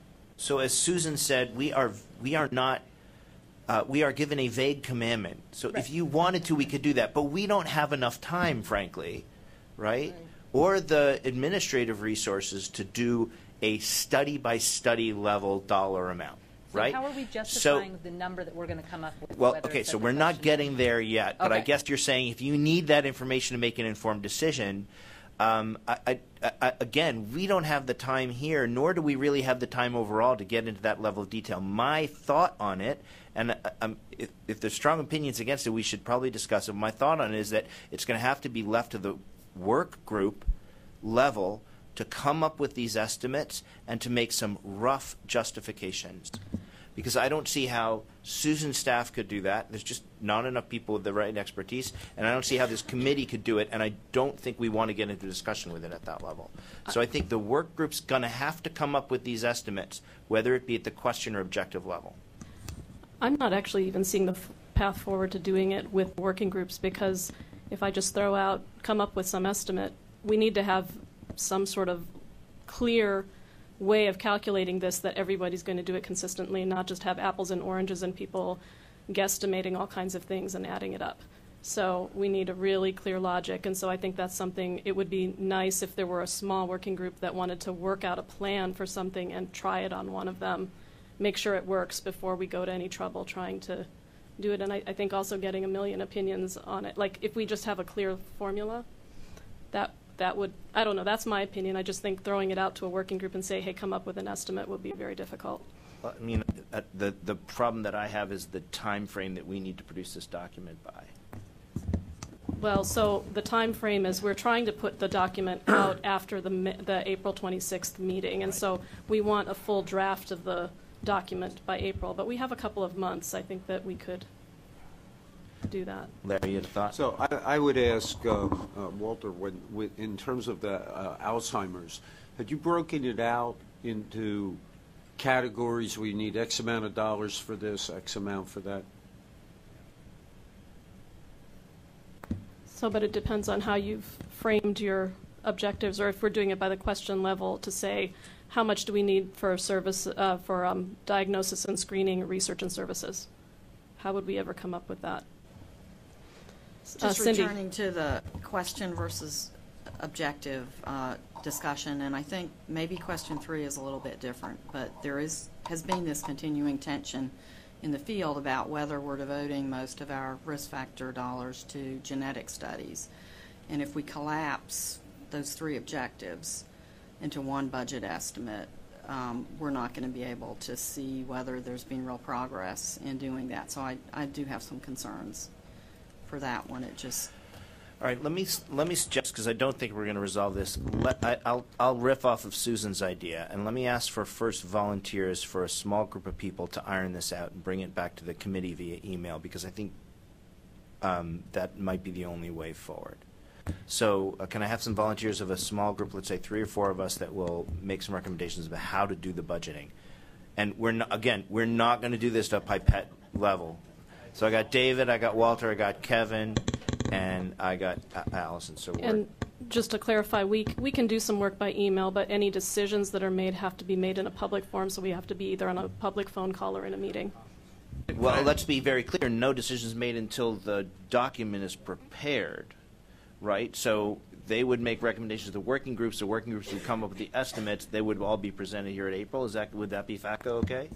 That would be. So what we would want to get it into a draft. I'd like to, I mean, I haven't gone through the whole timeline with folks yet, but I want to see drafts ready by the beginning of April so that we have a clear path to approval at the April meeting and we're not still considering changes. It seems to me that if you're going to have to come up with a budget, then the objective versus question level, you could let it wait till later, because to develop a question level budget, you have to look at your objectives and figure out, what would go in which one, and then you would get a question level budget.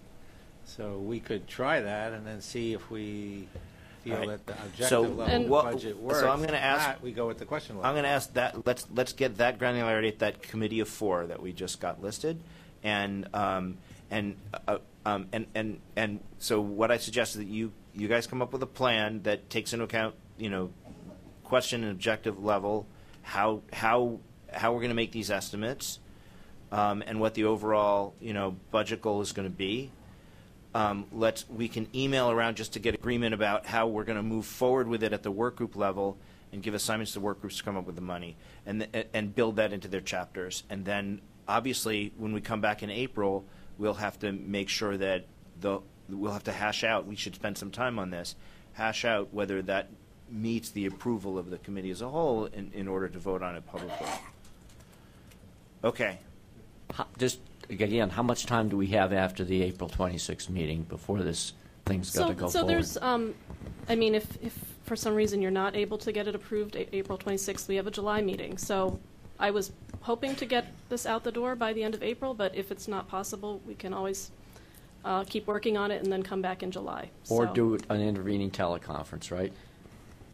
We will be doing intervening teleconferences. But I mean, as we needed. could actually do the approval process by teleconference, or is that not legal? We could. If we have, say, a draft, say it's after April that we have a draft, and we're going to basically just take a vote on the phone, on a public phone call or something, we could do that. That sounds like a good way forward to me. Okay.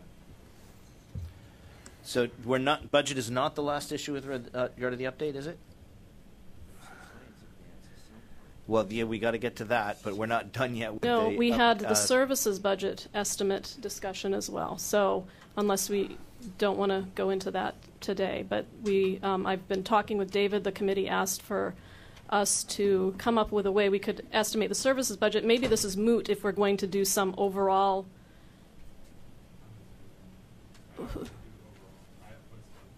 So then this would be a separate project. Split them.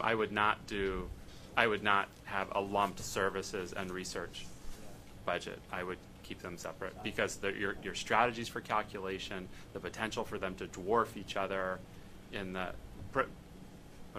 So this is a proposal basically that David and I discussed, and I would like David to talk about how we might be able to form recommendations around the services budget. So David, if you'd like to talk, I've put a few points on the slide for you. So the overwhelming bulk of services that are provided to people with autism are not through autism-specific programs. They are through existing programs, entitlements, and so the challenge in identifying the cost of services for people with autism comes in identifying services delivered to people with autism in those particular systems. I've put up as an example, and I think in some ways 4 of the most important and largest programs that support people with autism: Medicaid, private insurance, public education through the Individuals with Disabilities Education Act, and vocational rehabilitation, which is small relative to the others, but is one of the few programs that's explicitly for adults. And so I think we should measure it. There may be others, and I would welcome people's thoughts about what other systems we could include. In each of these, you can identify people with autism. So in Medicaid data and in private insurance data, you can either do it at the claims level, was the claim associated with a 299 ICD diagnosis, or you could do it at the person level, was the service delivered to someone who meets some a priori definition of autism based on their other service use and diagnoses. For public education and vocational rehabilitation, autism is a separate category. And so we can pull out people who are in that autism category and identify. And that's actually easy to do for VR. They're very well set up to do that. Sorry, for what?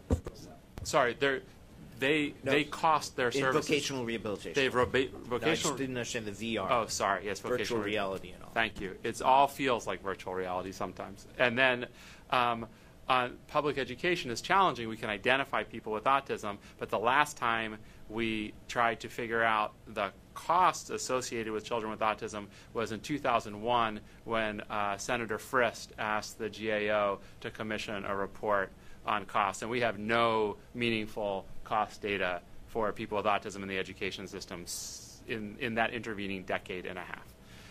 Special ed data? Right. Special ed data doesn't have costs associated with it. So it doesn't really have services associated with it. The most you can get is the extent to which an individual is included with their in a general education classroom. So I think for the first one and the second one, we have partners around the table who could make claims data available that would allow us to answer some of those questions. In fact, NIH currently funds a lot of research where those data sets are used, and so we have a bevy of researchers who could probably do some of those calculations for us, myself included. Vocational rehabilitation data, you can get from the the Rehabilitation Services Administration and do those calculations relatively quickly. There are researchers around the country who are doing that with recent data, and we could call on them to do that. The public education system is a tough one. But it is probably the second largest spender on, or perhaps even the first largest spender on services for people with autism in the country. 622,000 kids. Right. Sorry, Larry, can you use the mic? Larry, can you use the mic? 622,000 kids, 3 to 21 in the school year 15-16. Right. So you don't have any idea though about the money spent on it? None whatsoever. And it's not a collection that we do, nor anyone else that I know of. Right. So we could go back to the American Institutes for Research, which is the group that did that report, and ask them about their methodology and whether we could borrow it, or we could punt on that one. They found that the costs for kids with autism were 3 times that of kids in general education and 2 times that of other children in special education. And we could use that metric to try and ballpark a cost. I mean, we have strategies that are available. Right. So those are published estimates? Yes. In the literature? Yes. That seems reasonable then to use them, no? So, I mean, but I think we can acknowledge in our calculation that those are very rough estimates. Because because unless we're going to fund somebody to do deep dives, I don't know how we're going to. Right, and we could even weight them and do sensitivity analyses based on the percentage of people who are fully included or partially included then versus now. I mean, I think there are strategies we could do to. So the question is this a strategy we want to pursue? Are these the right 4 groups? Are there other groups and programs we should be considering? Hi, David. This is Stan from Department of Defense. The military health system, this might be another system you want to look at. I was just at a meeting this week. We talk about the cost of ABA alone in the military health system. This year, we cost about $250 million on ABA alone on the beneficiaries in the military health system. So there's a very detailed data there, so you might want access to. Applied behavioral. So if there's someone working with TRICARE who would be... It is there from the TRICARE system. I can point to those people. So let's add TRICARE to that for sure. And David, one other thing as a possibility is that we have pretty firm estimates that our federal formula grant pays about 16%, 17% of the excess cost of education for kids with disabilities. And we know that that's about $11.5 billion that we formula out to states. So I think the math isn't too complex in that sense. So that might give you, and those are numbers used as part of congressional justifications on budgets. So they're fairly solid numbers. So that could be a check, right? Because you could divide that by the number of kids with autism and other disabilities, use your 2x, 3x figure, and compare that to the numbers that you get from school expenditures the same way, and give you a sense of how much error there's going to be. Okay, so if we add TRICARE, anyone else to add to this list? Sorry, go ahead, Allison. So I don't have one to add. I just wanted to point out that the purpose of the plan is to talk about what needs to be done, not necessarily what has been done or is currently being done. And the way we're looking at calculating the spending on services is calculating what's currently being spent. I don't know that there are that many parents who would say that their children are getting everything they need for a meaningful education. So I think we just need to point out when we're writing up the budget that this is the current spend, but not necessarily the needed spend. Walter just said it will say it again with your mic on. Certainly, it will help to understand what the required expenditure will be to know it's going to be built off of what's already being spent. So to have that figure will be very I agree, but I'm just saying that that's not the end. Okay. This is the beginning of the analysis. So, David, how long will it take to get numbers, and what, and who will we need to involve, and how can we get them to do so when we have no budget to do so? Well, until you said the last thing, I thought we possibly could have a plan. I think I can't answer that in a meaningful way right now. I need the train ride home to figure it out. That's fair. Well, you can be in touch with Susan and I about Yeah. it. And basically what it comes down to is, will we be able to include reasonable estimates of care costs in our budgetary recommendations to Congress? I don't know that we're explicitly asked to do that. We're asked to provide budget recommendations for what we think things will cost. And so we could punt, if we need to, in this update and say, we don't have enough information on current costs, let alone future ones, to make estimates regarding to care. So we're going to make estimates regarding to research. Or if we could get these estimates in time that the work groups could use them to build budgets off of, then we could include it, I think. And just to add to that, I think that with the way the law is, it says proposed budgetary requirements, including services to the extent practicable, but doesn't mean that we would be in violation of anything if we can't put everything into this version. We could just say that, we're working on that and we'll do it in a future version.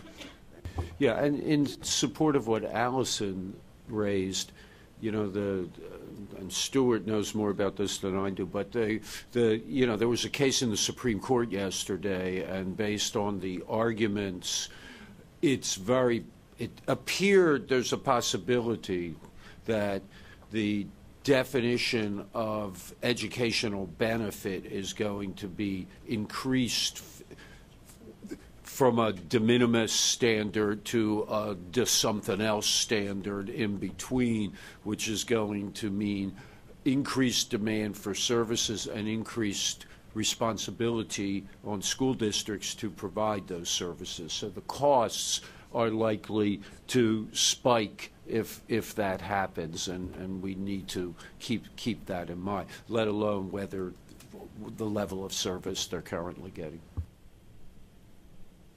Okay, so I think we have a plan of moving forward on the budget, whether it includes the services piece or not. And you'll let us know, David, what sort of support you might need in that regard. Okay, Susan has one last question regarding the strategic plan. With the portfolio analysis that we conduct, we collect research project data from all the agencies and organizations. We have thought about it in OARC to be able to collect information about services programs in federal agencies, and I just wanted to verify with the committee if that's something that you would like to see.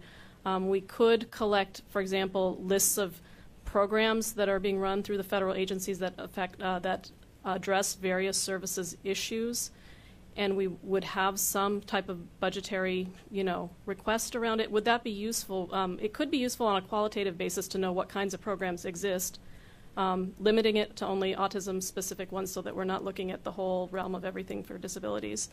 Or if you don't think it's that useful, of course, we shouldn't do things that aren't going to be useful for you. So if that's something you want, I wanted to know about it so that we could include it in our next data call. Or if you want more time to think about it, we might not need to do it in 2016. We could leave it for another year.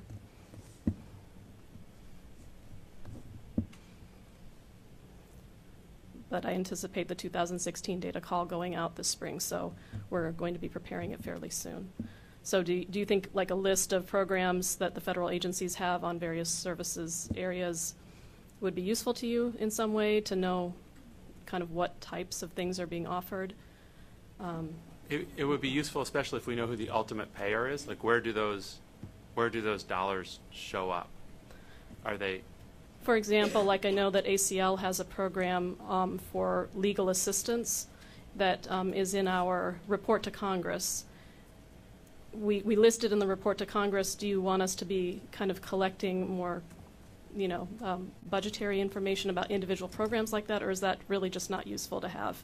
It's not the same as, the grant level stuff that we collect for research. There's really not an equivalent. So Laura, what do you think? Well, I think the difficulty is it's really hard to get that level of information for only children with autism. So for example, the MCH Services Block Grant to states, 30% is required to serve children with special health care needs, but we don't have data on the number of children with special health needs that are being served who have a diagnosis of autism. So that's an investment that folks should know about, but for analytic purposes, it's not going to be helpful. So the other option is we continue with our report to Congress is due in 2018 from HHS, and our office heads that up, and we always collect qualitative data about all these programs. We could just put that information there, and then the committee in 2018 can refer to it when that report comes out. So that sounds like you're happy with that, so then we will not add anything to the new data call. Thank you. Okay, next up is the summary of advances. Susan will remind us of our charge, and then we will figure out how to proceed. So the summary of advances, especially for new members on the committee, is an annual publication. Well, the law doesn't say it's a publication, but it's a requirement that the IACC prepare a summary of research advances that is sent up to Congress. And so it doesn't say, what type of summary and how many advances. So what the committee has done in the past is it has selected what it felt were the top 20 most significant advances in ASD biomedical and services research for the previous year, and trying to cover all the areas of the strategic plan. And what we've done is, with each article that was chosen as a significant advance, we've written up a lay-friendly summary of it and put it into a volume for the year. And so we're at the point now where we've collected information about advances that people have submitted throughout the year, articles that members of the committee feel are significant, and we are at a point now where we would normally be trying to narrow this down and make a selection. And in the past, we've made our final selection by a paper or an electronic ballot after the meeting in January, but we're going to talk about this here. So we've been sending out monthly solicitations to all of you on the committee to get you to submit nominations. In the past, we always used to collect all the nominations in January, but now we're doing it on a monthly basis throughout the year. And we've been discussing them at these quarterly meetings of the IACC. And today we'd like to talk about the top articles that you may feel are important among those that have been nominated, and then to make a decision on the remainder of the process, whether you'd like to basically, from today's meeting, go on with the process we've had in the past, or if you want to do something differently. And I also wanted to get your feel on, does the committee want to accept other organizations' lists as en bloc nomination submissions? We did have one of those nominations this time around, which was sort of a review of the previous year, and it had 70 citations on it, and so all 70 got added in, but they didn't have individual justifications. The regular process is each article is submitted with an individual justification. And if we're doing this, should we be accepting lists from all different organizations, or would you prefer to be doing individual nominations? So, David. So I think that getting in en bloc nominations before was part of what caused the problem. And I think if we have a process of these committee members, and invited individuals making contributions, that's what we should do. And we shouldn't, because we don't know the process for how that en bloc, it could be good, it could be, not so good. One way around that is, I guess, if we see some of those types of reviews or lists, for individual members to just look at the lists and find the ones that they think are really the best, and then submit those individually instead of maybe the whole list. So we could do that in the future, but for now I have one entire list. Allison. I just want to point out that I am not the one who submitted the ASF list. But the process was that our Chief Science Officer, Alicia Halliday, in consultation with our Scientific Advisory Board, reviewed all of these articles. So that was the process and made the selections. Yes, and with different organizations, they may have different philosophies or thoughts about what they're putting forward, whether they think it's a top advance or just an interesting new piece of incremental science that happened, or something that's an important advance in a small field versus an advance for the overall field. So, yeah, and I just want to, I mean, I have no concerns about ASF doing this, but, you know, if this becomes widely known, there could be all kinds of organizations that will say, well, these are our top 10. And again, I think, you know, just having that ad hoc process is not a good idea. We should have one process. And I like this suggestion that, you know, ASF or anybody else could submit to this committee a set of nominations, but some committee member here or committee members should go through it and say, yes, I agree, that one is good one, that one. That would be very helpful. So I want to add one other thing into the mix here, which is reflects our discussion last meeting about the need to ensure that the ones we eventually select for the summary of advances be rigorous and genuine advances as opposed to exciting but perhaps incremental findings.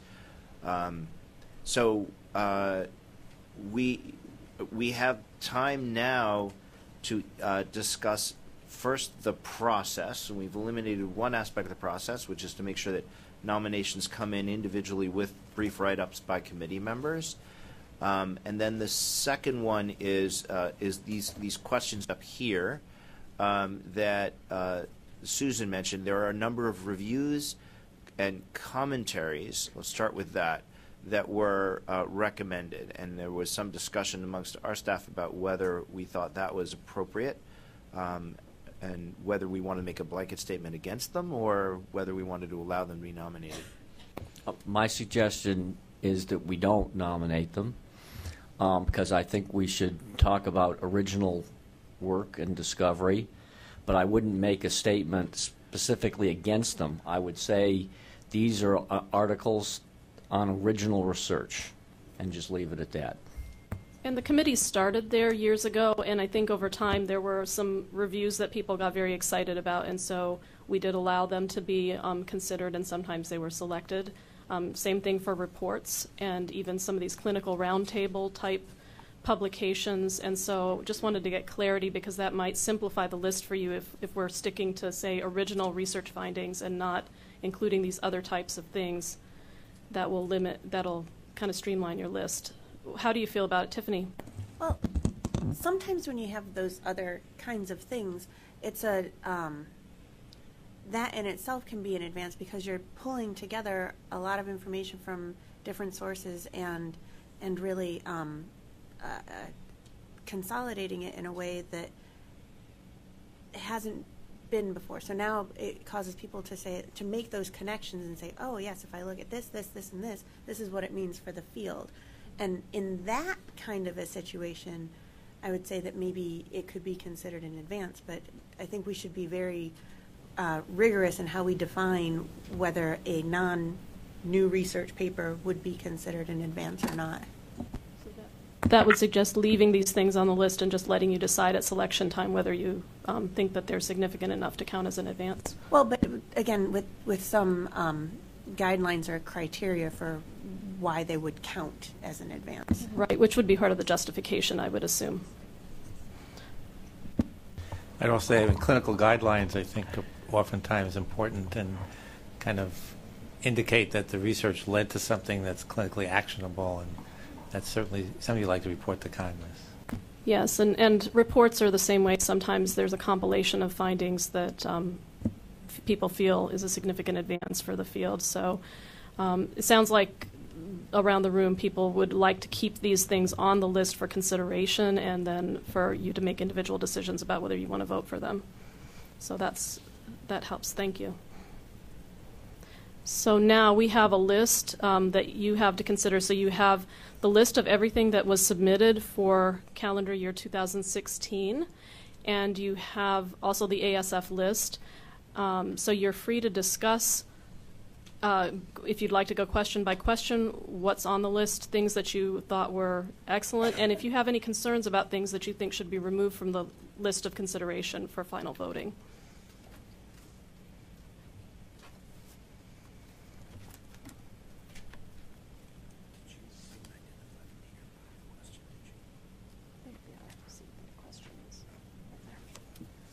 Why don't we start with question 1 and the first group on your list, starting with the McFeeters article and ending with the Jones article.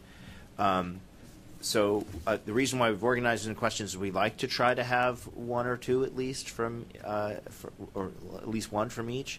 Are there any candidates here that anyone would like to particularly note for either being nice advances or perhaps a little too preliminary to include? I have, one comment, and that's on the Miller et al. Article, School-Age Outcomes of Infants at Risk for Autism Spectrum Disorder. This is, I think, a reasonable candidate for an advance, given that we don't have that many good long-term studies of effectiveness and on outcomes. We already talked about the need for longitudinal follow-up studies.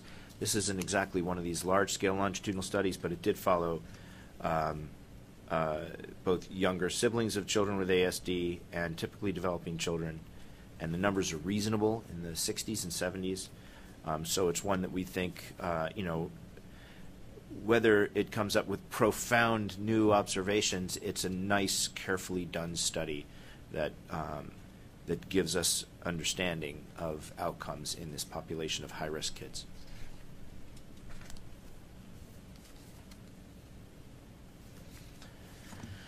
Any other comments on any of the other articles in there?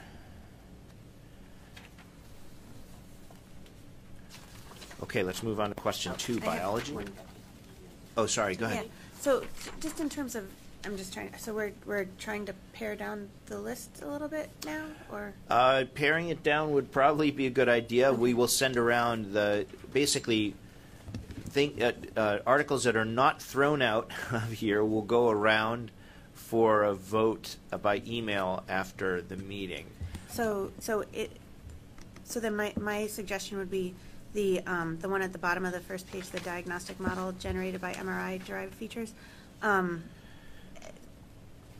In a previous life, I was a neuroimager. I'm really excited whenever I see neuroimaging research.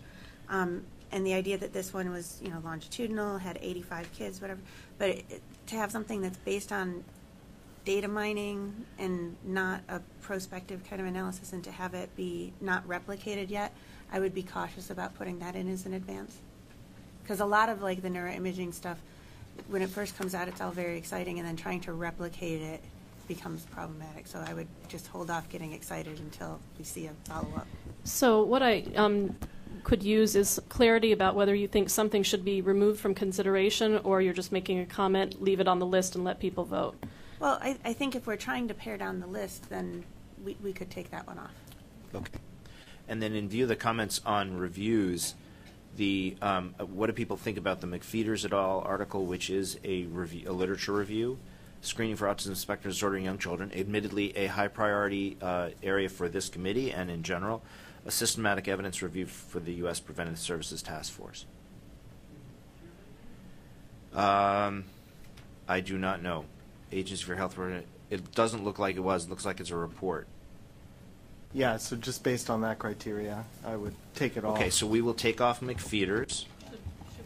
Check to make sure whether it was peer-reviewed or not before we remove it? Yeah. And leave it if it is peer-reviewed? Well, I think it's an internet document and it's a review. So I would say my own recommendation, speaking of just personally and not as the committee member, would be remove it. Anyone disagree with that? Well, no, I would support that. Go ahead. Speak up, well, Tiffany. but it's the Preventive Services Task Force, that's a pretty impressive. It was a very even though it was controversial, it was very impactful.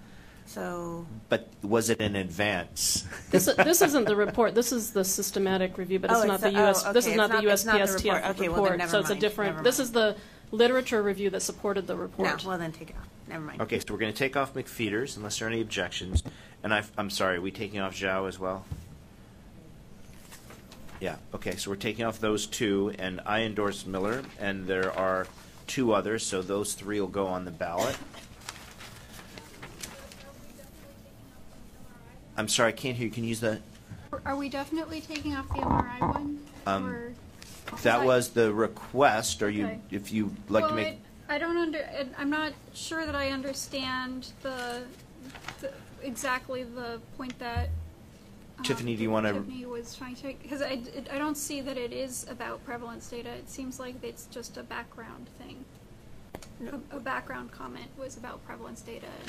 No, I Okay. wasn't talking about the prevalence. I was talking about that it was the approach. It was, they did data mining approaches to try to generate their diagnostic models, and then Are we looking at the same one? I'm sorry. At the bottom of the first page, the diagnostic model generated by MRI-derived I was already on question 2, Oh, okay. and so I was really confused. Thank you.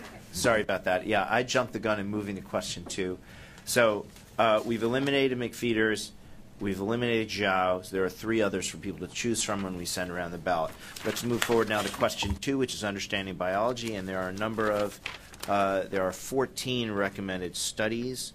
And open to comments on any of those 14, positive, negative, or neutral? Well, neutral. So I'm going to, sorry.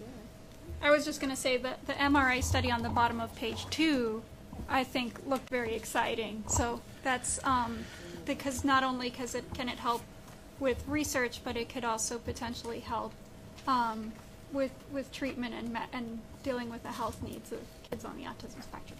This is the Fallapur et al. Study. Is that correct? Okay. Yeah, and I would agree, actually. Yeah. I was this looking one. at the Nordahl et al. study. The one about doing imaging without sedation. Oh, sorry. I have my own copy. Sorry.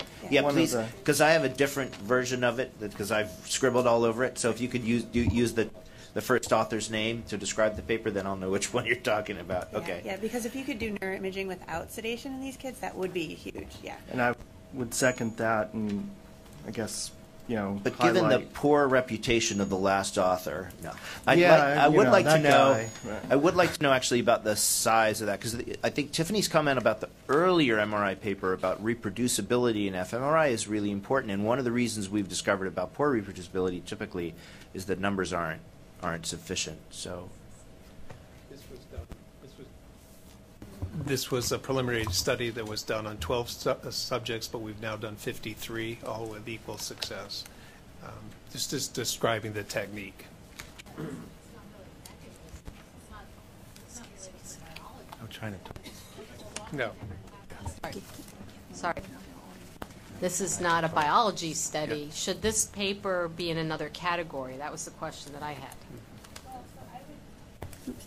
I would say that even if it's not about biology specifically, it's about a means through which we can evaluate biology. And that's one of the things that's very difficult in kids with ASD is trying to get them in the scanner in the first place.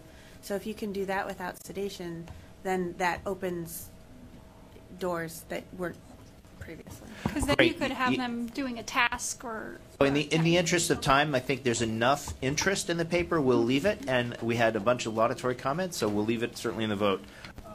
Other comments, positive or negative? Yeah, I thought there were a couple of really very impactful papers in this group, particularly struck by the two studies by Geschwin. One was IMIS, which was picked up by Allison's group. But there is what he's done is he's looked at transcriptome in brain tissue from people with autism. First author of the paper? One is Whirling, sexually dimorphic pathways. That's in the autism. That's in Allison's group, and the other one is Parekshak, Neil Parekshak, genome-wide changes in long-coding RNA splicing, regional gene expression patterns in autism. So I think the main take-home points are that he's really pulled out a series of pathway abnormalities in autism brain, actually sees it in sporadic autism and also in one of the duplication syndromes that causes autism. and then interestingly looked at sex differences, and found that the ASD risk factors are not increased expression in males versus females, but the pathways that are affected in autism that are downstream from the risk factors are differentially expressed much higher in males and females. So it's a really interesting study there. And the other one, which is really interesting, is the study by Orifice and Ginty, where they show that actually in the MEC2 model, a Rett syndrome model, that the abnormality, if it's induced in the dorsal root ganglion cells, causes hypersensitivity, which then in the developing mouse causes the mouse to develop abnormal behavior. But if you actually turn it on in the adult mouse, you don't see anything. So it's a very interesting, hypersensitivity, sensory overload is common in autism, 50 to 70%. And the question is whether or not that actually sets up pathways that shouldn't be set up. So it's coming from the periphery, which is a kind of a new idea. So I think Kevin, mentioned in our group that some of the problems in autism may actually be compensatory to something that is the origin, but the compensation actually is causing problems too. Great. So I note that you're suggesting that we move the Geschwin, the Whirling and et al. Paper from the Yes. Autism Science Foundation list to the main one, so that it be nominated. And you're also speaking well of Orifice and of Nordahl. Other comments about other papers, Kevin? I was going to recommend taking off the one where I'm the senior author because it's not about autism. The Libertas article, it's a cool paper, but it's not about autism at all. And then also take off the motor noise as a rich signal in autism research. I watched the coverage of that. It's the second most overinterpreted article in all of autism history. Can you say a little bit more about that? Well, you can't actually measure motion via MRI. You can estimate it. And if one group has more motion than the other, it disrupts your estimates of the motion. So it kind of starts there. And then they didn't control for sight as a variable, which this was the ABIDE database, so it had at least 14 different sites. I've heard enough. Okay. Okay, so anyone object to removing Torres et al. Or, sorry, I don't know which one was the first author here, Libertas et al. No objections, we'll remove those from the list. Any other comments about other papers in question 2? Yeah. So I think we both nominated the Marchetto et al. Paper, and this is the iPSC cells from individuals that had brain overgrowth early on, and they found a potential mechanism for why the brain overgrowth. I think it's sort of a neat paper. And then along those lines, the one before that, we're having a lot of positive comments about the biology, and it reflects the excitement in this area as we learn more and more about the genetics and develop new tools. The Yi et al., which is looking, I would say very carefully controlled study of the effects of one particular autism risk string, SHANK3, in human neurons. The question I have with that and the other IPC is they're very exciting, and I think they represent significant advances in technology and in approach. And like many basic neuroscience studies, we don't know yet whether they will represent significant advances for autism, but I think they're very exciting and important, and I would certainly support their inclusion in the summary of advances. Yeah, they're new and fresh, though. I mean, they're ideas, approaches, and tools that we have not had at our disposal before. That's right, and I think highlighting them for Congress to see the payoff of their investments is really important. Okay, any other comments on this this group? Well, parenthetically, just to the issue of the Geschwin paper, I don't know how this is going to come down, but to understand, to understand brain development, I think it's probably very important that we study fetal tissue, and so there has been some pushback recently on the use of fetal tissue for research. I think it's more how it's obtained and stuff, so maybe not critical, but I think it would be great for this group to realize and maybe state that at some point the importance of fetal tissue research in autism. That's the Parikshak paper, right, that uses expression in, right, gene expression during development. Okay, moving on then to question number 3, comments about papers. Question number 3, there are 7 of them dealing with risk factors. Just want to chime in that the last one was a late edition. It was published in mid-December, and the reason that I liked it was it's a very nice example of a gene-environment interaction. And if we remember back to the strategic plan that Group 3, we really wanted to get beyond identifying G by E in observational studies to trying to think about the underlying biology. And this is focusing on epigenomics, which is sort of a reasonable candidate to bring those together.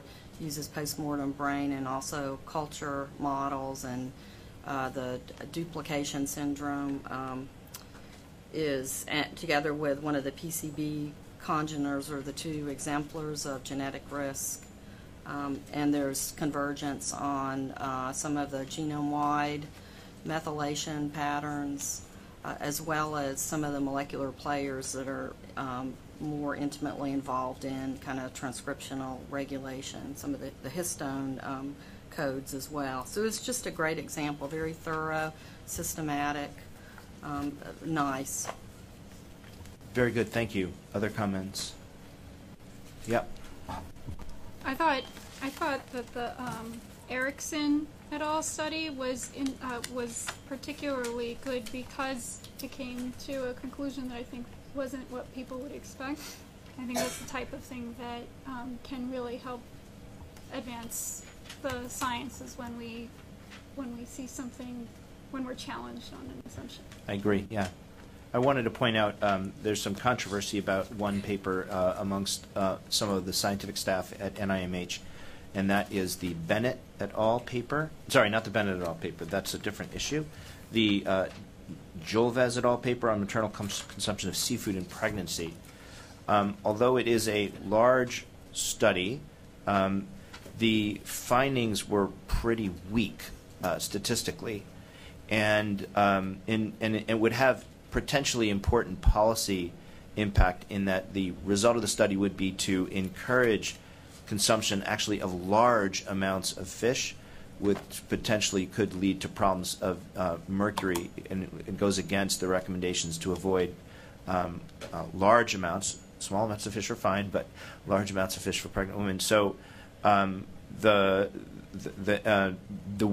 combination of the fact that we're not sure about the wisdom of the potential policy implications, not with respect to autism, but with respect to other neurodevelopmental conditions, we would be a little concerned if this was put forth as an advance given the weakness of the statistics.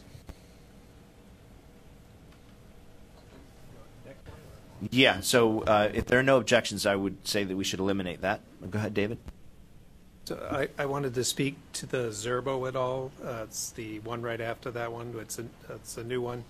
So there's been mixed sort of evidence on whether influenza exposure during pregnancy increases risk for autism.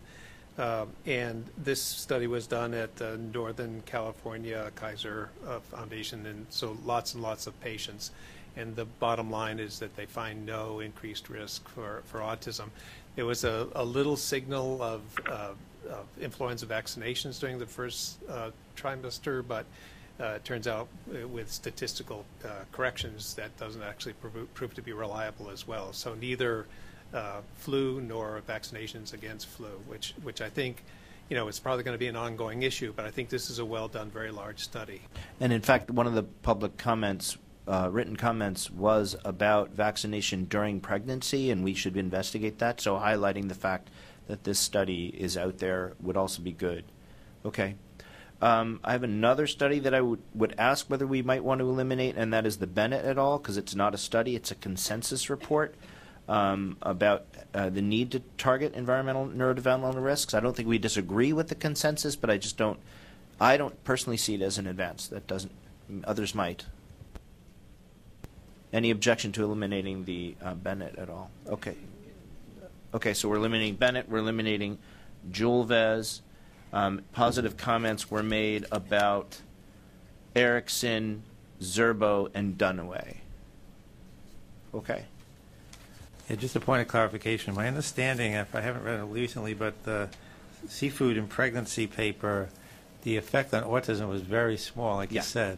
The effect on development was actually quite big. So, in what way? I think they looked at I forget what they looked. They looked at intellectual development, and there was a fairly large effect on improved intellectual development in that paper. The effect on autism was very small. Right. Okay. And the importance of it is it's I think they did control for the mercury in some fashion, but the mercury, I mean, it doesn't. Mercury may not be such a big issue. The biggest problem. Yeah. Okay. Walter, was it methylmercury? What's ever in the fish? Yes, that would be methyl. Yeah, I thought so.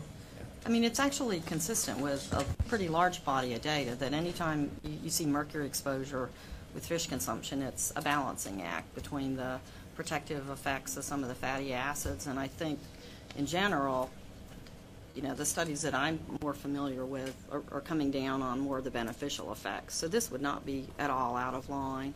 I think there was a study published last year on cognitive decline in aging that was pretty similar too, that in that case had looked at just one fish meal a week. They couldn't find any effect of mercury, but they did find this protective effect of eating even small amounts of fish each week. So thanks for pointing that out. Is there sentiment that we should? Is there sentiment that we should? Somebody's ringing. Is there sentiment that we should restore it to consideration for those reasons, or leave it off still because of the inconsistent statistical signal with regard to autism? Anyone think that it should be restored? Okay, we'll move on. Question 4, treatments and interventions. There were a large number in this category as well, which is wonderful. I would actually, this is another one where I'm the senior author. The one about oxytocin by Gordon, it's the same. It's on the same data, but a different task than we published in Proceedings, the National Academy, a couple of years ago, and that was highlighted as an advance. So I think we should strike that one because it was an advance a few years ago. Now it's just a replication. But the one I would highlight and saying something positive about, I'm an author, but Pam Ventola is a senior author, and she identified an imaging-based biomarker that's a stratification biomarker to determine for which kids an evidence-based behavioral intervention would work, pivotal response training. And not only was she able to predict for whom it would work, but mechanistically show why at the level of neural systems it worked for those kids, which then provides a target for subsequent intervention. So if there's going to be 2 fMRI papers there from our group, I would want Pam's to be highlighted and the other one stricken. That's the Yang et al., is that correct? Right. Yeah, I had that highlighted as well as one of the ones that I thought would deserve to be considered strongly. So it's not just your self-interest. Any other comments about other papers? Go ahead. There are a lot of reviews. Okay, so right. We're just going to strike those. So let's strike the reviews, but please look through them, and if you think there's any that would meet the criteria, we could consider including them. I wanted to. My staff had some concerns about a couple of meta-analyses, which are not reviews, but the Mirza and Park. I'm sorry, take it back about Park. It was not a negative comment. MRSA, consider removing because my staff didn't feel that it was actually that strong of a meta-analysis and had a relatively small number of studies reviewed.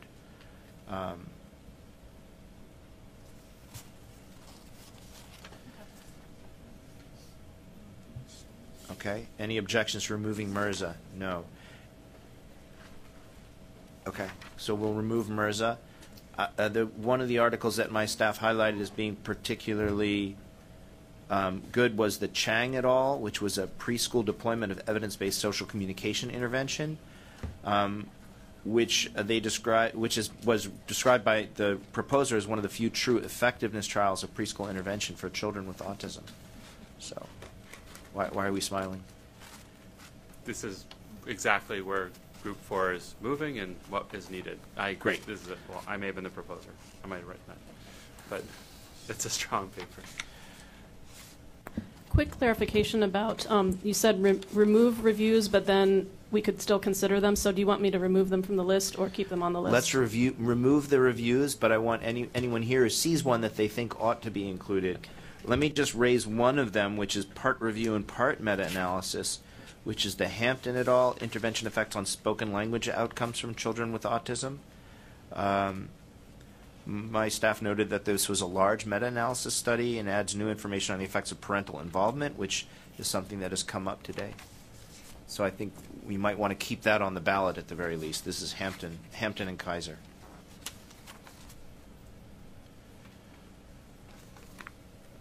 Okay, any other that we want to highlight for discussion or for potential removal? I also thought the Pickles article on the long-term follow-up for the PACS intervention, the one that was in the Lancet, is very worthwhile, not just because of their findings, but also because of the study design and the idea that we should be moving towards maintaining contact with these treatment cohorts and examining outcomes over time very carefully. And this is another parent involvement study, right? This is Pickles. The PACS intervention is Yes. Is focused on parent responsiveness. Yeah.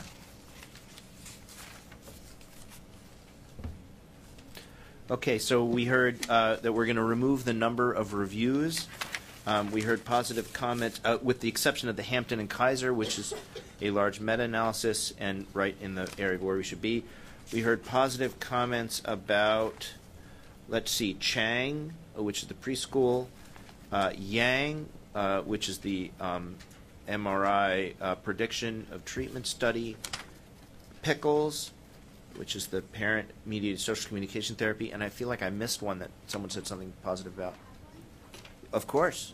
I think that Almiral, I was waiting to see if someone else suggested it, but I like the Almiral et al. Study, in part because we don't see that many studies on minimally verbal children, and it's a population that's under-researched, so.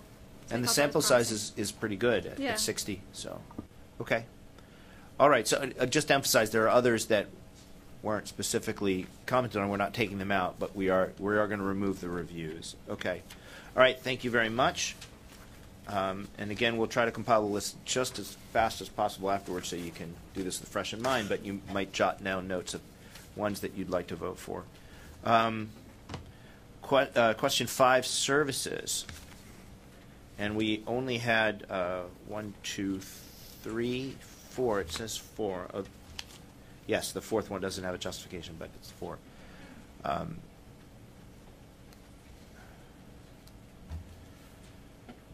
So my staff picked out the Mandel et al.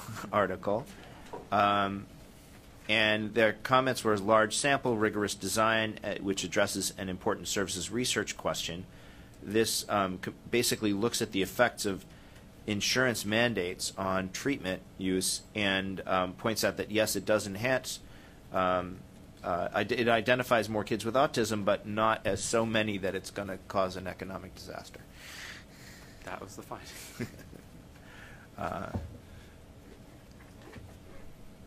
Any others for comment? Any for removal? Okay. Question 6, lifespan issues.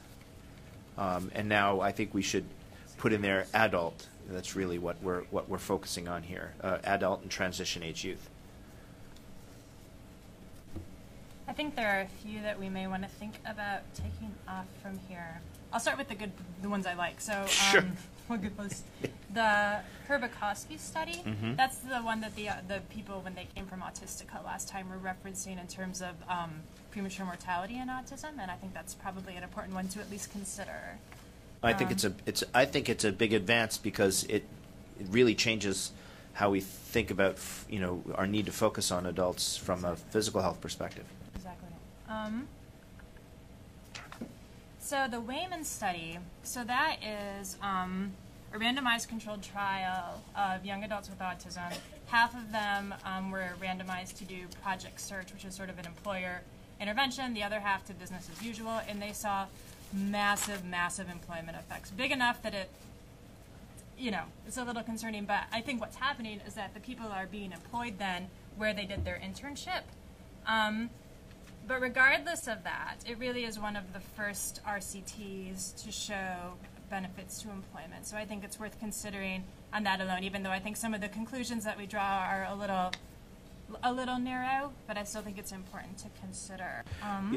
Yeah, I would add, my staff felt it was a really wonderful but preliminary study because of the small, relatively small, it's 60 people, or 70, but still recommended it be considered, I think. And again, because conclusions, I think, can be limited.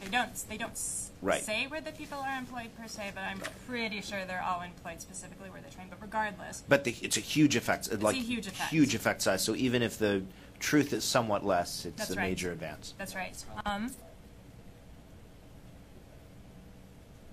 I think I'd be interested to see what everybody thinks about the Drexel report, which I read it over pretty closely. I know Ann Rue came and spoke here at the meeting.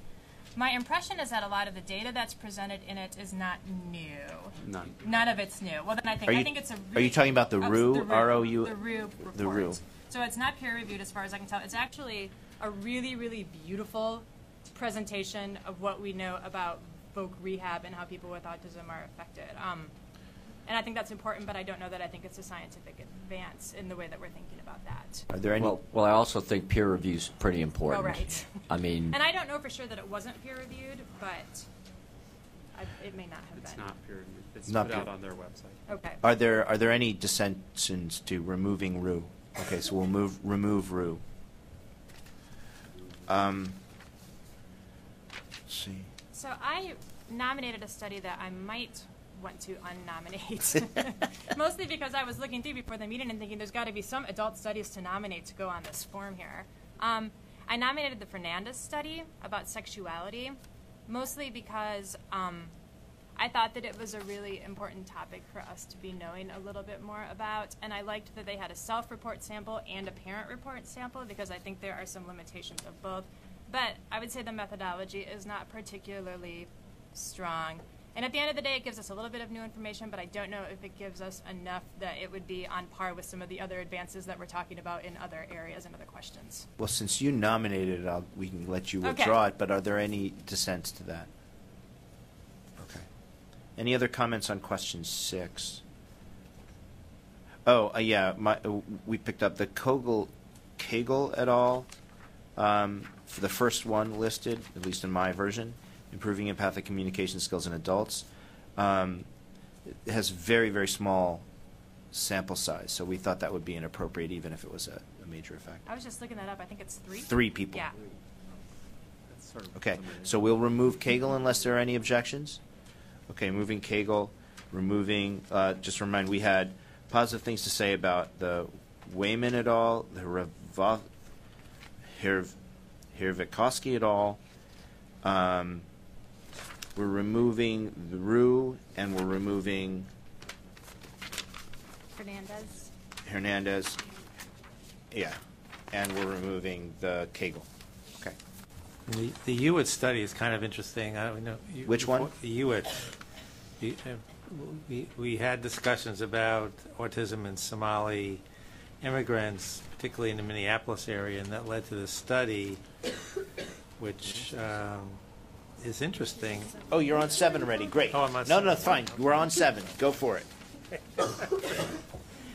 So interesting in that they didn't see difference in incidence, but the incidents are incredibly high in Minneapolis, like 1 in 36 in non-Somali and 1 in 32 in Somali. So that's the highest incidence rates I've ever heard of. Do we know what the study population was? Because I agree, that's pretty high. I don't remember. Okay. My staff also they liked the Christensen et al. Mostly because it's a good sample size and updates the prevalence. Although that's interesting because I don't know how it will agree or not agree with Hewitt at all. I don't see the numbers listed. Okay. Any other comments about? Well, that's both of them. So any other comments about those two papers? Sorry. Dave? I mean, I don't know. This means we should take it off. I have written about the issues I have with the CDC current methodology for identifying autism. And that's the Christensen et al. That's the Hewitt. The Hewitt. Well, like the Christensen, but they applied the same methodology to when they did the Somali prevalence study. They used the same methods that they've been using since 1996 to do surveillance. It's in a smaller sample. It's single site. And I think the potential for over-identification is really, really high. I eagerly await the results of the CDC success study that's going on in South Carolina that would validate their methodology. I worry about publishing a 1 in 30-something, or highlighting a 1 in 30-something prevalence estimate before that methodology is validated by the CDC. This is what they've been using. That is a good point, and it would also decrease your confidence in not finding differences if you're. I mean, the main point of the paper is the lack of difference between the Somali and the non-Somali population, Yes. but you lose confidence in that if you're not confident in your ascertainment. You also lose confidence in the lower prevalence in Black and Hispanic kids. Why? So if there's something going on in the Somali community and that prevalence is higher, I get it. But why is the prevalence lower in the African American and Hispanic communities? And the answer we get back from the CDC is, well, because there's increased awareness in the white community. Well, if there's increased awareness, should have nothing to do with the prevalence estimate. So you're right, we have some kind of ascertainment bias. Okay. That, all right, so... sorry, I'll shut up. Yeah, no, I think that's important. So you're recommending removing it? Anyone dissenting? Okay. I think... Sorry, can you use the mic, Walter? Your booming voice just doesn't quite get it over here.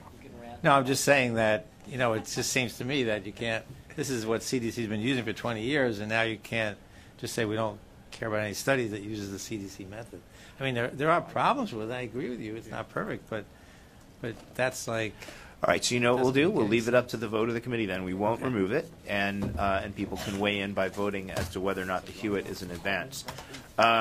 So again, Susan's going to try to get out just as soon as possible a reduced list for your vote. How should they vote, Susan? So I also wanted to ask, do you want to pick anything else off the ASF list that you would like to see on the ballot? So do you mind just double checking?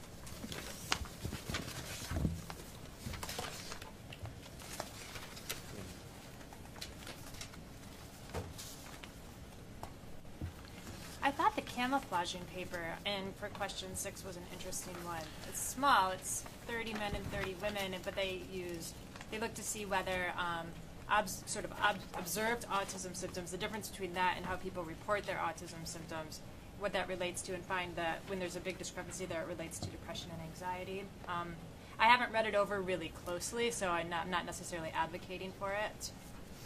I'd be concerned about the numbers there. Mm-hmm. Only They're 30. small. Mm-hmm. Yeah.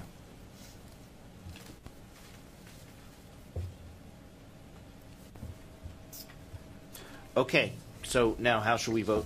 So you'll receive a ballot to vote from. So we will send that out via email. And how many votes do you want to give it each person? 20 or?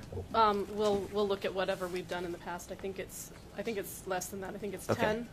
And then we do a tiebreaker. If we get ties, we end up doing a tiebreaker. So we'll just send those out via email. Right. And do try to compile the results. distribute your votes amongst the different categories. I know that there were a lot of very good ones in biology, and we can certainly overrepresent one category if there really are a number of good advances in it, but we want at least try to get one in each of the other categories. I think we can do that, but let's try to distribute those. Could you just, when you send it out, can you give us instructions? Like, are we supposed to vote for all the ones that we favor, or should we just pick the top one in each category, or? It's really up to you. Some people like to vote for things that are within their expertise and don't like to vote for things outside of their expertise. Other people like to just vote over the entire list. So it's really up to you. But I would say you have up to 10 votes, and you can select it. You can distribute them however you like. I just want to encourage people to try to hit multiple categories so that we can always come back and try to encourage some of the other categories. But I think there were enough promising papers in each category that we should have a pretty good spread. Okay, Susan, anything else?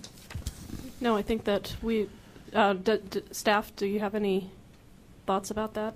So that should be sufficient. We'll be sending you out a ballot, and we'll let you know as the process progresses. And then once we have a top 20, or top whatever number it is, if it somehow is less than 20, we will do a write-up for the summary of advances and be looking to bring it back to you in April. And so when we send out the draft for review, it's not really a serious line-by-line review. If there's somebody on the committee who's an author, we as a courtesy do send out the blurb that's written about your article to you so that you can just check it for accuracy. But we would give a very fast turnaround for the review in order to beat the April deadline for publication. So for clarity, we choose 10. We don't have to rank them. We just pick 10. I believe so. I haven't looked back at the emails I've sent I'm in the pretty past. sure that's what we did last year. I think it's 10, and then you don't need to rank them. I think on tiebreakers sometimes we've had you rank them, but we may or may not need that. Karen? Sorry, can't hear you. On the camouflaging paper, I think we decided not to include it. Okay, well, we find ourselves in the enviable position of being slightly ahead of time, which gives us a little bit more than a 10-minute break. Let's actually end earlier. Okay, so it's now 3:10 basically, so we'll meet back at 3:20, and we will try to get Dr. Farber down here. He's here. He knew it. Good. So at 3:20, we'll start with Greg Farber is going to give us an update on ENDAR. It's been a while since we heard from Greg, or anyone for that matter, on the National Database for Autism Research, which has already come up a couple times today. So I'm glad that we had this scheduled so that we can hear what's new and what we're doing to try to encourage people to share data and to use the data that's shared. So Greg Farber is the director of the Office of Technology Development and Coordination at NIMH. He's been shepherding this and many other data archives since they found it, and also doing a heck of a job on lots of other initiatives for NIH in general and NIMH in particular. So Greg, take it away. Tell us all about ENDAR. Thanks, Josh. So I want to thank you all for the opportunity to come and talk about ENDAR and the NIMH Data Archive. Please ask questions as I'm going along. Don't wait till the end necessarily. I think there should be plenty of time for discussion. And I understood that there were a number of issues related to data that have been raised today. I can try to go through some of those perhaps, but if not, we can have that at question time as well. So I want to start by kind of giving you a sense that ENDAR, the National Database for Autism Research, was the starting point for the NIMH Data Archive. And perhaps I shouldn't really paint ENDAR as a caterpillar, but it was a great thing in and of itself and continues to be really great. But we've expanded quite a bit since then. I should also thank a lot of the institutes sitting around the table. In fact, I think almost everyone contributes funds to ENDAR from the beginning and continues to do so, and we're greatly appreciative of that.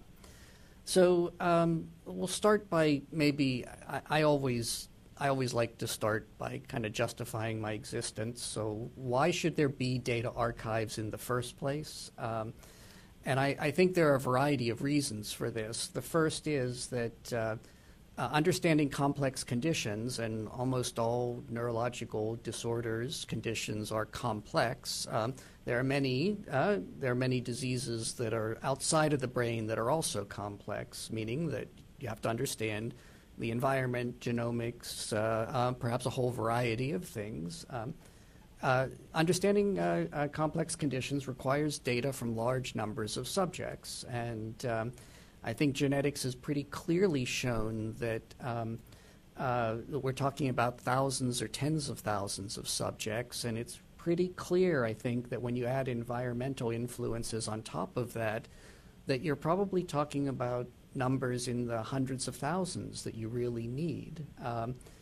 You need to be able to really put these data together in some sort of meaningful way, and that turns out to be difficult. It's pretty straightforward to take individual data sets from one laboratory and another laboratory and a third laboratory and just store them as buckets of data.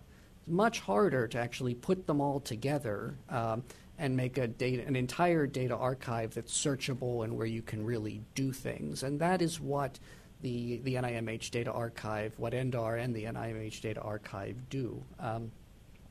So second reason is that aggregating data from different labs allows us to understand how similar or how dissimilar the data really are. That's important because if you want data from 100,000 subjects, you really want everyone to be collecting similar data whenever possible. I think we've clearly shown, and I'll show you some of the numbers, that that's not true today. A third reason to aggregate data is that it actually helps people doing experiments. And I'll talk a little bit about our validation tool and how this ensures the data that are being collected are consistent with a particular data dictionary. And finally, aggregating data allows the research community to do all sorts of evaluation types of things and to figure out, what's going on. That's true for program staff. It's true for anyone else who wants to look at the archive. So the data that are in NDA come first from the National Database for Autism Research. In addition, we have the legacy clinical trials that NIMH has funded, data from all applications that are submitted to NIMH after May 1st, pediatric MRI study, which was an older study. And right now we believe that there are around 550 NIH awardees who are expected to submit their data. We also have data from the NIDA, NIAAA, NIMH, NINDS. Child Health is part of this as well. The ABCD project, data from the Human Connectome project. We take in data from other awardees. So the Stanley Foundation, I believe, has as a term and condition that all of their awardees will submit data to us.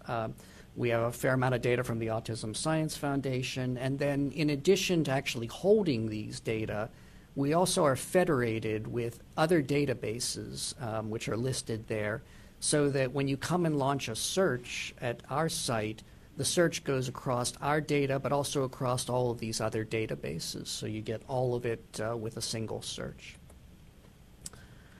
So as a general overview, we're a federal data repository, which actually I think is usually a good thing in this case. We only contain data from human subjects. That's an important point. We don't have preclinical data in general and or anything like that. And we make the data available to the research community. But even without formal access to subject-level data, to individual-level data, you can see all sorts of aggregate data just from your browser. So I know that if you're bored and want to play around, you can go to dataarchive.nimh.nih.gov and start looking at all of this data. It's interesting to know how much data we actually have. So at this point, we're holding around 800 terabytes of data. And, you know, these data numbers are so big, it's really hard to get your head around. But I've tried to provide a little bit of a translation here. So kilobyte is about the size of a Word file, some sort of document file. There are 1,000 kilobytes in a megabyte. A megabyte is the size of a PowerPoint presentation. 1,000 megabytes in a gigabyte, and a gigabyte is the size of a movie, normal length movie. A terabyte is a lot of data. So if you put all of the books in the Library of Congress into a single file, it would be 15, 20 terabytes big, right? Terabyte's a lot of data. We actually hold, and then 1,000 terabytes and a petabyte, we actually hold just under a petabyte of data. And a petabyte is such a staggeringly big number that it's hard to find anything that makes sense in terms of comparison. But if you had a file that contained a movie that played for 13 years, that would be about a petabyte, right? So that's the type of data that we are currently holding, which is to say it's an awful lot of data. All right. So the basic structure of the archive is, I think the best way to think about it is as a pretty straightforward two-dimensional matrix with rows and columns. There are data dictionary elements, and I'll show you what these look like, that are columns. And then there are rows, which are each subject that's in the database. We assign, we use the data dictionary to describe each experiment, and we use GUIDs, the Global Unique Identifier System, to aggregate data that are measured on the same subject in different labs. In addition to this two-dimensional matrix, you need to have clever ways to query through the data, and that's quite a hard project, but we've spent a lot of time over the past 4 or 5 years building a variety of different query tools which make it fairly straightforward to find data, but I have to rush to say it's not Google. We're not a single, you know, I mean, the beauty of Google is that they figured out using all of the searches that we all make how to actually find what it's most likely that you're looking for. We don't have a simple single box where you type in cure for autism and answers pop up, right? Okay, so this is a graphic representation of what I just said, where these are the subjects, and here are some, you know, made-up questions. This might be a question where the allowable answers are A, B, C. This one might be the allowable answers 1, 2, 3. The way the validation tool that I'm going to talk about later works is that if the allowable answers here are A, B, and C, and you try to send us a D or an X or a 42, we come back and say that's not an allowable answer. You need to fix that before the data come in. That turns out to be, even though I think PIs are generally unhappy to discover the first time when they try to submit to us that they have these sorts of problems, they do get to correct those problems pretty close to the time when they measured the data, and that's clearly a very good thing. Okay, so let's talk a little bit about data dictionaries. These are the columns in that last framework.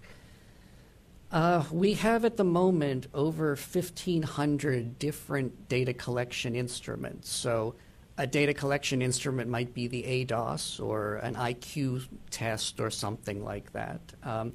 In those 1,500 data collection instruments at the moment, we have over 130,000 unique elements. So those might be a question inside one of those particular instruments.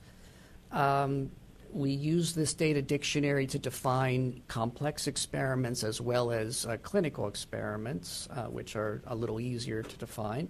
So we can sort of deal with any type of data or data structure. They're curated by the staff at the NIMH Data Archive, and so the curation is the really hard thing.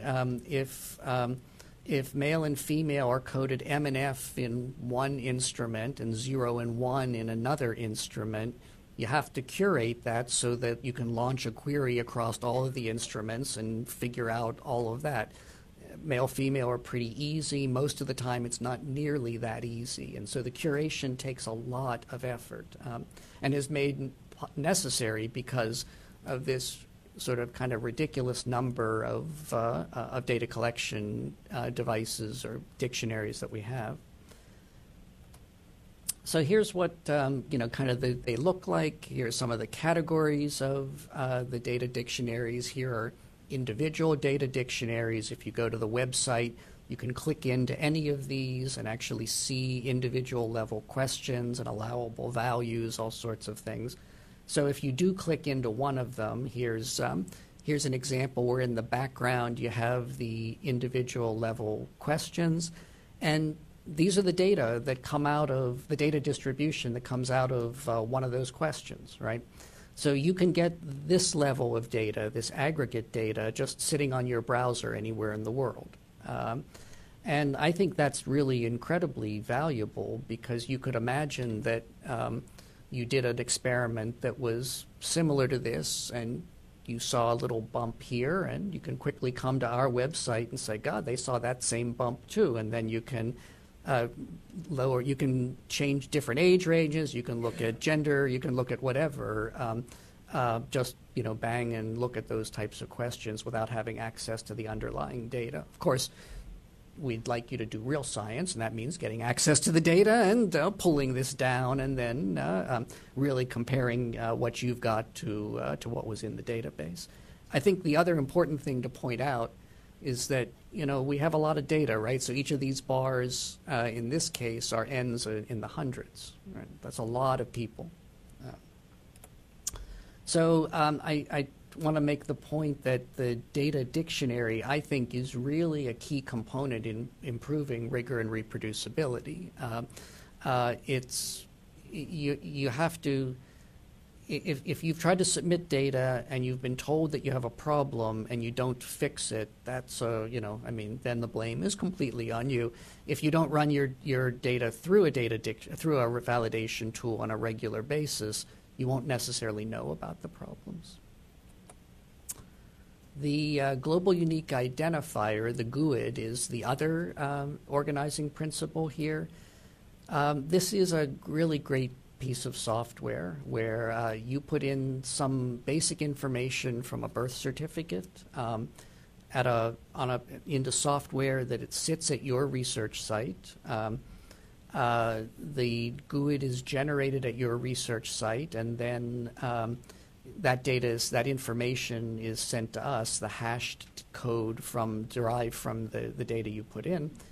And then we just have a simple lookup table that compares that hashed code to IDs that we've already given out. So if I were seen in a research study in 2 different laboratories and those 2 labs put in the same information, the same GUID would be assigned to both laboratories.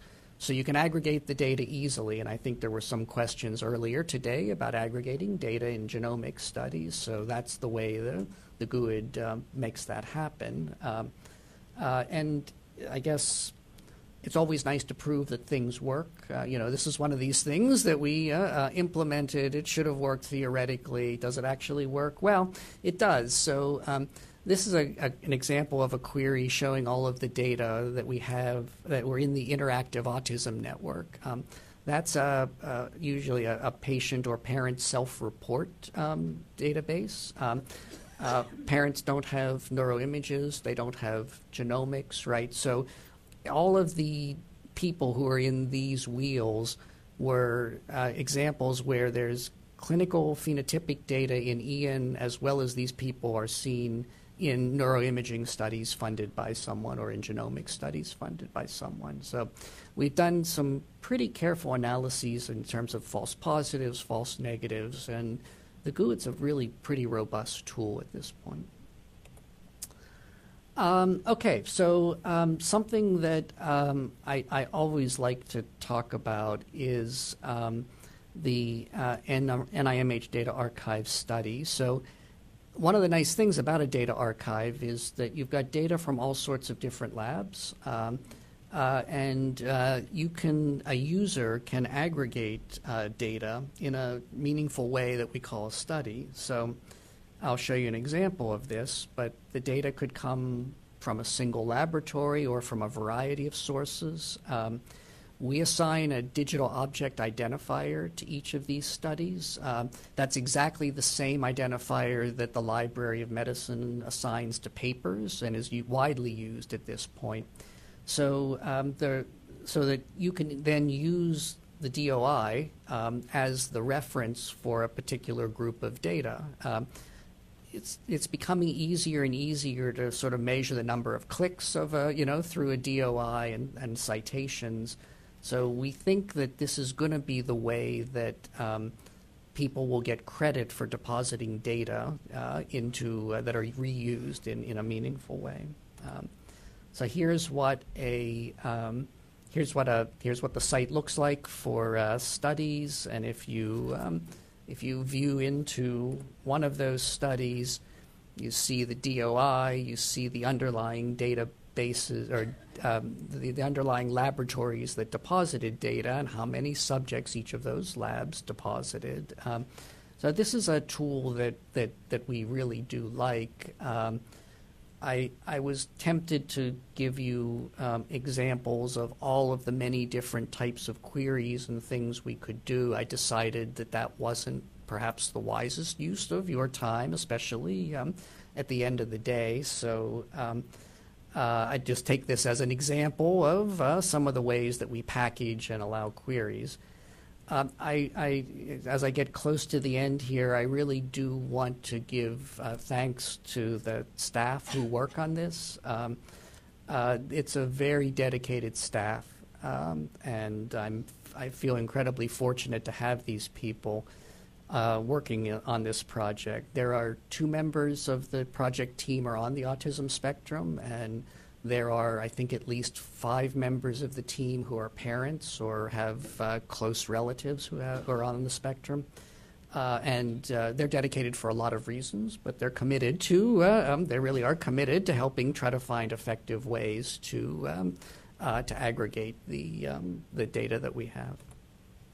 So in summary, the database really makes human subjects data easy to find, discoverable, useful to others in a variety of ways, citable. I think those DOIs really are going to be important. And something I didn't talk about, but linked to the literature, we have worked with PubMed so that if we have data that's associated with a paper, that those links show up when you find that paper in PubMed. And I think with that, I'll stop, and I welcome any questions or comments that you have. And if I didn't cover things that were discussed earlier, please bring them up now. Thank you, Greg. It's a great and thorough review of an incredibly valuable resource for the autism community, research community, and for researchers in a lot of other fields of relevance to NIMH. Do we have questions from any of the committee members? I was wondering how active the community is in using this resource and what we're doing to try to expand that. Yeah, it's a great question. I like to use the analogy, and I think it's right, that I think about databases like a swimming pool, and the swimming pool is not too useful when there's not much water in the pool. So you need to get enough water in the pool before you can really expect people to dive in. It's probably been about 2.5 years now since we've had enough data to really have a meaningful presence in the research community. There are a variety of ways you can measure usage. Probably right now there are 20 or 25 people. Actually, it might be a little more now, so if there are folks online who have found this by watching here. But at any moment, there are 15 to 20, 25 people who are online doing searches and things. We have a number of examples of papers that publish secondary data reanalysis from data from the archive. We're still honestly waiting for the first Nature paper that that makes a big, wild discovery that was unexpected using data that was aggregated. We don't have that yet. But in any other way, I think you'd have to argue that it is widely used.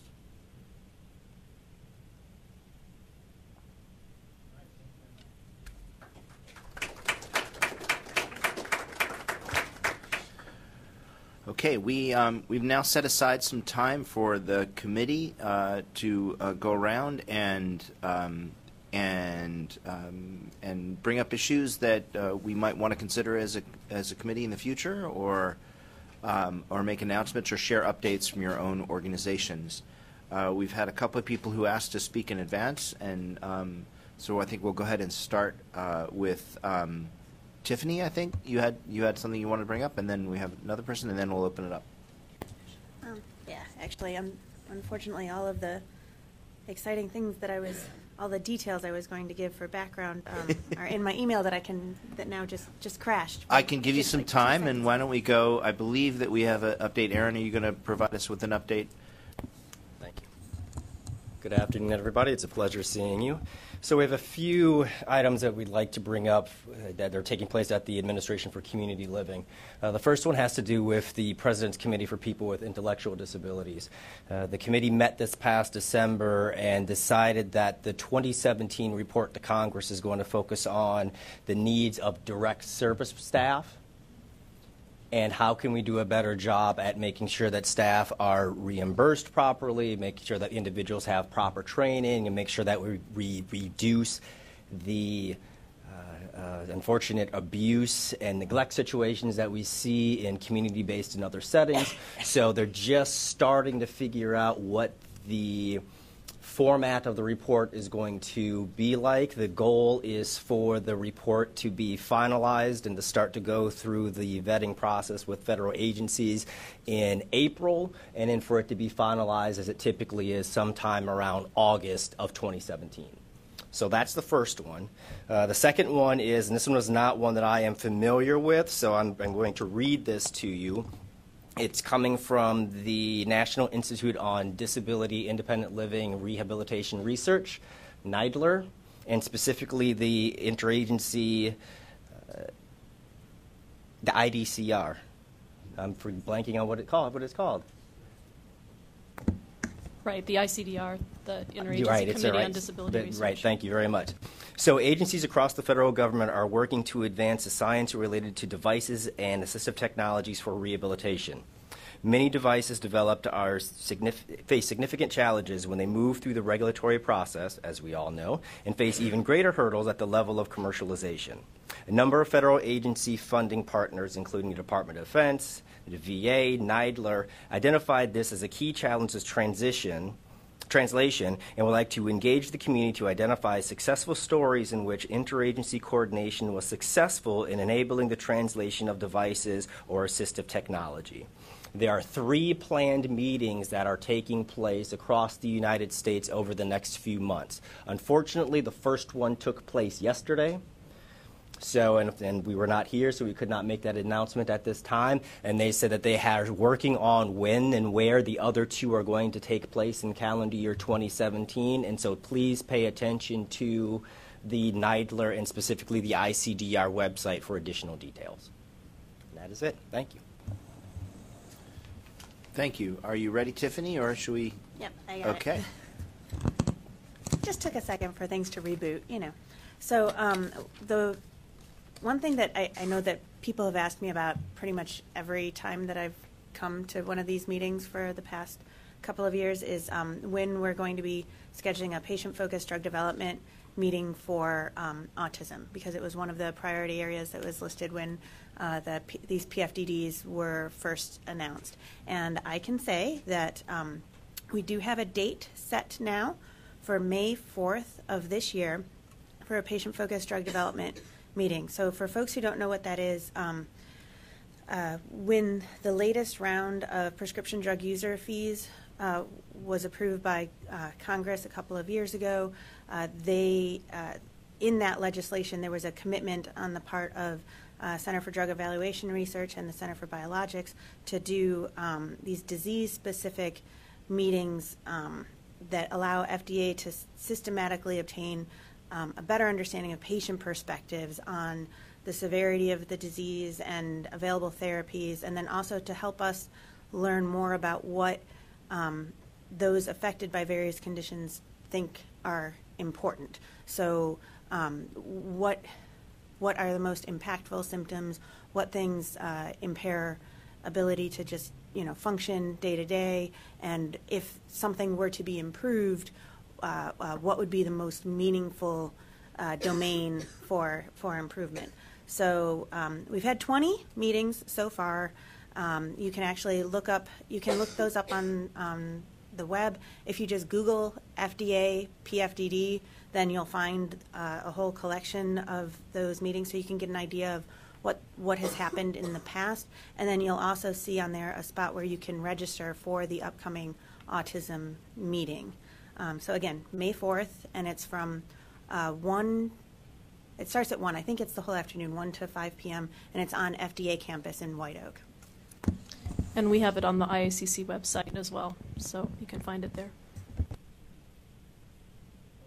We'll take any announcements, updates, queries, questions, comments from the rest of the committee now. Sure. We might as well go around the room this way. Sure.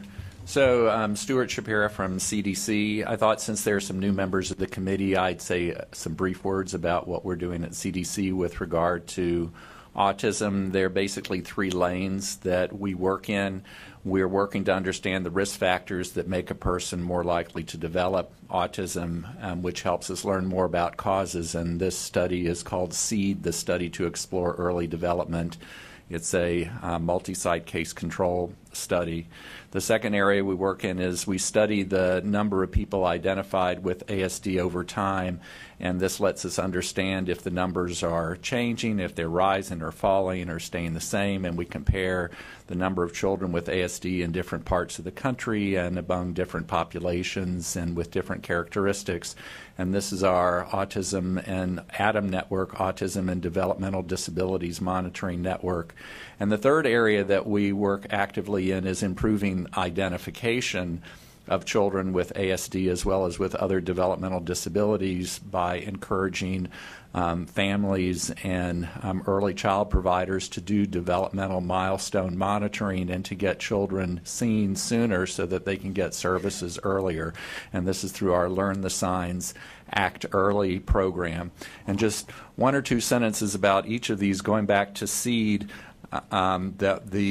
We have investigators that are poised to publish a number of studies in the coming year. I've seen many papers come through our clearance process at CDC. I know that there are submissions and papers coming out looking at risk factors and health outcomes associated with ASD. And we're currently working toward getting approvals for a very exciting study that I've mentioned here before. So the SEED program, we're beginning to enroll children in our 3rd iteration, SEED 3. But SEED 1 was long enough ago that the children who were 3 to 5 years at the time that they were originally enrolled are now teenagers. So we are doing a follow-up study called SEED Teen, which will provide some unique opportunities to better understand the long-term trajectory of children identified at an early life stage as having ASD and their long-term health and educational and services needs associated with their diagnosis of ASD and how this has impacted them and their families. The second area, the autism, the ADAM network, so the surveillance activities that the data collection and analysis are ongoing for the surveillance year for 2014, where one exciting thing that we will be looking at is comparing those diagnosed under DSM-4 criteria versus DSM-5 criteria and see what the impact of the new diagnostic criteria have on the prevalence and the characteristics of children, of 8-year-old children identified with ASD. And then in our 3rd area, Learn the Signs, Act Early, I mentioned, I believe previously, that we released a Milestones in Action free image library that features photos and videos of children, which demonstrates developmental milestones from the age of 2 months to 5 years. And the tool was created to help parents and early care and education providers identify developmental milestones in children and know whether there should be a concern. And we're integrating that into an app that parents can utilize in order to track their child's development, and it gives them alerts if the child has not achieved certain milestones and that they should speak with healthcare providers at the next visit. And in addition, Learn the Signs Act Early has recruited, selected, and trained the largest cohort of what we call Act Early ambassadors to date. We now have 45 ambassadors in 44 states and territories, and they're doing exceptional work of integrating Learn the Signs Act Early into the systems and programs serving young children and their families. And finally, I'd mentioned last time that we had been working with the WIC program in one area of Missouri to integrate Learn the Signs Act Early into WIC, which is the Women and Children's, the early clinics. And this is now going statewide in Missouri, and we're developing tools to support the project in other states because it's been so successful in this pilot program. That's great. Thanks, Stuart. Other questions? Sure, go ahead. I think Stuart knows what I'm going to ask, but how goes the process of reconsenting all of the Seed 1 participants so that all of that genetic data can go into the other databases and be shared? Yes, so same question that I've heard before from you, Allison. So that's part of the Seed Teen project. So when they're reconsented for participating in the Seed Teen project, they're also going to be receiving the consent forms for reconsenting to use their biologics that it can be integrated into larger studies like into ENDAR and dbGaP. So we have all that in place. We're just waiting for the final approvals to launch that. I think it'll go pretty smoothly. When can we expect that? When will we have those data? I mean, it's a lot of data. Right. And we can really benefit. A lot of studies could benefit from that data. So when can we expect it? I mean, I know over the next year that the study will be going strong to find these families and to reconsent them and to collect the data for Seed Teen project. So Yes. Ask again, and we should have all the approvals by then and begin the enrollment in Seed Teen at that time. Okay, thanks. Let's keep moving along. Julia, Walter, updates? Yeah, go ahead, Julia. Our group Julie, just sorry. had... Julio? That's fine. Our group just had an article pre-published online that's looking at the results of a small RCT. That is a parent advocacy training. It trains parents of transition-age youth with ASD about the adult service system and how to effectively access services on behalf of their son or daughter. We're pretty excited about our initial findings, but the reason why I bring it up here is because, at least to my understanding, the mechanism that funded this project was a direct result from the last strategic plan from the Serve ASD R34 mechanism. So the projects that have been funded from that round, and there were 3 transition projects and 3 adult projects, are now starting to make their way into the literature, which I think is exciting. So. Walter, Cindy, no, Larry. We'll come back to Susan. We just went through pre-council and had a number of really good applications for grants in particularly in the adult sphere, but also autism sphere. So we hope to be able to fund them and announce them and share with you the results of those at the next meeting. Not the results of the studies, but just that what we've got going on in that sphere, because I know it's a lot of interest to people. So NICHD, I just want to take credit for one of the papers that was highlighted. I think it was David's study on acquiring MRI data without the use of sedation. That was an HD-funded study.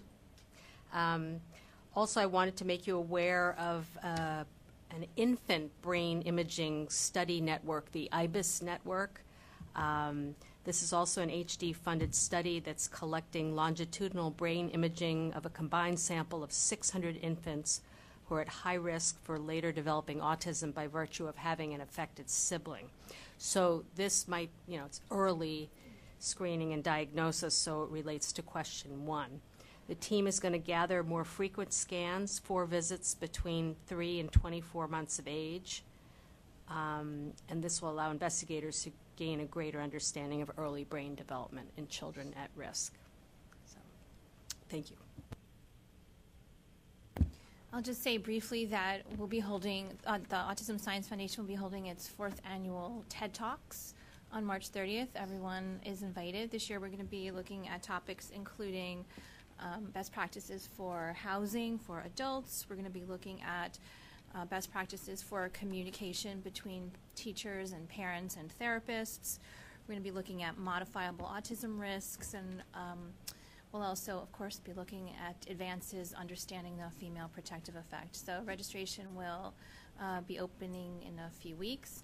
But for those of you who won't be able to attend, we make all of the TED Talks available as videos online, usually about a week after the TED Talks. So I hope you will tune in. Ask if there's like an online link or something announcing the date and time for the talks that I can check out. Yep, it's on our website, on our homepage, and you can, all of the presenters and their topics are there, as well as the date and location. And it's on the IACC website, too. Hi, this is Stan. On behalf of Nicole, I spoke to her before I came here. We don't have particular updates. We're in the midst of the FY16 funding cycle, where at the end of the review, making new funding recommendations, and also we're rolling out the FY17. Over the years, our program have been, it's a small program, but we've been shifted toward a more translational studies, as our mission is try to make impact to the community now. So in the last few years, we pretty much divide a significant portion of investment toward clinical trials. One of the study I've seen, cited about the in the project Search by Wayman. This is done on the civilian population. We actually founded a project of a similar model, but this would be done in the military population. We try to help those young adults transition into independence and help them to deal with employment topics. And I think there's another thing Nicole probably make announcement here. I just give a quick overview. It's still in the development stage. Basically, our office, in collaboration with the DHA, would roll out a study looking at the ABA and applied behavior therapy in the military health system. This will be in development, and she will have a more sort of mature sort of stage by the April. So that's all we have. We have an autism transition research project that's out in the field now. It's open until February the 13th, and I'll be presenting at a future meeting some findings from our National Survey of Children's Health, which has data about autism. Amy, no?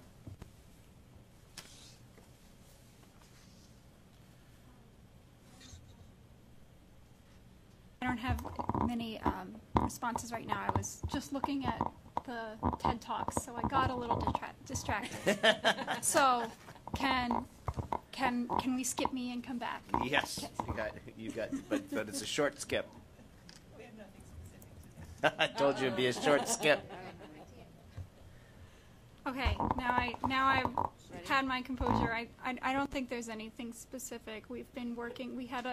We did have an international symposium on supported decision making and integration into the community, in which people from a variety of countries, including the U.S., but also the Czech Republic, Bulgaria, Turkey, and many others, were talking about how their countries help support people to make decisions relating to their return to the community from institutions. We'll be publishing a white paper on that. It might be relevant to people who are interested in best practices and services. It's not exactly a scientific evaluation, but it's a good overview of the types of interventions that people are using that might want to be studied. All right, thank you. Now we'll leave Susan, I believe you have a few things to say. I just wanted to, for an update, draw your attention to a recent GAO report, Government Accountability Office, called Youth with Autism Roundtable, Views of Services Needed During the Transition to Adulthood. And this is a paper that describes the opinions of a convened group of experts about what's needed for transition services. And especially for our Question 6 working group, it'll be useful when they're coming up with the strategic plan draft. There's also a report that's out from our sister advisory committee, the Advisory Committee on Increasing Competitive Integrated Employment for Individuals with Disabilities, which is a longer acronym than our acronym. And they would like to come and give a report about this report here at the IACC. They couldn't come this time, but will come at a future meeting. And I believe I also might have pointed out that Dr. Joshua Gordon had an article in Spectrum News that's also on our website and that I shared with everyone. And it's on the carousel on our homepage, so would encourage people to have a look. All right. Then no further comments. We'll adjourn for the day. Thank you very much. Oh, wait, sorry.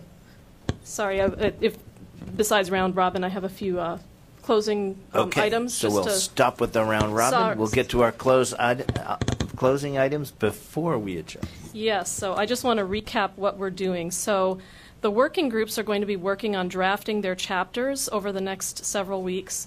And so we'll be in touch with you. Over the next couple of weeks, I will not be in the office, but our office is available if you need some help in the meantime. And after I'm back, we'll be in touch. I'll be in touch with all the chairs to see how everything is going. And we'll see if we want to convene the chairs together once there are actual drafts to work with. We will also work on convening the budget working group to help sort out some of the issues with the budget. Third, we will be sending out a ballot for the Summary of Advances, and this will come from that new email address, the Summary of Advances one, so that it makes it easier for us to make sure we don't lose anything. So if we don't hear back from you, we'll send you a reminder. And then just to ask, if you have any suggestions about things you want to hear about at IACC meetings, please email us and let us know what you would suggest. What's the page limit on the reports with different questions? So we were trying to go for 10 pages or less for each chapter. Because we have 7 chapters, it'll become a pretty long report. But you know, we'll even if you come up with something longer, we'll try to pare it down once you have it on paper. Sometimes it's a little bit easier. And then you'll work on getting the budget group as quickly as possible, because Yes. I think that it would help to get it sooner, so that the working groups can take whatever recommendations they have to run with.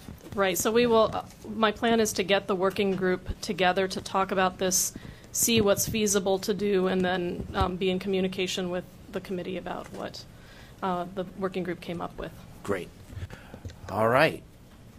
No further comments. We'll adjourn for the day. I look forward to seeing you all at the next meeting, which is, do we have a date? April 26th. April and 26th. I believe it's on campus, on NIH main campus. Just to keep you guessing. All right. See you in April. Thanks. Bye. Thank you.